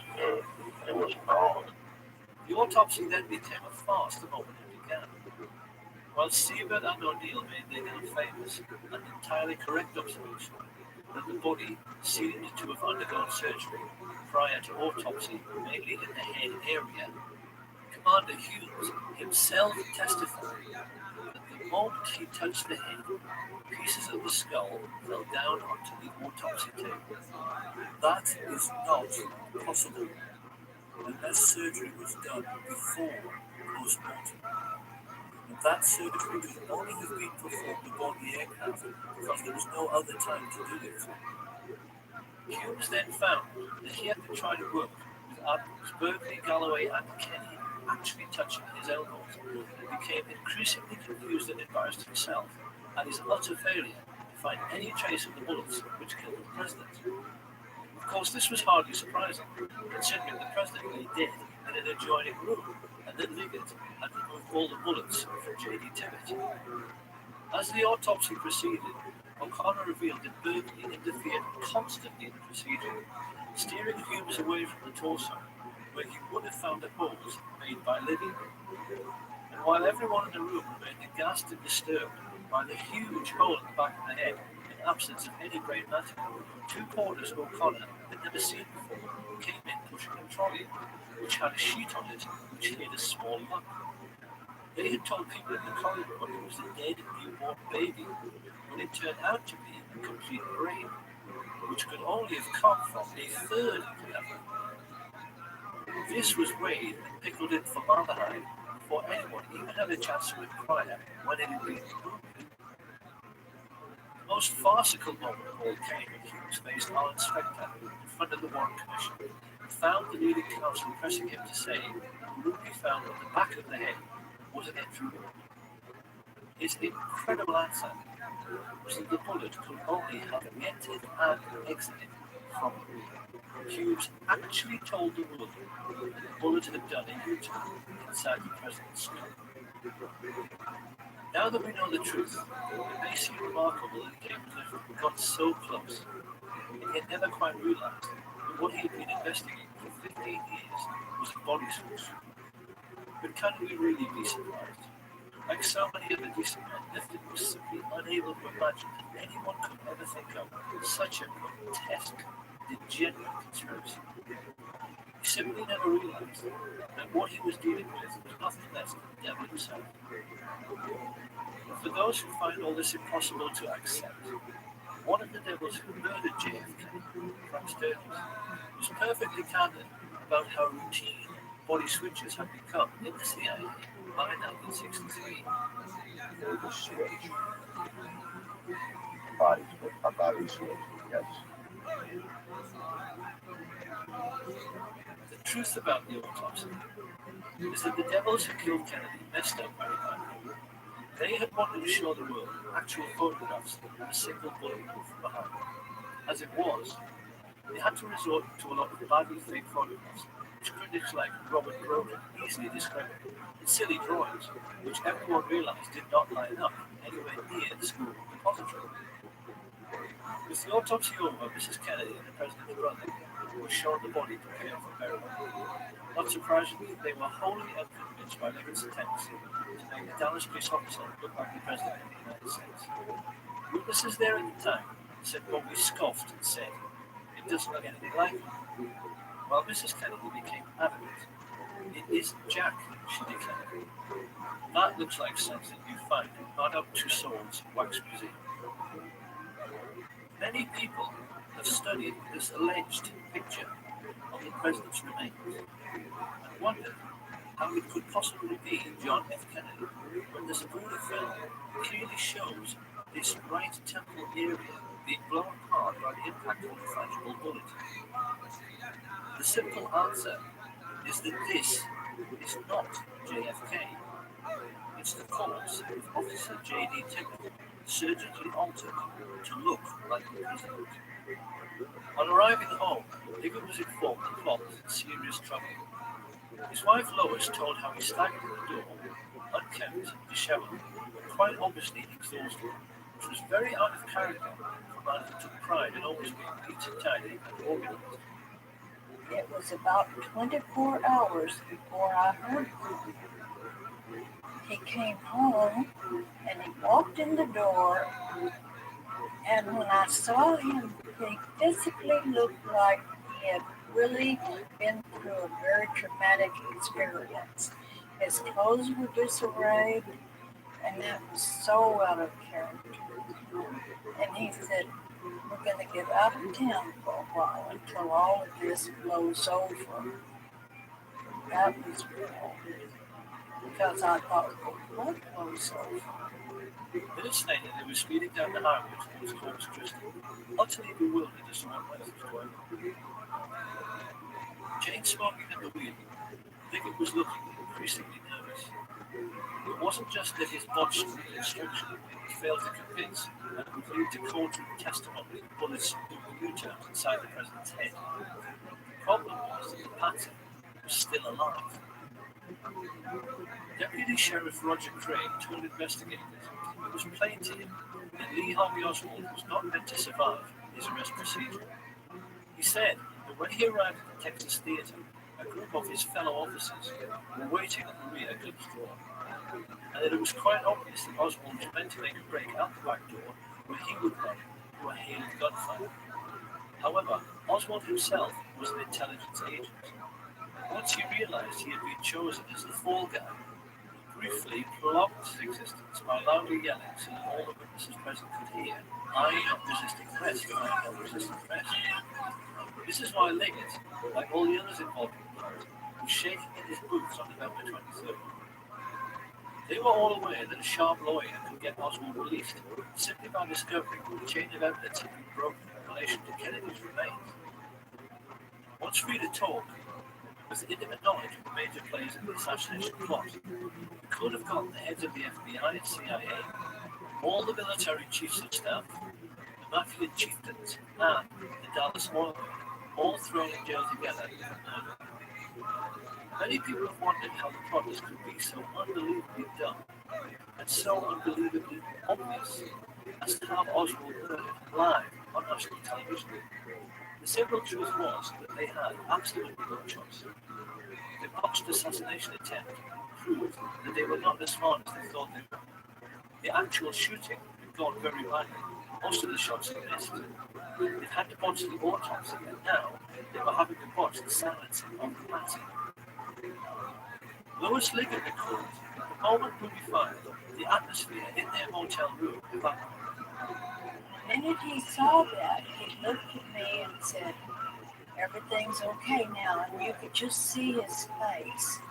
He was like all the pressure had been taken off of him. All of a sudden he was like, sigh of relief, let's go, we can go home now. It's basically, pack your things, come on, we're leaving. The family turned around and went straight back home to discover that Mr. Liggett now enjoyed a new vocation. It appeared he had suddenly come into millions, which bought his family a big new house and himself a new lifestyle, which included many wild poker parties and which, among others, he hosted in Cape Ferry. This was not Lois Liggett's scene. She divorced him, heard that not long afterwards he was arrested for murder and then shot dead while trying to escape. But this was not the end of Liggett's story. His new wife told Lois that the man she buried could not have been John L. because the corpse she was shown had a mustache and he couldn't grow one. Then many years later, Lois Liggett actually saw her deceased ex-husband at a casino while on a trip to Las Vegas. Quite clearly, this man had been the beneficiary of yet another CIA money switch. And to this day, doubts remain as to the true fate of Jack Ruby, Lee Oswald, John Liggett, and the president himself. Many researchers now believe the plotters may have kept Kennedy's remains as a souvenir and buried J.D. Tippit in Arlington Cemetery.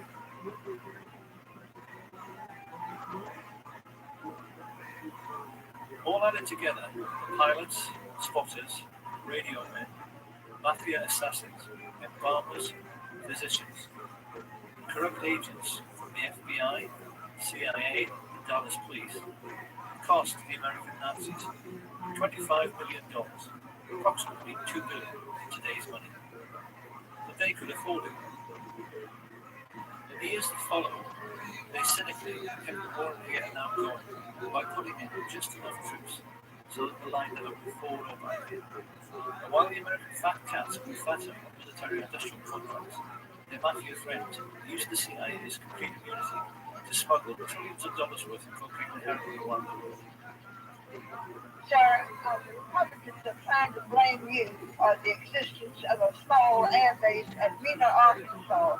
This base was set up by George Bush and Oliver North and the CIA to help the Iran-Contras, and they brought in plane load after plane load of cocaine there, staying in the United States, and then they took the money and bought weapons and took it back to the Contras, all of which was illegal, as you know, under the Rolling Act. But tell me, did they tell you that this had to be in existence because of national security? Well, let me answer the question. No, they didn't tell me anything about it. Of course, when criminals are making easy money, they tend to become lazy and careless. This is what led to Watergate.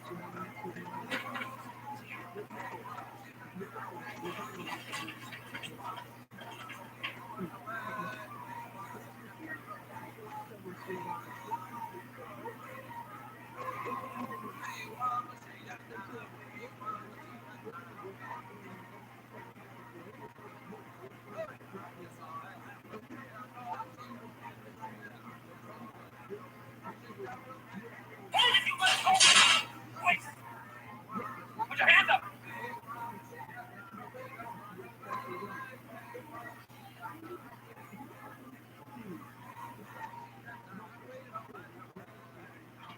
Drop that jacket! When the two plainclothes police officers switched the lights on in the Watergate building, who should they find hiding there? Frank Sturgis and Bernard Barker, who were working for E. Howard Hunt, exactly the same people who had murdered President Kennedy 9 years earlier. Sturgis even told the San Francisco Chronicle that the true reason for their burglary of the Watergate officers was to retrieve compromising pictures of CIA men in Dealey Plaza, which the Democrats were going to have published. Of course, somebody had to take the fall for conducting such a woefully sloppy operation. When Howard Hunt found himself in prison for 33 months, he rather turned against his old friends for making him into the patsy on this occasion. He began sending messages to President Richard Nixon that he might just tell all he knew about what really happened in Dallas on November 22nd, 1963. And one of Nixon's presidential aides, Dean Birch, recalls that when he heard about this, George Bush broke out all over in assault and shit himself to death. It was this situation which led directly to what journalists now refer to as the Watergate murder, the crash of Flight 553. On December the 8th, 1972, Dorothy Wenzel Hunt, the wife of E. Howard Hunt, boarded a flight from Washington to Chicago. A CIA agent like her husband, she carried $250,000 in her bag, just to bar the silence of his Watergate co-conspirators. Traveling along with Dorothy was CBS news correspondent Michelle Clark, whose CIA boyfriend had been able to give her a unique journalistic insight into what Watergate was really all about. These two women boarded the aircraft with a dozen other individuals who at that time had information which E. Howard Hunt claimed was going to blow the White House out of the water. As the plane made its final approach through fog and very low cloud, the people living near the aircraft runway said something rather strange to them. The normally quiet suburban street suddenly filled up with cars, and a moment later, after being told to power down too early, Flight 553 emerged from the mist and clipped the branches of some trees before crashing on top of several bungalows on West 77th Street. Watching neighbors were then staggered to see FBI agents immediately leave out of their cars and start rooting around in the debris a full 10 minutes before the fire brigade even arrived on the scene. 44 people, including Dorothy Hunt and Michelle Clark, were killed in the crash. E. Howard Hunt served his time, came out of prison a widower and $1 million richer.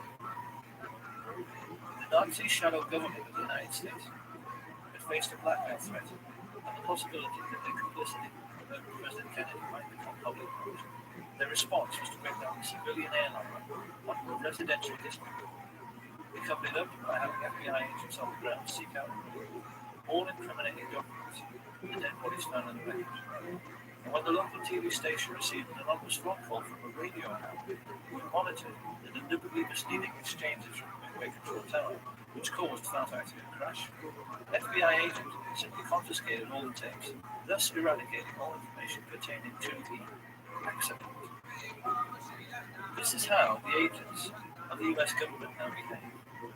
They function essentially as a group squad of mercenaries and murderers, hardly any different than Hitler's Gestapo, and are used as a private intelligence service and as personal hitmen for America's richest families. Their only role being to cover up the dirty tricks which the rich people are playing on their fellow countrymen every day. Along with threats of murder, the most important weapon used by this private army in floodplains is ongoing cover-up is disinformation. And it's here that we can now address a question which will probably be bothering huge numbers of people who've taken an interest in the Kennedy assassination and in the many documentaries produced by assassination researchers over the years.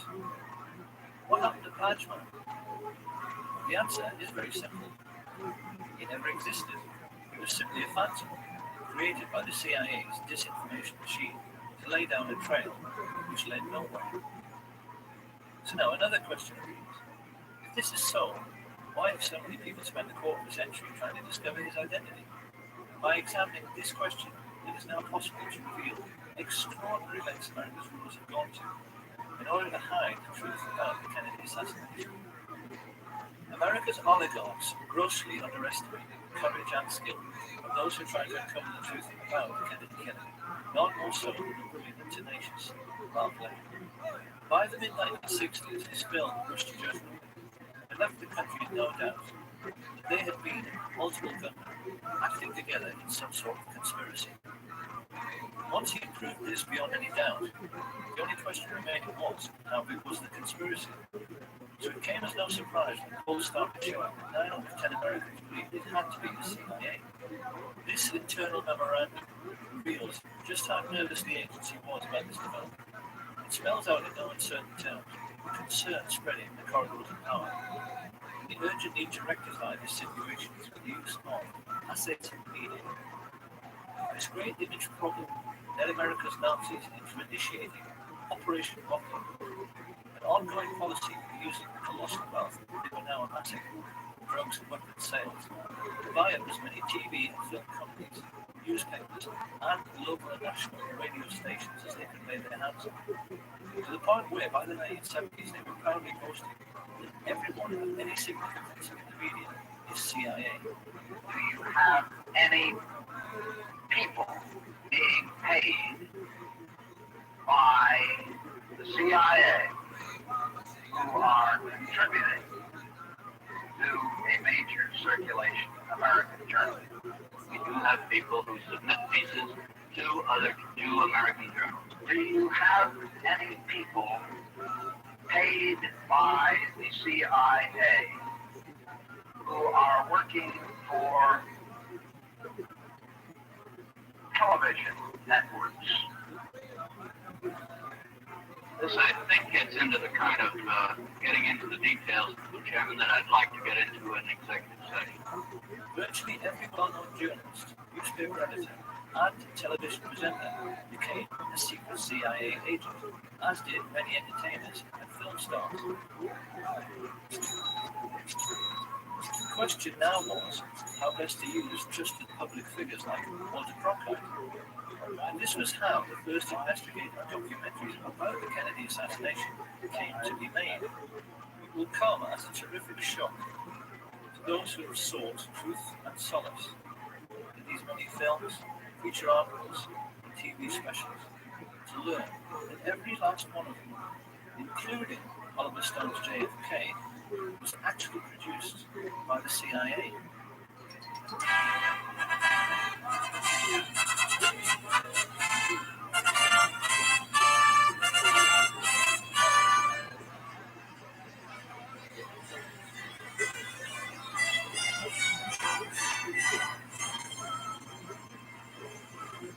classic early example of this kind of disinformation was the Nova film, which featured two scientists, Brian Holstrom and Steve Isabel, who found Bachmann in a tiny fragment of the famous area of Polaroid through photographic enhancement. But when investigators took the trouble to actually measure the size of these three figures, it became obvious that they were so tiny they were too small to even be children. Using the scale provided by Abraham Zapruder over on the right, it's clear that these alleged people are so lacking in stature they wouldn't actually have been able to look over the stockade fence. The truth is that they never existed. So the question now is, who were Holstrom and Isabel, and who for that matter was Gordon Arnold, the old age pensioner who appeared in The Men Who Killed Kennedy to claim that Bachmann had kicked him and taken his camera? I could do all in 1 minute.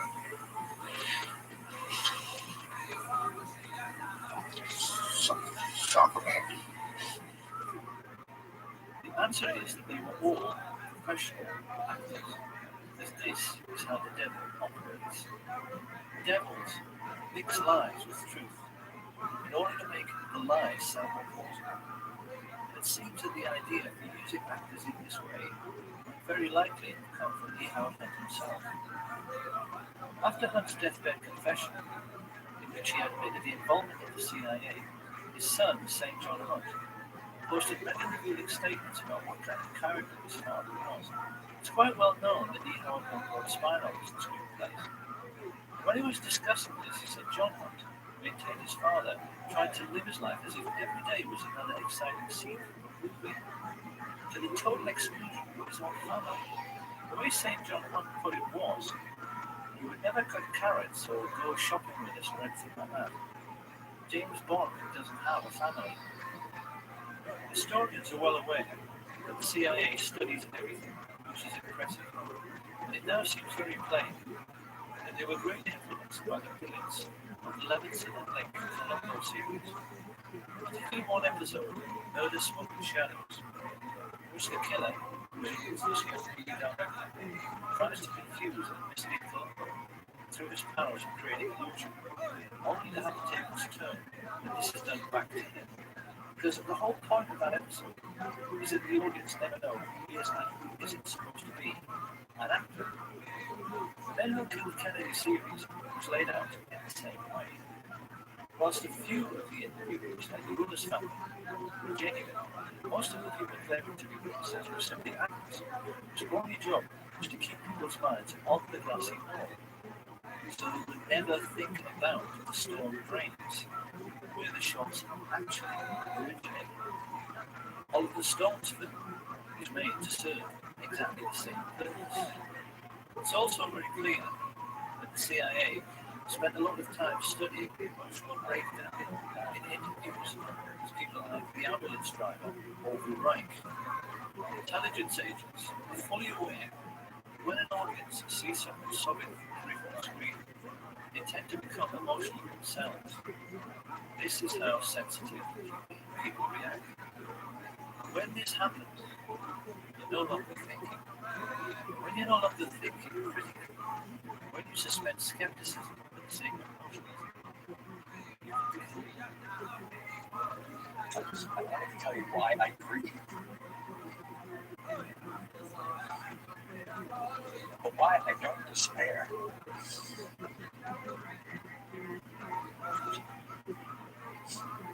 Of course, having heard this, people will wonder how anyone could be cynical to such a degree, and it's a perfectly legitimate question, because as we shall see later, this would not be the last time that the American public were fooled by actors sobbing on national TV. These monstrous fabrications were not confined only to television. Sacramento. 2003, a book was published ostensibly the shift in establishment policy by claiming that Lyndon Baines Johnson, the natural suspect of the taking by the King, was behind the entire plot and used his own attorney, Ed Clark, to pay off the gun. Researchers noticed that at exactly the same time, a lot of information suddenly became available about all the murder plots LBJ had been involved in with Cliff Carter and Billy Solestes.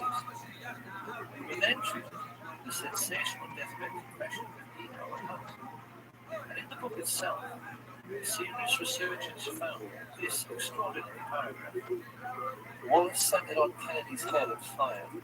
The shot went almost 200 feet, very low and slightly to the right, hitting the president in the back shoulder blade. The bullet was deflected upward ever so slightly, exiting after the time knot. The bullet's jacket separated to hit the crack the windshield. The remaining slope hit the curve in front of James Taylor, an onlooker standing in front of the triple underpass on Collins Street. The slope knocked cement shards in all directions. A splinter hit Taylor in the cheek. So just exactly what is going on here? This is quite obviously a ludicrous assertion. So what is it all about? What it's all about is that the CIA asked for it. They knew that the critics had been able to laugh loud and long at the single bullet theory because the FBI had to change their story. At first, they accepted the indisputable evidence that James Taylor was scratched by a bullet, as he was from the world documents, because they initially claimed that the first shot alone had gone through the president and the governor, making 7 separate wounds in 2 different men. The second shot was the headshot, presumably the third man struck Taylor. However, once there's a rubber film, dozens of eyewitnesses being played, the first shot missed. The FBI had a problem.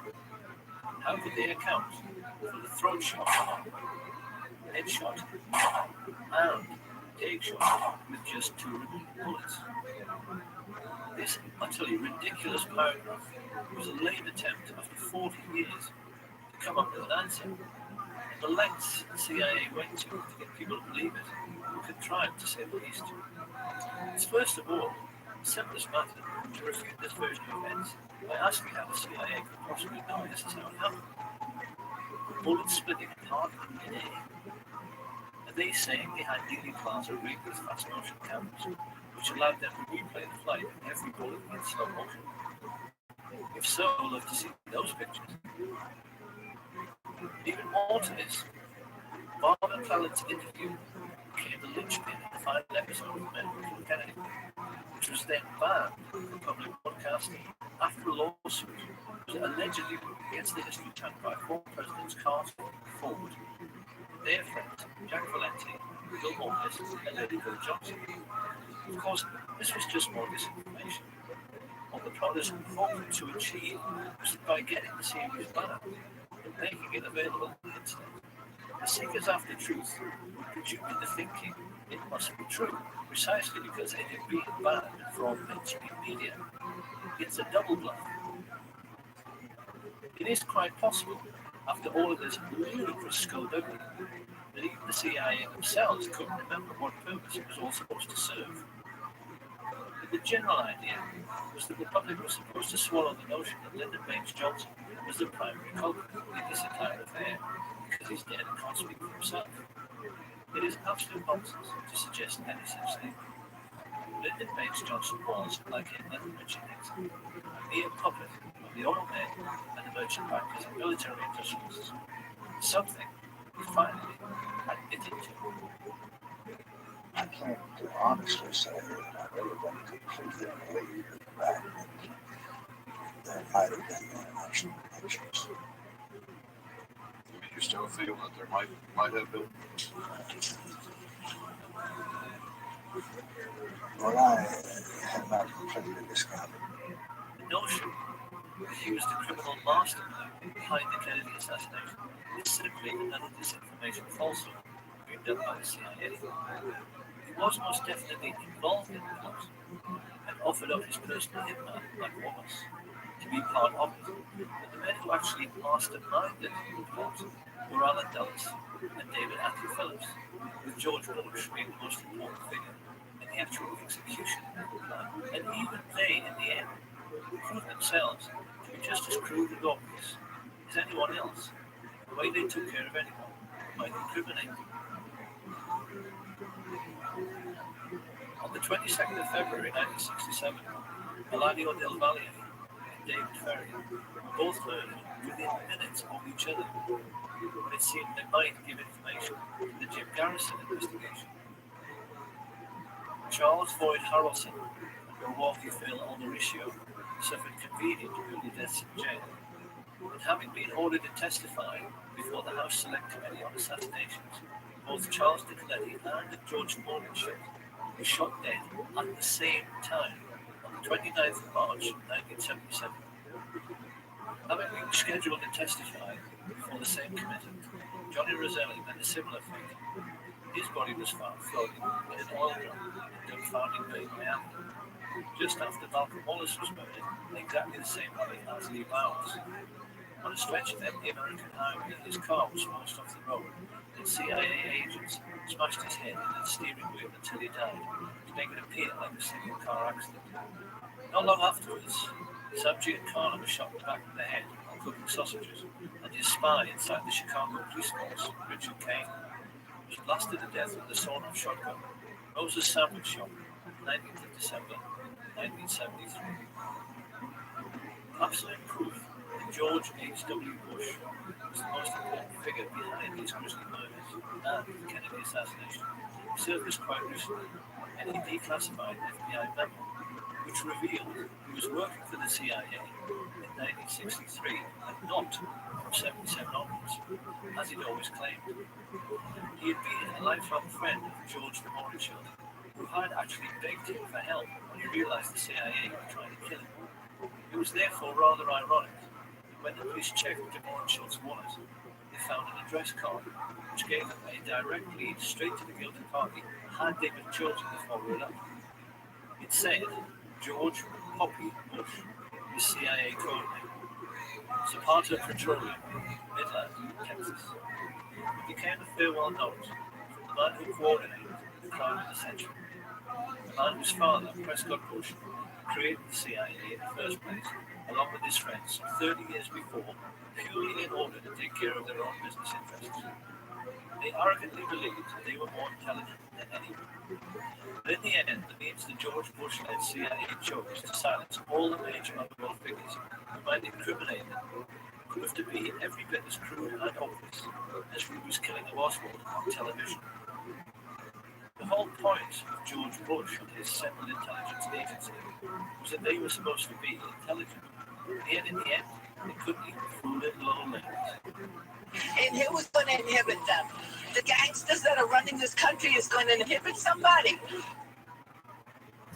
All institutions of the American government are essentially a gangster syndicate, and everybody knows this. So perhaps it's time now to ask what we've learned and how best we can use this new understanding about the West's secret history to evaluate what is really going on in our world right now. To begin with, let's answer a couple of questions which have perplexed many people over the years. A great many researchers and historians have wondered why the Kennedy family themselves almost seem to be aiding and abetting the cover by choosing to be so quiet about the assassination itself. After the revelations of Chuck Giancana, it now seems little doubt that this is because they know a full disclosure of Joe Kennedy's dirty political dealings with the mafia would likely leave the Kennedy name a very tarnished state.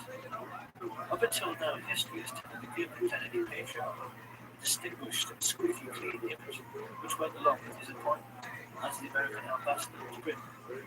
Like most things about the ruling class, this image is false, because it's clear that Joe Kennedy was every bit as big a crook as his business associate in Sam Giancana. However, it also seems necessary now to revise the entire history of the Kennedy brothers. The reputation of Edward Kennedy never recovered from the Chappaquiddick incident, in which Mary Jo Kopechne lost her life when she drowned in his overturned car when he allegedly drove off this lit bridge whilst under the influence. At the time, the public believed this was a married man misbehaving, But it's come to that recently that our old friends, Frank Sturgis and E. Howard Hunt, were seen in Martha's Vineyard area just prior to the accident. Once again, it's the same dirty people pulling the same dirty tricks. The media's treatment of this affair destroyed any chance Edward Kennedy might have had of becoming president. We do now have to wonder if this was yet another example of the CIA controlling public opinion. To the same end, it is also now clear why such venerable institutions as the BBC and other prominent European broadcasters have assisted in the cover-up. They always knew the Kennedy assassination was a can of worms, and that if the whole truth of the story were pursued vigorously, it would lead right back to the case of Auschwitz and the obscene profits which Europe's royalty and heads of state made from their investments in slave labor.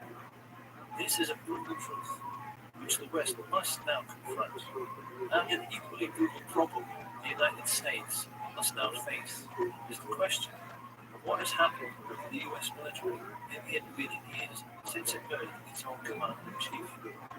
The answer is that America's armed forces are now completely controlled by the American mafia. The mob don't even need hitmen anymore. They use the United States Marines as assassins. They are, as Sam Giancana said, one organization who keep a low profile while they control the world as a business. And in an effort to prove this is so, in 1998, Pastor Rick Strowcutter videotaped a quite remarkable interview with Kay Pollard Briggs, formerly the wife of Colonel George Briggs, who for many years was the head of NATO. He was also an alcoholic of that well-known kind who was shy and unable to communicate when they are sober, but who then cannot stop talking once they have a drink. During the course of a stormy marriage, punctuated by periods of domestic violence, which cost Kay Briggs many black eyes and broken bones, she learned that her husband had been turned into a brutal psychopath as a consequence of his military training, which included induction in what is known as the Pink Triangle, the Cherry Marines. Over the years, far too much has been written about Lee Harvey Oswald. But what is remarkable is that few historians will ever aware that, like most Marines who work in intelligence, he was homosexually recruited. He was part of the same-sex club, which included he was homosexually recruited. He was part of the same-sex club, which included Jack Ruby, George Senator, and David Ferry. Kay Griggs explains these selection procedures came into the US military with the cream of the death's head sporting Nazi top brass joining of the American ranks under war's end. Ever since then, the Greek and Spartan traditions which Hitler so admired, which were integral to the German army, have found their way into American military culture and are now manifest in the way that the old skull and bones procedure for identifying and most importantly controlling rising stars is now used to select the top brass of the future. In a nutshell, boy soldiers who want to rise in the ranks can only do so by doing favors for the older men. So George Bush, all these people rise up to the same club. No wonder, I saw a clip where a reporter was asking George Bush about the Skull and Bones. Both in Skull and Bones, the secret society. It's so simple we can't talk about it. What does that mean for America? I mean, if this is out, then these guys are all in other countries homosexual thing on there. Or induction. Yeah. Even if Paul said, even now comes in military terms, the chiefs do that. Put them in the coffin. They do the bowling ball trick. Okay, yeah, so what happens when you get? Why do you get in a coffin? Oh, they get when you would get your equals. That's a German thing. Okay. You know, it's what the German hockey do. Most of them what stuff. It is a German thing that they say goes back to Greece. It's all the male marine-looking men they do it. So now the chiefs, what they do is, George said it's like, They get everybody really drunk, and they sometimes call it diamond shell back. Not everybody does it, but the ones who do it, if they're young, they get right up to the top. It's What actually do they do? They've got a coffin with the anal sex. sex. Oh, that. They put the coffin. This is how military recruits are now controlled. And the mafia military exert a similar hold over all career politicians. At some time on the way up, they are maneuvered into a compromising position, usually through the use of two-way mirrors and brothel. Once the mafia military has got something on them, the career politicians, judges, senior police officers, and media moguls face a stark choice. You can take your payoff, which is usually worth billions of dollars, or go to jail for life for your misdemeanor. It is with these kinds of tactics, first used by Samji and Carla in the 1930s, that what are now known as the five mafia families of the New York metropolitan area, the Genovese, Gambino, Lucchese, Colombo, and the Bonanno, control all politics in the United States, and through their business arrangements with the five-star generals and CIA, control all cocaine and heroin trafficking throughout the entire world.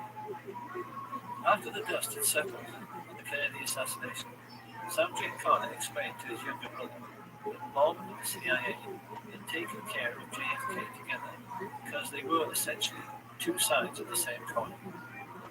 In the last 50 years, that relationship between these two secret societies has become even closer, to the point where they are now indistinguishable. The people who live in the third world are so well aware of what is really going on, they have come to call the CIA the cocaine importing agency. The World Wide Web now abounds with proof to back this up. And although many people were skeptical at first about K. Briggs, in recent times, their most sensational claims have been fully endorsed by the FBI chief Ted Gunderson, who gave several interviews in support. This cult was involved in distributing drugs up and down the East Coast, drugs that were being flown in from Southeast Asia in military and planes. The operation was by certain Army personnel and also CIA. She told me that there were generals involved in the drug operation. There were police officers and at least two attorneys in the Fayetteville, North Carolina area. The path that this led me down is mind-boggling. Over the last 23, 24 years, I have developed so much information about the situation as it exists in our great country and gone public with it as much as possible.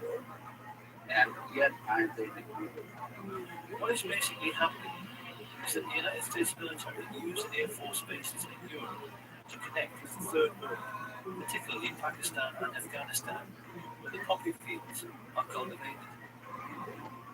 This is the real reason for the conflict in Afghanistan. It's to protect the record harvest of heroin, which almost ended when the Taliban took power. But they don't tell the soldiers this, and it's a truth you'll never hear on NBC or BBC. Having brought the refined cocaine and heroin into Europe and the United States, it is then passed on to the mafia for sale at street level, sometimes by police officers in uniform. It's an arrangement which nets the generals and mafia chiefs billions. The fact that someone of Ted Gunderson's credibility was completely ignored when he went public with this information underlines the fact that our entire mainstream media, as well as the entire justice system, has been bought off. So the question must now be asked, if this shadow government of the world's only superstate can get away with the murder of a president and through their wealth be in total control of the United States military, media, and the justice system, what else might they be getting away with? Could it possibly be that the serious researchers have been right all along? Remembering what happened to Flight 553 and 9/11 truly was one huge confidence trick.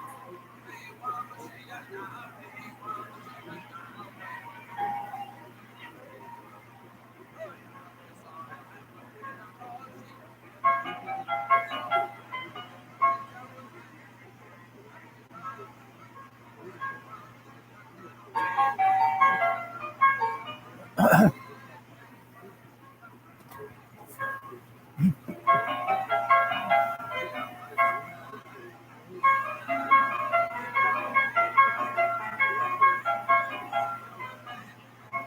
the dust had settled on 9/11, people immediately began to realize there was something very wrong with the 9/11 TV coverage. First, along came Dylan Avery with his amazing film, Loose Change. He proved conclusively that the official report was nonsense because aircraft fuel does not burn at even half the temperature required to melt steel, and that the towers defied the laws of physics by collapsing with perfect uniformity at free fall speed. Buildings in Germany which were bombed over and over again didn't collapse with perfect uniformity down to ground level. Avery also pointed out that in Kennedy's time, his chiefs of staff drafted plans to kill innocent people and commit acts of terrorism in the United States in order to whip up support for a war with Cuba. Codenamed Operation Warlords, these plans included hijacking planes and blowing up ships and landmark buildings in order to stimulate a helpful wave of national indignation which could be used to oust Fidel Castro. And there wasn't anything exceptional in this initiative. Northwoods was an offshoot of the notorious Operation Gladio, a sustained campaign organized by MI6 and the CIA, which perpetrated many bombing atrocities in post-war Europe, which they blamed on what they said were communist terror organizations. A typical example was the horrific bombing of Bologna railway station in 1980. Italians will be appalled to learn that this outrage was committed by the Americans and the British. But this particular atrocity, which like all others during this period was intended to keep people living in fear of a bogus enemy, so they would accept increasing state control by so-called strong leaders, illustrates only too well the fact that some 40 years prior to 9/11, the cabal of secret Nazis who killed Kennedy were making serious preparations for terrorist attacks upon their European allies and even upon their own country. In the 9/11 news footage, it is abundantly clear that the interviewees are actually paid actors, speaking lines which have been written for them. I feel like I was in a movie. This is exactly the same situation as in the men who killed Kennedy. Because these are people who are being expected to perform, they tend to overdo it. I think the only one that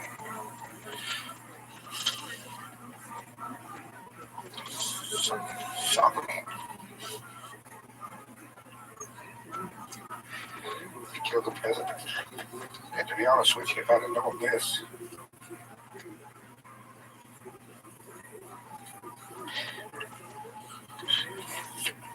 I would have given the interview.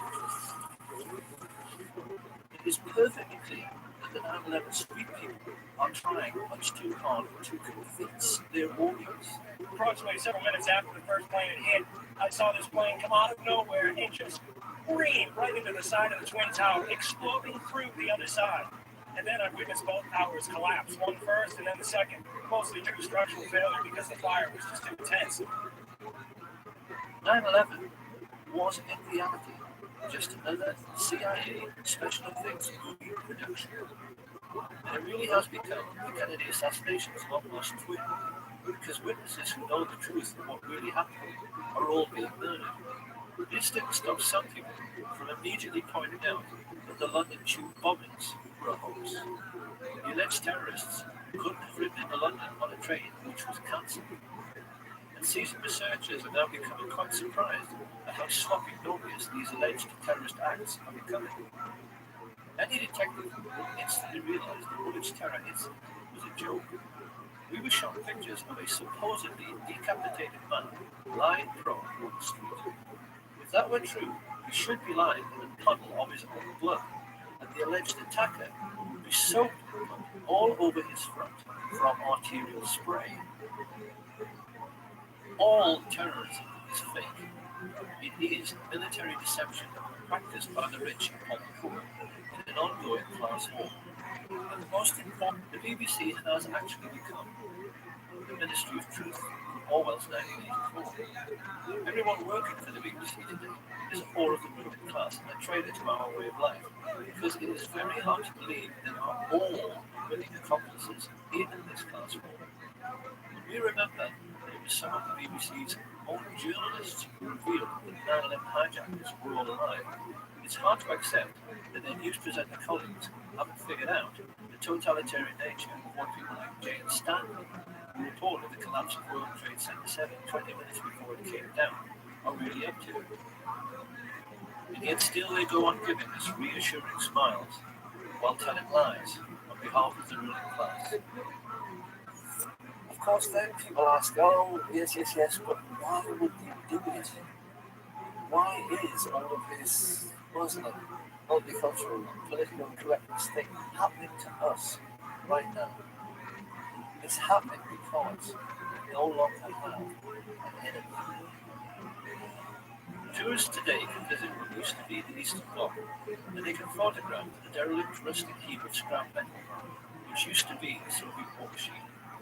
It has gone, and this has created an unprecedented political situation which the world has never seen before, in which there is only one superstate, the Anglo-American. No other power on earth today is capable of fighting a war on the grand scale. China, North Korea, Russia simply do not have the economic resources. So in order to make us believe we still have an enemy, and therefore have to live in fear, the rich had to provide us with a new enemy, and this is why in recent years they've encouraged unstable Islamic people to emigrate to the West. It's to provide us with a ready-made enemy. This is their master plan for this single super-state age. And it's for this reason that they perverted political correctness to make people believe that anybody who refuses to go along with this new doctrine of multiculturalism is the worst person of all.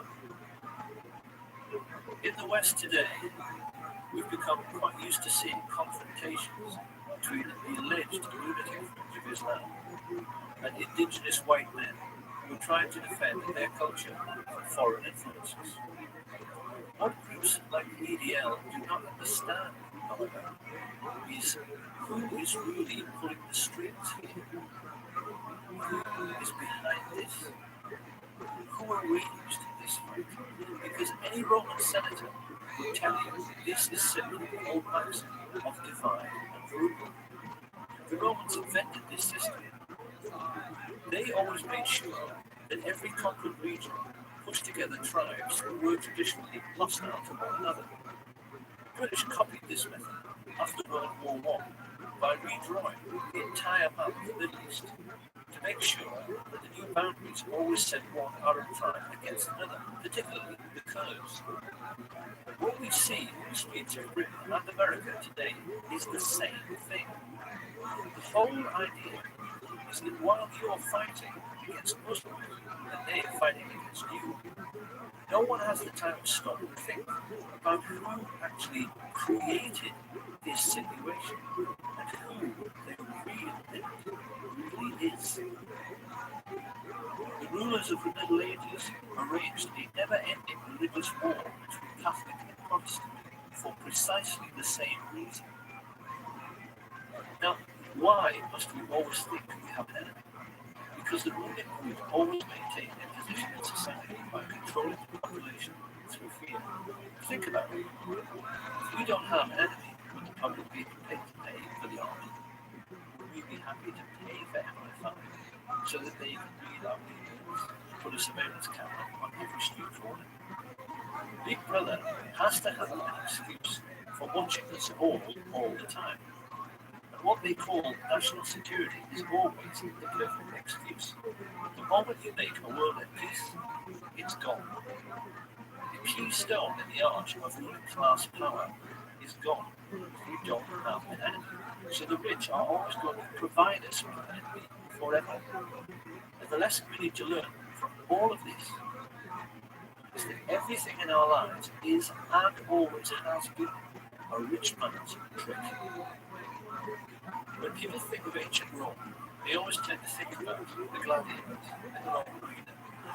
But something people don't realize is that Roman amphitheaters were a scam. They were perhaps the very first big confidence trick in human history, played by more cunning rich men upon a naive public.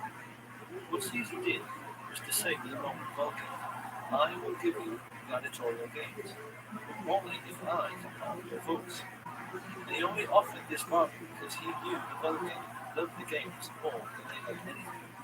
This is how the Roman maxim, panem et circenses, bread and circuses, became established.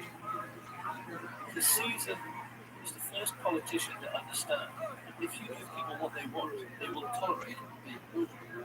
By this means, Julius Caesar made himself the first dictator whose fortune was protected by a professional army. And everything that every ruler has given us since Caesar has simply been another rich man's trick. Religion is a rich man's trick. It was invented because wealthy rulers realized the population was getting too big for soldiers to watch over constantly. So they replaced the idea of having many gods with one single god. Simple idea, simple men could understand. Could see what everyone was doing all the time.